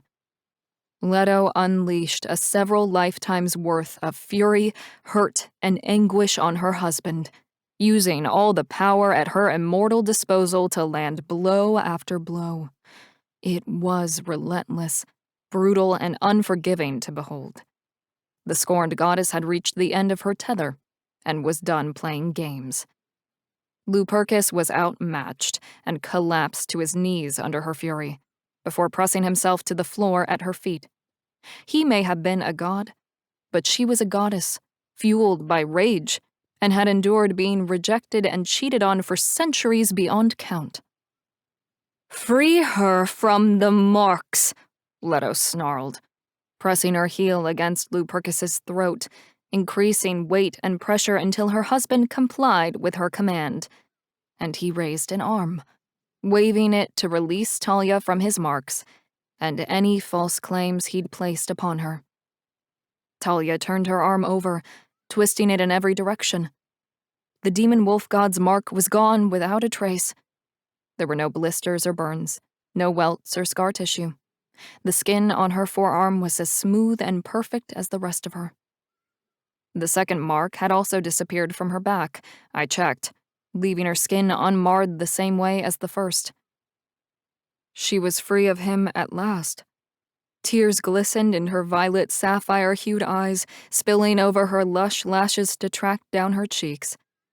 Her smile had been captivating before, but in that moment, I realized I'd never experienced her beauty in its full effect. A cloud had hung over her even on our happiest days, but with the demon wolf god's marks gone and those oppressive bonds broken, I saw what pure joy looked like on my mate's face, and my heart filled to bursting with love for her. In that moment, I swore to devote myself to making sure Talia experienced that same joy every day for the rest of our lives. She deserves nothing less. In place of the demon god's mark, a new pattern appeared on her forearm, shocking us both. It was a crescent moon with a single star. The mark appeared to form from liquid silver and stardust. It surged around the pattern in smooth, perfect lines that shimmered like the moon's reflection on still water at night. "Galen, look!" Talia gasped as the lines closed and the shape was completed. "Is this?" she started, unable to finish her sentence. "Our fated mate mark." I could barely speak. I choked up as a carbon copy of the design, but smaller in size than the one on Talia, appeared on the skin between my forefinger and thumb. I felt through our mate bond just how relieved Talia was to see our mark. It was a physical manifestation of the love we shared and the life we had created together. But I didn't need any mark to tell me how I felt about her. Not anymore.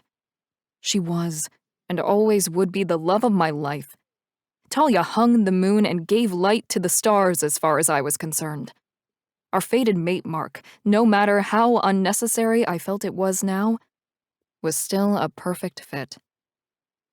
Maddox had obviously never been Talia's fated mate, and while I would never understand why they had perpetuated that lie, or why the Northwood Alpha wanted his heir to marry a wolf he hated and deemed unworthy, the truth was, Maddox was the wolf lacking, not Talia. She was never a rejected mate. She just hadn't met me yet.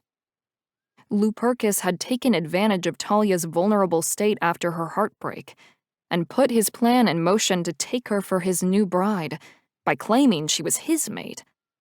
The dark magic he'd used to force his marks to appear on her body had masked the true fated mate mark, mine and Talia's. We were meant to be. It was in the stars, and on our skin for anyone who needed proof. But Talia had left her mark on my heart long ago, and while I couldn't show that one off to my packmates, or anyone who made eyes at my mate, that was the mark I was truly proud of, the only one I was truly proud to hold. Leto congratulated us on the healing of our mating bond and our receiving of our mark. But she stopped there, refusing to apologize or accept responsibility for the role she'd played in the destruction of our hometown and towns like it all over the country. Her demon horde had done all that. That being said, she graciously agreed to create potions to help us banish the demons once and for all, and seal any portals that remained open. I assumed that was most likely her guilty conscience shining through, but of course, it was unlikely she would ever admit to it. As soon as Lupercus removed Talia's marks, Leto set him free. He immediately called his demon minions to his side and opened a portal. The center of the gateway was an inky black, thick liquid with slow, rolling ripples that moved across its surface. I wasn't sure where he and his followers were headed, but I ultimately didn't care. As long as they remained there and didn't come back to wreak havoc on our world, I'd be happy. The demon wolf god pressed the tip of his finger to the center of the liquid. The waves stilled, and the liquid thinned from an opaque tar to a translucent gray, like water, revealing Lupercus's home on the other side of the portal. The demon wolf god left his wife's temple defeated, without so much as a backward glance, humiliated, and without a new mate to add to his harem. It was the ending he deserved. Talia and I were nowhere near the end of our journey. There was a lot of work to be done back home, ridding the town of the remaining demon hordes, something they couldn't do without us, and the potion that Leto made from Talia's blood. It was high time we headed home, to kick some demon ass, and aim for our happily ever after. Chapter 14. Talia. Home, sweet home. I was more glad than I could possibly give voice to finally be back on Longclaw Land. And so were my toes, which still felt like they were frozen. I wasn't sure if I would ever thaw out. Alaska had put us through the fucking ringer, but it had been a necessary evil to ensure the future of our relationship and the Pax. But now we were back. There was still more work to be done. Galen met with his betas at our home to ensure that Darius's infiltration of the pack on behalf of the demon wolf god Lupercus didn't extend beyond an interest in me. He'd seen our pack's strengths and weaknesses. If he'd wanted to expand his demon wolves from the frozen tundras of northernmost Alaska, our pack would have been a good place to start, especially with my heritage, blood ties, and the mating bond forever connecting me to the alpha of the Longclaw pack. Man, are we glad you're back! Theo clapped a hand on Galen's shoulder before pulling him into a brief hug. We lost track of you after Anchorage. A storm moved in and stayed in, Marcus finished, extending his hand for Galen, who'd disentangled himself from Theo. They clasped each other's forearms in a firm grip, shook, then embraced one another in a quick hug. We tried everything to hire a pilot, but no one would take off in that blasted weather. They all said we were nuts for even thinking about it. I honestly thought Marcus was going to shift right then and there and head over land, David said with a hearty laugh, and clapped Marcus on the back before tugging Galen into a side hug. I'm surprised he didn't. Galen joined in, teasing one of his betas, and the four of them fell into their regular rhythm, as if no time had passed between them at all. The relief in the room was palpable, and could be felt through the pack bonds. Galen and I had been to hell and back, but his men had dealt with their fair share of trouble in our absence, too. Not being able to locate or help their alpha and his mate being chief among them. For a woman who's been kidnapped, put through mortal trials, and almost married off to a demon wolf god, you were positively glowing, Talia, Theo offered. his observant gaze seemingly penetrating right through me.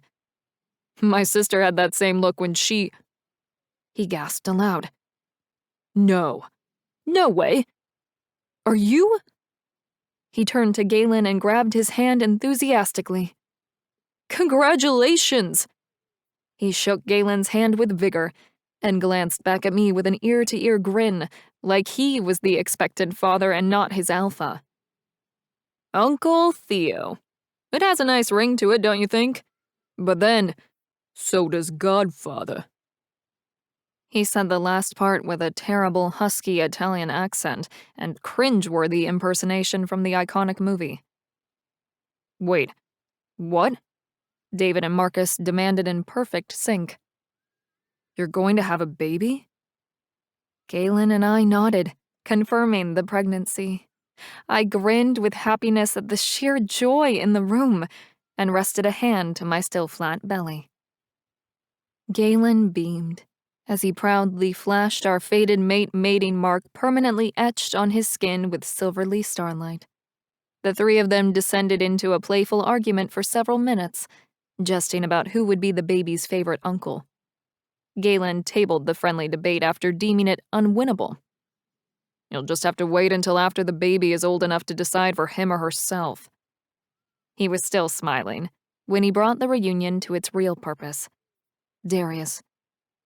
Much to my relief and Galen's, Lupercus didn't seem to have set his sights on the pack, at least not yet. After the humiliating loss he'd suffered at the hands of my mate and his own wife, only time would tell if he would decide to exact some kind of revenge for the defeat. Galen put in a call to the head of the Pack Alliance, informing them of some of the details of our Alaskan adventure. He decided it was best to leave out any details about my heritage, or that I'd caught the interest of the demon wolf god and the ire of his goddess wife. He seemed concerned about their politics and their need for a place to lay the blame, and we weren't about to take that on. I reminded him that the blame lay squarely at Lupercus's feet and Bjorn's. A god isn't punishable under the Pack's laws, but you are, he said. If the Alliance is looking for a scapegoat, I have no intention of putting you in their crosshairs. That's true, I sighed, especially when it was my blood used in the potion Leto brewed to destroy the demons she'd raised. It was a good call on Galen's part, ultimately. I couldn't deny that. My role might raise questions. Questions for which the Alliance may not believe the answers. Did the potion work both ways? If my demon wolf blood could destroy them, could it raise them too? The answer was thankfully no. Leto had assured us of that. But after the attacks and the chaos that had ensued, the Alliance was unlikely to take any chances. In the end, I couldn't argue with Galen's logic, and agreed some things were better left unsaid when it came to the political figureheads who served on the Alliance Council. Galen gave them as much information as he could, leaving out any mention of me or the potion.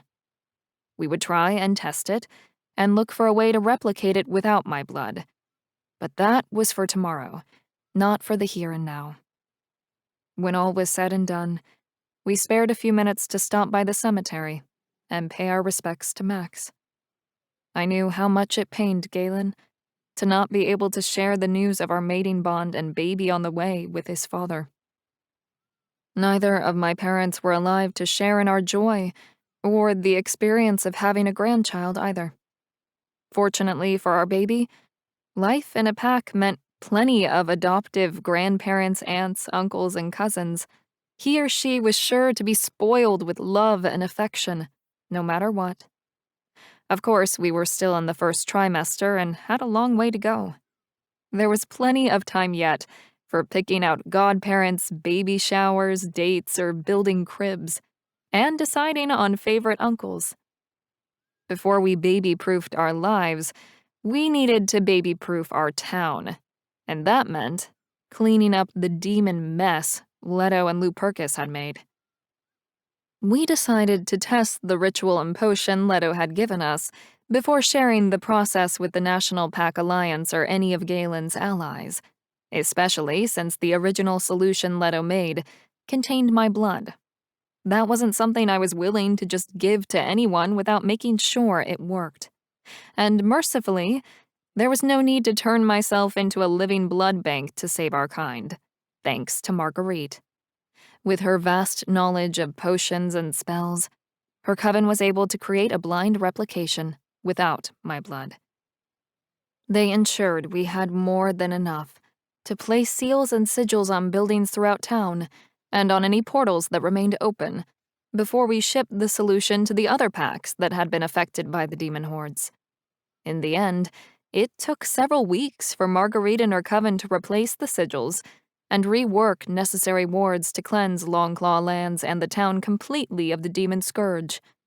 Dozens of townspeople had unfortunately been possessed in our absence, which slowed the process initially. The demons needed to be exorcised from their human hosts before the potion could be administered to send them back to where they came from. The solution Marguerite drafted from Leto's original recipe, without my blood, proved remarkably successful. Our streets were finally clear, and the locals were able to return to their lives. Businesses reopened, and families moved back to their homes. We finally had peace. Well, some peace. The demons were gone, which meant life slowly returned to normal. And that included the Northwood Pack's futile attempts at taking control over our pack and lands. It seemed Maddox and his father had failed to learn from their previous mistakes, and I guess it was naive of me to expect them to change their ways. But if anything could have done that, it would have been a bunch of demons running loose and causing chaos. When that obviously failed, it was clear the Northwood Pack was well and truly hopeless under their current leadership. If it could even be called leadership. Tyranny was certainly closer to the truth. Galen and I stayed up until sunrise several nights in a row, discussing what, if any, our next move would be in relation to the Northwood Pack. They'd wasted no time attacking us once word got out that we'd returned home from Alaska as fated mates with a baby on the way. It seemed Maddox and his father would not stop until I was dead. And a pack war wasn't part of the plans Galen and I had for our future, which left us with no other choice but to take over the Northwood Pack for ourselves and merge them with the Longclaw Pack. It was a win-win scenario, and we presented it as such to Galen's betas. This decision would affect the entire pack moving forward, and it was important to us both that they had an opportunity to hear our thoughts on a pack merger, and give them an opportunity for them to share theirs in return. It wasn't often an alpha asked for advice from his packmates, much less heeded it. But Galen wasn't just any alpha. He cared about his pack and every wolf in it, which was all the more reason to bring the Northwoods into the fold. At least, the ones worth saving. There were some good people in my old pack, and they were trapped between a rock and a hard place with the current leadership and nowhere else to go. But we were about to change all that. Rather than continue to risk the loss of innocent lives, we decided to take the fight to the Alpha and his son. Ever loyal, Marcus, Theo, and David came with us. With our minds made up, we piled into the SUV together and headed out on the old dirt road that led into Northwood territory. And just like that, I was transported back to the day I'd been rejected, exiled, and kicked out of my pack and the only life I'd ever known, with whatever I could fit into the trunk of my dingy little car. I'd come a long way from that naive, doe-eyed girl, with no family or a home to speak of. I wasn't Talia Linetti, daughter of the Alpha's punching bag and scapegoat anymore. I was Talia Longclaw, princess of the Bone Clan, fated mate to Galen, and mother of the pack's heir. And the Northwood Alpha was about to find out exactly what that meant. Chapter 15. Talia. We didn't bother with a sneak attack. slipping through the woods over property lines to take them by surprise. After everything I'd been through, I wanted Maddox and his father to see me coming. I wanted them to know it was me. Are you sure about this? Galen tried one last time to convince me not to follow through with my plan, as he wanted to be the one to challenge the Northwood Alpha himself. But I wanted justice. For my father, my mother, and myself. And I will have it. Galen, we've been through this, I said as I cupped his jaw in my hand, running the pad of my thumb along his cheek. I know you're worried. Damn right I am. And you would be too if I was the one fighting. Galen stepped back out of my reach and raked his fingers through his hair. Talia, please, I'm begging you. You're not even on your knees, I teased, my tone playful, and winked at him. His frown deepened and brows pinched together. I sighed and gave up on attempting to lighten the mood. When you wanted me to trust you when you challenged Lupercus, I did. I trusted your judgment. Now I'm asking you to trust mine. We are a team, Galen, and we needed to trust each other. Galen's eyes glimmered, a golden ring visible around his iris. His wolf was close to the surface, but he kept his shifter, along with his emotions, in check. I fought him before and won, I said, reminding him of the last breach in our defenses by the Northwood Pack. You weren't pregnant then, Talia. You hold 2 lives in your hands now. His crumpled expression and hands splayed across my abdomen as he spoke were almost enough to change my mind. Almost. Besides, I had other reasons for choosing the path I was walking. I wouldn't risk the Longclaw Pack any more than I already had. If I lost, they would still have their alpha. They'd still be protected. If Galen lost, Maddox and his father would take control of our pack, putting me, the baby, and everyone he cared about in more danger than ever before. And so I explained as much. If you lost, what do you think would happen to me and the baby? I asked, nudging him toward the only possible conclusion. You and I both know it's a real possibility if you challenge him because he won't fight fair, Galen. He'll find some way to cheat. They have no honor. And he won't with you?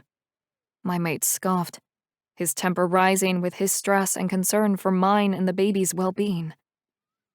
I'm a woman. He doesn't think he'll have to. I covered his hand, still resting on my belly with mine. Trust me. I know him. I grew up under his leadership, remember? If he can't beat me fair and square, he'll see it as a sign of his weakness in front of the other members of his pack. It would undermine his authority and leave him open to further challenges. He wouldn't risk it. You could run. Galen clung to the vain hope like a security blanket. Not that I could blame him. I used to think of myself as an optimist. Perhaps I will be again. Once we removed the Northwood Alpha from power and brought the remaining pack members into the safety of our fold. Until then, my future and that of my baby would remain uncertain. Maddox and his father had unknowingly ripped away my sweet and naive rose-colored glasses when they murdered my father and expelled me from the pack, leaving me hopeless. But it was the events that followed that made me the realist I was today. I'd been willing to risk it all to save Galen back in Alaska, and nothing had changed since we'd returned home. I'd learned when to compromise and when to fight to protect that which was most precious to me.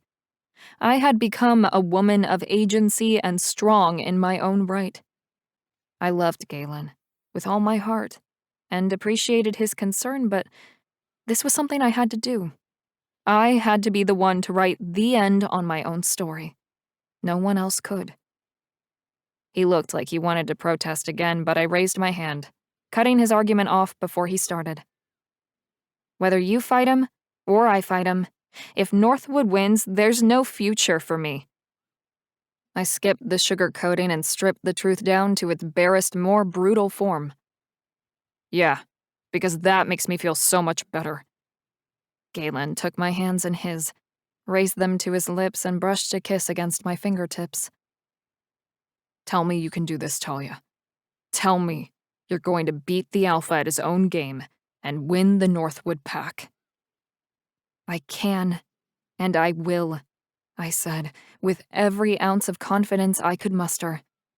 It was an easy promise to make, though not to deliver, but it was one I fully intended to keep. We drove into town and pulled right up to the Alpha's damn front door. Galen and I got out of the SUV with Marcus, Theo, and David at our backs, climbed the porch steps, and knocked on the door. This is it. What the hell? Maddox said as he opened the front door, his eyes wide with shock and mistrust as he sized up our party. He narrowed his gaze when he worked his way back to me and Galen. Dad, you are not going to believe who's at the door. Maddox crossed his arms over his chest and leaned against the door jamb, crossing his legs at the ankles. He was every bit the arrogant asshole, having shucked the charming facade he'd used to lure me in with lies about a mating bond. I had no fucking idea what I'd ever seen in him. The Alpha came to the door, scanning the faces of the people on his porch, no doubt assessing us in order of who posed the greatest threat to him and his pack. I knew where he'd rank me, at the bottom, and I was counting on it. Well, well, well. If it isn't Galen Longclaw. You've come to hand over your pack, have you? Very well, fine. I accept. The Alpha scratched the stubble on his jaw, as if he were contemplating a legitimate offer. Just take the trash out with you when you leave. We sure as hell don't have a use for the Linetti bitch. I wasn't entirely sure what his use for me had ever been, considering how much he'd hated me and my mother. I couldn't fathom why he'd ever permitted Maddox to date me, let alone propose. It certainly wasn't for breeding. He made his feelings for me and my kind loud and clear. There was no way he would ever have allowed our bloodlines to mix. The only logical explanation had been to keep an eye on me. I'd yet to exhibit any signs of my demon wolf heritage while in the Northwood Pack, but as my father-in-law, he would have been able to keep a close eye on me to see if I ever did. He was right to be suspicious of that. And if I'd been a member of his pack when the latent traits manifested, he would have killed me for it. Asshole! Theo masked his insult with a fake cough. Marcus and David delivered synchronized elbow jabs from either side of him and muttered for him to shut up and let me handle the Alpha as planned. My name isn't Linetti. Not anymore. I stepped forward and took the lead position in our group, with the added confidence that Galen was there, lending me some of his strength through our bond. I am Talia Longclaw, princess of the Daevil Pack and Bone Clan. I came here to facilitate your resignation and the transition to new leadership. What? Maddox shook his head, seemingly hung up on my titles. It's a challenge, son. The Alpha clapped his hand on Maddox's shoulder with an air of confidence he hadn't earned. He laughed in my face and shook his head, a mixture of shock and disbelief in his eyes. And am I understanding this right, Longclaw? He asked, looking past me to Galen. Talia is the one making it. Do you accept my challenge? I pressed as I held my head high and met his gaze in a simple act of defiance. Or am I presenting it formally before the National Council?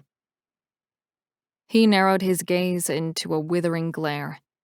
It was one that would have had me cowering before him once upon a time. It seemed like a lifetime ago, when I'd been that naive, that weak.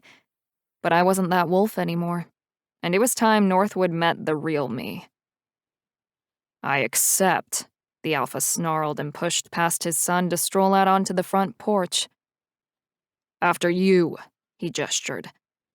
He kicked off his shoes and padded out to the front lawn, and gave me the come on gesture to join him in the yard. I'd watched the Alpha fight, and fought him myself before. The man had nothing on Alita, And I had learned more from that one fight with the captain of Leto's guard than I had in any of my previous fights. Not that there were many. Women were rarely given the opportunity to learn to defend themselves in the Northwood Pack. But I wasn't a Northwood wolf. Not anymore. In truth, I never had been. I let the alpha come to me, landing swift counterpunches whenever he threw one of his own. I kept my guard up, especially around my stomach, avoiding body blows to keep the baby safe from injury during the challenge. I'd expected him to stay on his human feet longer. I thought that he would assume he could easily take me in human form, but I was ready for his shift. I felt the magical charge in the air, like static electricity, just before he transformed. And I met his wolf with mine. She stood on all fours, a ferocious and magnificent, snarling black beast with red, soul-piercing eyes. The alpha wasn't ready for her, to come face to face with the princess of a demon wolf pack. My gleaming red eyes, like blazing jewels, threw him off, and I used the moment to my advantage. I lunged for his throat, latching on hard, my incisors piercing through fur and hide down into the muscle. Blood poured from his wounds.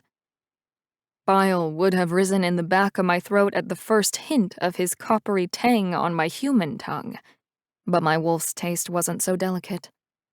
The alpha growled and snarled, twisting and writhing with his superior size, until he managed to shake himself free of me. I skittered across the ground, landing exposed on my side, before scrambling back onto all four paws. He rounded on me, with his lips curled back and fangs extended. Saliva dripped from his canine teeth, and froth formed in his mouth like he was a rabid animal. In a way, I supposed he was. His left ear twitched, and his right front foot pawed the ground. He charged, jaw snapping, and dropped low at the last second, slashing at my side. "Talia!" Galen shouted my name from the sidelines, unable to hide the fear in his voice. I knew what it cost him, to stand by and watch me fight the alpha on my own. He was my mate, an alpha himself. It was in his very nature to want to protect me even when I didn't need or want him to. It made me love him all the more. But I also knew his fear wasn't just for me, but the baby I carried. Our legacy. The alpha lapped at my blood on his paw and howled in triumph. Maddox answered from his perch on the porch railing, his feet hanging over the side. He cheered his father on, certain of a victory, while antagonizing Galen about leaving the future of his pack to an immature, inexperienced girl. "She's had plenty of experience," Galen shot back, goading Maddox with the double meaning. The reminder that not only had I learned to fight alongside my mate, but I'd also learned other things as well, had the desired effect. Maddox pushed off the railing and dropped to the ground, a small cloud of dirt pluming at his feet. He grabbed his t-shirt by the hem, yanked it over his head, and stalked toward Galen. The alpha growled in response and jerked his head toward the porch, reminding his son of his place, behind him. With a scowl on his face, Maddox heeded his father's warning and returned to sit on the porch steps, like a petulant prince upon a broken throne. I snarled, drawing the alpha's attention and ire back to where it belonged, on me and the challenge. I ran at him, teeth and claws bared, and swiped with my paw, slashing at his jaw. My dewclaw hooked his lip like a fish on a line, but instead of reeling him in, I pulled hard and ripped through his mouth with all the force I could muster. Blood ran down his jaw and throat, making him look more like a demon wolf than me. At least his outward appearance finally matched the monstrous bastard within. He charged again, feigned right and zigzagged left at the last second. He latched onto my hind flank with his claws and raked them from tail to paw. I pulled free and fought the urge to whimper when I tested my weight on my back leg and hobbled around to face the alpha. Unable to attack, I adjusted my position and balanced myself on 3 legs instead of 4, and waited for the alpha to make another move. He didn't make me wait long. He saw and smelled my blood, sensing my weakness, and wasn't about to give me even the smallest opportunity to heal. He launched himself at me again. I braced for the impact and took the hit, rolling onto my good side to keep our combined weight off my injured leg.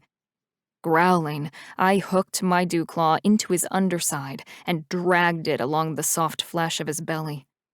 Warmth seeped against my skin as his blood soaked through my fur. He pinned me with his front paws and snarled, but the fight had already left him. I heard it in his voice and saw the sudden fear in his eyes, not to mention the blood loss. He knew he'd made a mistake in underestimating me, but there was no taking it back. It was too late. He'd played his hand, and now I would play mine. This is for my father, my mother, and me. I bared my teeth, reared up, and clamped down onto his neck until my teeth met and his larynx was crushed between them. The alpha's limp body landed in a heap as I unlocked my jaws and pushed his dead weight off me. He shifted back into his human form as the last piece of his soul left his body. Maddox made a strangled sound, not unlike the one I'd made the day my father had been killed. I knew his pain and wouldn't have wished it on him or anyone else, but it was hard to find pity for either of them. If I thought for even a moment that his father would have let me live in peace, we wouldn't have wound up on his doorstep. But that would never have happened, and here we were. In his fury, Maddox never made a formal challenge to avenge his father and reclaim his birthright to lead the Northwood Pack. Instead, he leaped from the porch steps toward me, shifting in midair, only to collide with my mate instead of me. Galen, still in his human form, intercepted Maddox before he could lay one fang or claw on my body, and slammed him to the ground in an impressive takedown move. He clamped one hand around Maddox's jaws, forcing them closed. He wrapped his other arm around his opponent's neck, slipping it between his forearm and Maddox's throat, and gripped his bicep with his free hand. Galen's legs swung around Maddox's body and locked at the ankles before he arched his entire body backward violently, snapping Maddox's neck with an audible pop. Maddox and his father were dead. It was the end of an era for the Northwood Pack, but a new beginning for those who wanted it. We gave them honorable deaths and burials, which was more than they'd afforded my father, and far more than either of them deserved. Once we merged the packs and things had settled down, I planned to relocate the graves of my parents to the Longclaw Cemetery, with proper headstones and a traditional burial. Removing the Northwood Alpha had only been step one. There were still other like-minded wolves who needed to be exiled if we were ever to have peace between the packs and in our town. Fortunately, weeding them out would be an easy task. I knew them all by name. They were the same wolves who stood behind the Alpha, cheering him on as he murdered my father and cast me out of the only family I'd ever known. We had a long road ahead of us, and there would be plenty of ups and downs. There'd likely be fights and disagreements, but there would also be friendships, mates, and marriages. There would be new life created and celebrated. Merging two large packs into one wasn't going to be an easy task. But Galen and I had proven that we were up to the challenge, and we knew the end result would be worth it.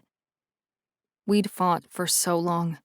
It was time for both the Northwood and Longclaw packs to put the past behind them and learn to live together. The demon threat was gone, at least for now, as far as we knew. And so was the threat of attack from any other rival wolf packs. We were finally safe, happy, and about to start our family. And together, we were building a brighter future for our children and the pack. Chapter 16. Talia. It had been 6 months of arduous work, and we were far from living in a utopia. but overall the new pack was thriving, and so was our family. Galen and I had made the difficult decision to have a new house built on the Longclaw property. My mate had countless wonderful memories in his father's house, and I had my share of happy memories with Max as well. But in the end, we couldn't shake the feeling that the house was clouded with the memory of how he'd been taken from us far too soon.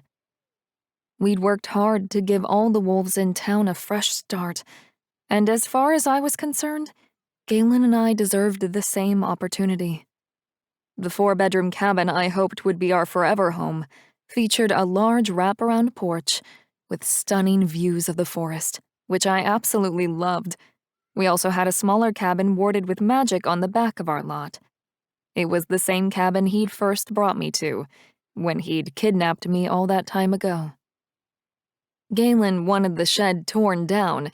The embarrassment of what he'd done to me still haunted him. But I made a strong argument, which may or may not have involved chaining myself to the building in protest to convince him otherwise. That humble cabin was where Galen and I first met, where our fates changed and became forever entwined. He'd seen it as a reminder of our painful past, until I helped him, that it was really a portent of our future together. We decorated the nursery of our home in soft creams and butter yellows, after deciding to wait until the baby was born to find out if we were having a boy or a girl. I'd almost caved at the last sonogram appointment and had nearly convinced Galen to go along with it. But we'd waited 7.5 long months. We could wait a few weeks more. Besides, one day we would be fighting over who changed the last diaper or warmed the last bottle. I, for one, couldn't wait, and neither could Galen. He was by my side every step of the way throughout the pregnancy, never missing a single appointment with the midwife. He never complained about paint samples, assembling the crib, or midnight runs to the local convenience store to fetch another one of my crazy cravings, and there were plenty of those, the latest of which was ice cream and pickles, of all things. He was all in, no judgment, hands on, and he was going to be an amazing father. "How did I know you'd be in here?" Galen asked as he walked into the nursery with an armful of soft yellow baby blankets and an oversized teddy bear. "Because it's my happy place?" I sank my bare toes into the plush rug and pushed against the floor with the balls of my feet, restarting the gentle rhythm of the old-fashioned wooden rocking chair. "Mine too." Galen propped the teddy bear up on top of the dresser and tucked the blankets away into the drawers.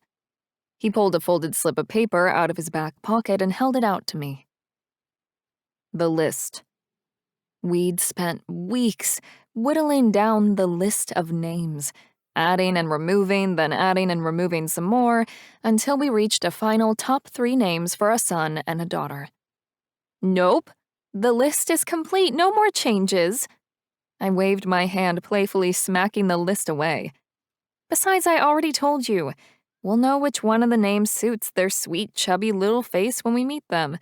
They'll pick their own name, so to speak." "Okay," he sighed. "I know better than to argue with you." Galen came up from behind me, eased the rocker back, and leaned down to place a kiss on my forehead. "When are you going to say yes and marry me already? What's the holdup, beautiful? Let's make it official." "Our fated mate mark already made it official," I said as I rested my hands over my swollen belly and closed my eyes, a smile forming on my lips when I felt a healthy kick beneath my palms. "Talia." Galen said my name with a soft growl. "I'm deadly serious. I want to make you my wife." "I know you are, and that's why your reaction is so adorable." I eased myself out of the rocking chair and reached for Galen, but he was already on bended knee, with a small black velvet box in his trembling hands. My jaw dropped. I had not seen that one coming. Cheeky son of a gun. He pried open the lid, revealing a sparkling diamond fixed within a platinum setting. with smaller inlaid stones that formed the shape of a star. The same star that was in our fated mate mark. It was breathtaking. Talia, please make me the luckiest wolf in the world and say that you'll marry me. He pulled the ring from its bed, took my left hand in his, then waited with bated breath for me to say the words before slipping it on my ring finger. Of course I'll marry you, Galen. I love you. I grinned down at the celestial design. To the moon and back. With our baby due within the month, we didn't have time for an elaborate ceremony once I'd accepted Galen's proposal, which was more than fine as far as I was concerned. Standing on ceremony was never really our style. Galen and I had had an unconventional romance, and our wedding would be the same way. We'd fallen hard and fast and fought like hell to be together. Our union wasn't about the dress or a huge guest list. It was about our love for each other. Under a full moon and a sky full of stars, we'd stand before our friends and packmates and declare our vows of love to cherish each other for as long as we lived. I'd chosen a simple cream wedding dress from a local bridal shop in town that had lovely lace bell sleeves and pearl beading along an empire waist. The gown highlighted my swollen belly, and I'd never felt more beautiful. And in place of a tiara or veil, I wore a hand-woven crown of wildflowers from Sarah's magical garden, pinned into the nest of golden red curls piled atop my head. She'd since returned to her home, along with the rest of the coven members. If I hadn't known they'd stayed on Pack land, I wouldn't have guessed by looking at the property. There was no evidence of their encampment left behind at all. The witches, under Marguerite's guidance, had performed a spell that restored the land to its former glory, right down to the last blade of untouched grass. I missed Sarah living so close, and was glad to have her by my side on such a joyous occasion. We'd become fast friends under unusual circumstances, and it was likely a friendship that would outlive us both. She was a confidant, the very first person I'd shared my demon wolf side with, and was the closest thing to a sister I'd ever had. "Stop crying," she insisted. "You'll ruin your makeup." Sarah placed one final pin into the floral crown on top of my head to hold it in place.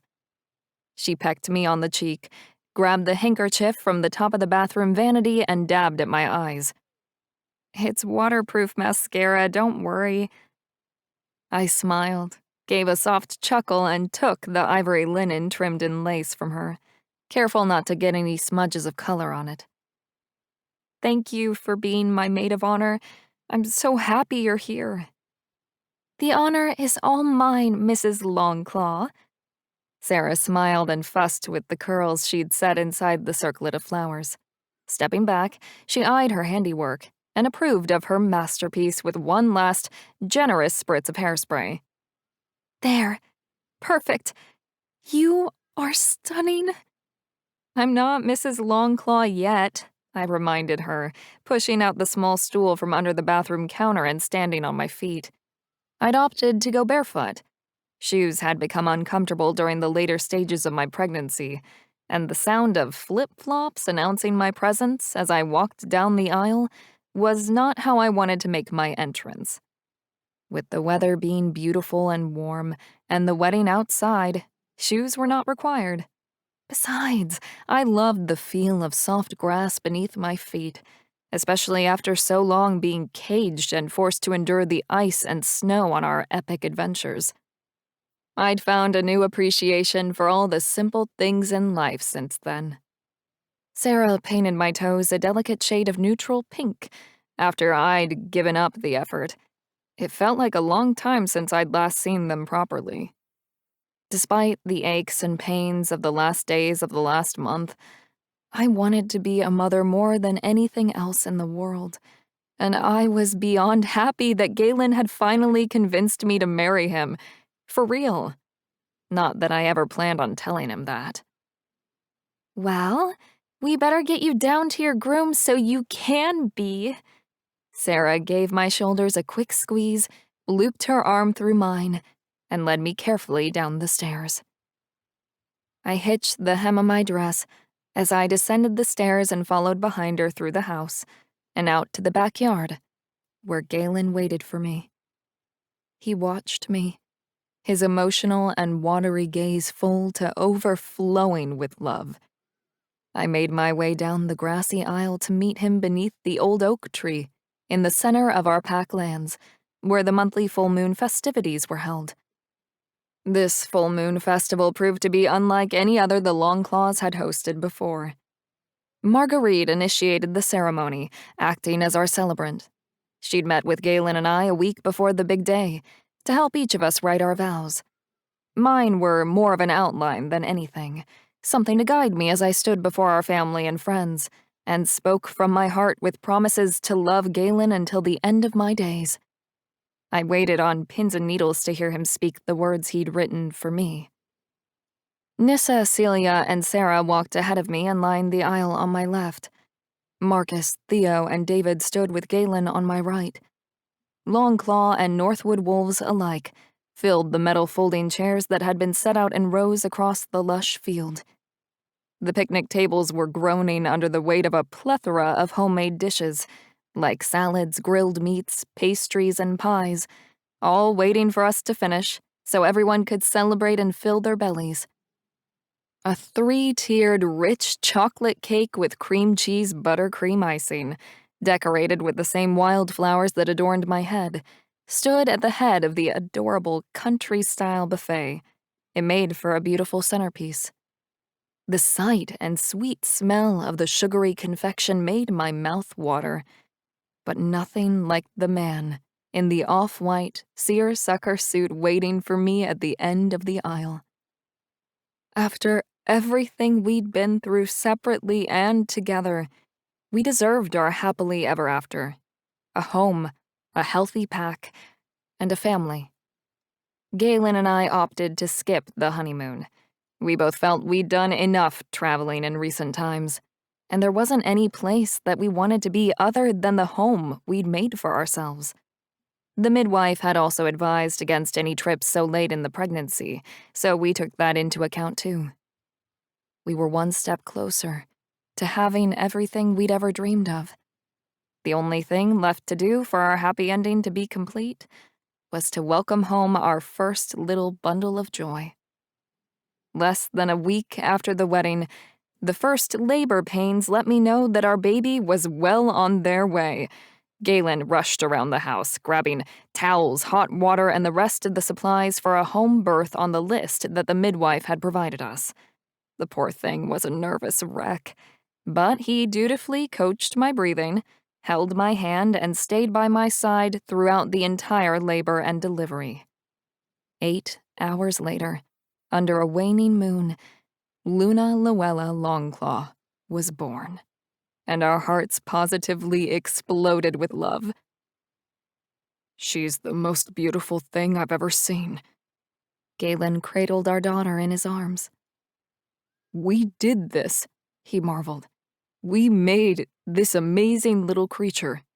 You and me, Talia. Can you believe it?" Luna stole her father's heart right out from under me and wrapped him around his little finger the moment she opened those big, bright eyes and stared up at him. But I knew exactly how he felt. I hadn't thought it possible to love anyone more than my husband until I met my daughter. She was perfect in every way, with fair golden hair flecked with red, violet sapphire eyes, chubby cheeks, and 10 tiny fingers and toes. Even her little cries were music to my ears. Luna was a moon wolf. It was in her name and in her blood, and she had the world at her feet. Our daughter was small, like me, but she was fierce. I felt it through the special bond that only a mother and child shared. And I couldn't wait to watch her grow up and see what would become of our little alpha in training. When Galen had plucked me off the street, I never expected to be so happy. After the losses I'd suffered, I hadn't even thought it possible. He'd found me at my lowest and helped me pick up the pieces of my shattered life. And I planned to spend the rest of my life showering him with my love and gratitude. He was my lover, my best friend, and my perfect fated mate. With a smile and a sigh, I chuckled internally as I watched Galen snuggle our little bundle of joy. It was strange to think, but I was damn glad he'd kidnapped me that day, because he hadn't just captured me, he'd stolen my heart. But in the end, it was clear as day to see, it was never really stolen. I'd given it willingly. And I'd do it all again, if it meant I'd end up right here, with a heart full of a love, a loyal mate, a beautiful baby, and a pack finally at peace. Epilogue. Talia. 5 years later. Luna! I held my hand up to my brow and peered toward the tree line, pretending not to know where my daughter was hiding. Where are you? Even as a toddler, she'd had the instincts of a mature wolf. Not that I was surprised. She had the blood of an alpha running through her veins and bore the name of a legendary shield maiden. But her giggles never failed to give away her location when we played hide and seek, and it was unfailingly adorable. She'd developed heightened senses early, and the typical wonderment of life at that age seemed to be amplified tenfold for Luna. Every sight, every sound and smell was a paradise of sensory overwhelm and excitement. She lived in the moment and brought me along with her. Every day was a new adventure I looked forward to as much as she did.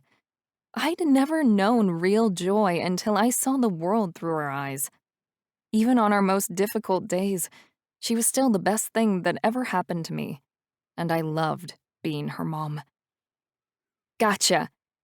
I pounced behind the old pine like a playful pup and scooped Luna up in my arms, tickling her tummy once I had her positioned on my hip.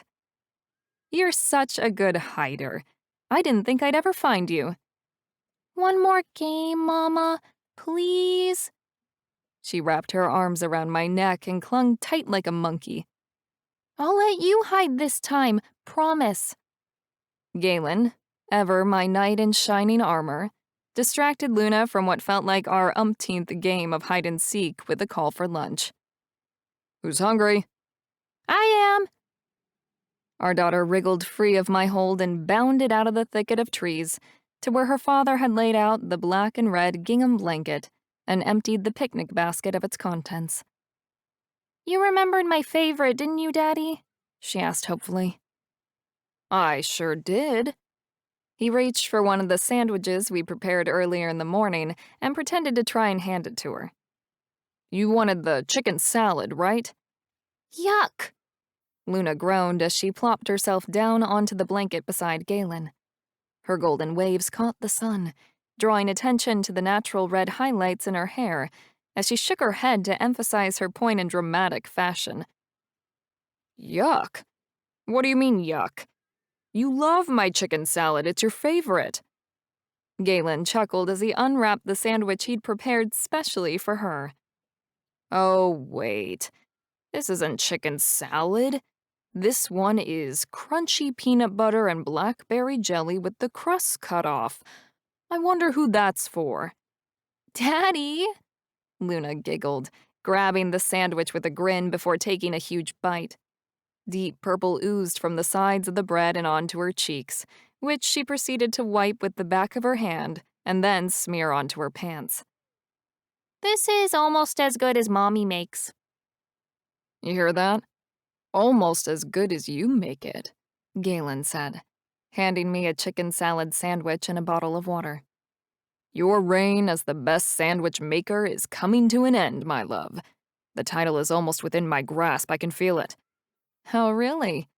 I sat beside him on the blanket with my legs crisscrossed, twisted off the cap of the plastic bottle, and took a long drink of cold water. Granted, you've made many more of these than I have, so you've had time to perfect your technique. But you know what they say. Kids only tell the truth. Galen grabbed a handful of crisps from an open bag, dropped them on his paper plate, and tucked into his sandwich. I couldn't contain the smile that spread across my face as I teased him. I heard her say, almost. I'm not worried at all. My title is secure. Luna slurped down her fruity juice box until the cardboard sides collapsed in on themselves, then stretched out on the blanket and drifted off to sleep, safe and secure in the knowledge she was between me and Galen.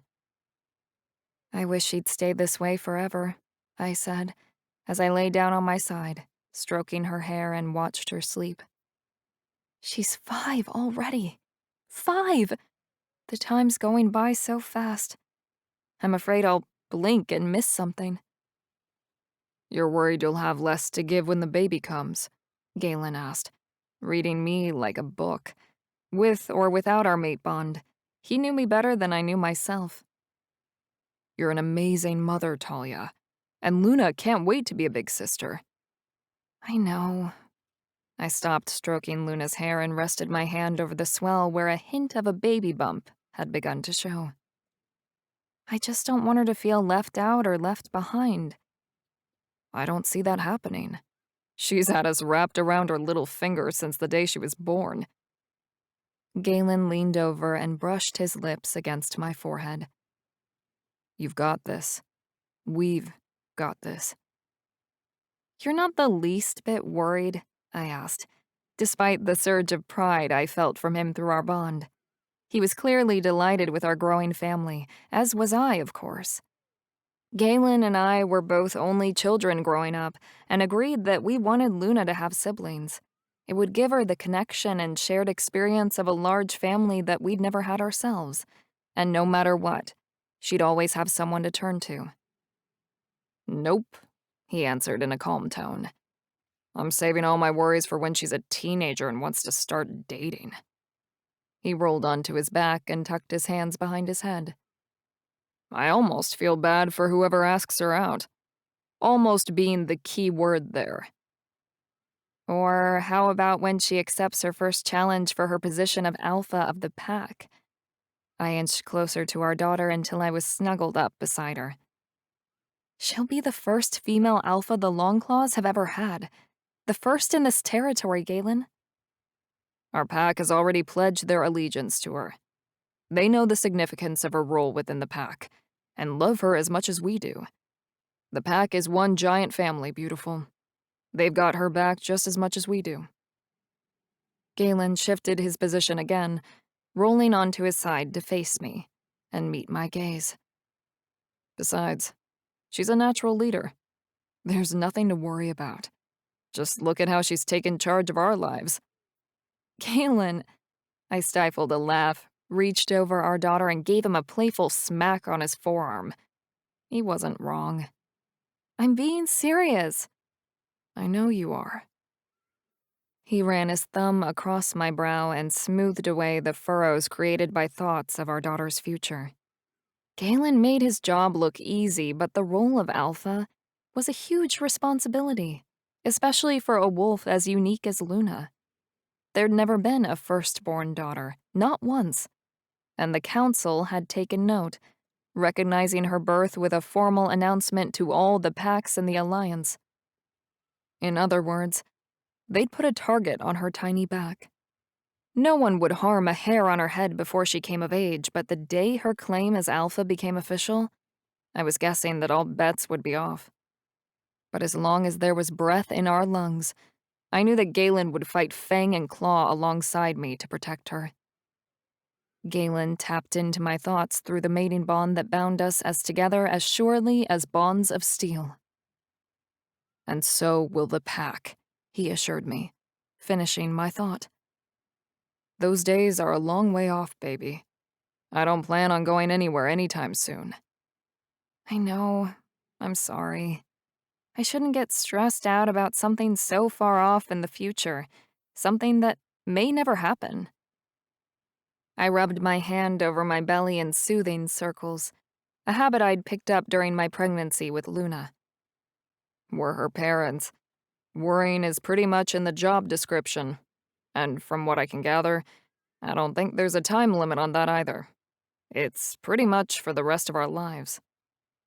Galen stretched across Luna, who was still dozing between us, and rested his hand over mine. But I know one thing for certain. There isn't anything that you and I can't handle together. You're right, I agreed. I mean, we did take down a bunch of demons and a god. I shrugged off the worries of a future yet to be foretold and smiled over the blessings in front of me. Well, technically, it was 2 gods. You had to beat the demon wolf goddess at her own game and convince her to help us, remember? Galen's smile beamed with pride, this time for me and not just our family. I married a total badass. I'm not feeling very badass at the moment. I chuckled and covered a yawn with the back of my hand. But I do feel sleepy. Growing a baby is an exhausting business. Lay back and relax. We don't have anything to do or anywhere else to be. It's a lazy afternoon and I've got my 2 girls. It's the perfect time for napping. Galen rolled onto his back, tucked his hands behind his head and closed his eyes. Luna has the right idea.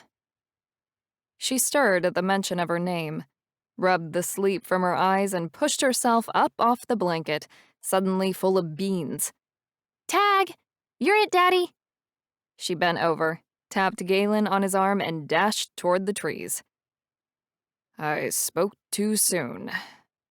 Galen leaned in and brushed his lips against mine in a quick kiss.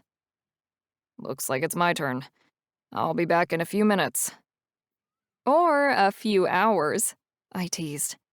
After that power nap, she's going to be full of energy. We'll be lucky to get her to bed by 8. I'll wear her out while you take a nap, beautiful. I've got plans for us after we put her down for the night. With a mischievous wink, he got to his feet and took off after our daughter. I sprawled out on the blanket, enjoying the warmth of the midday sun on my face and the room to stretch out, which had become a rarity since having a mini-me glued to my hip. Time to myself was rare and more precious than the gemstones in my wedding band. And in a few months' time, when our son arrived, that time would be rarer still. But it had never felt like a sacrifice to me. Motherhood was a gift that was both given and received. And my arms and heart are wide open to it. In the distance, Luna squealed and fell into a fit of giggles as Galen caught her. I knew without turning my head that he'd be tickling her ribs, and that sound was like music to my ears. Our daughter was healthy and happy, and after everything we'd faced, Galen and I couldn't ask for anything more. Luna was the future of the Longclaw Pack, and her family would be with her every single step of the way, come rain, hail, or shine. The future had never looked brighter. The end.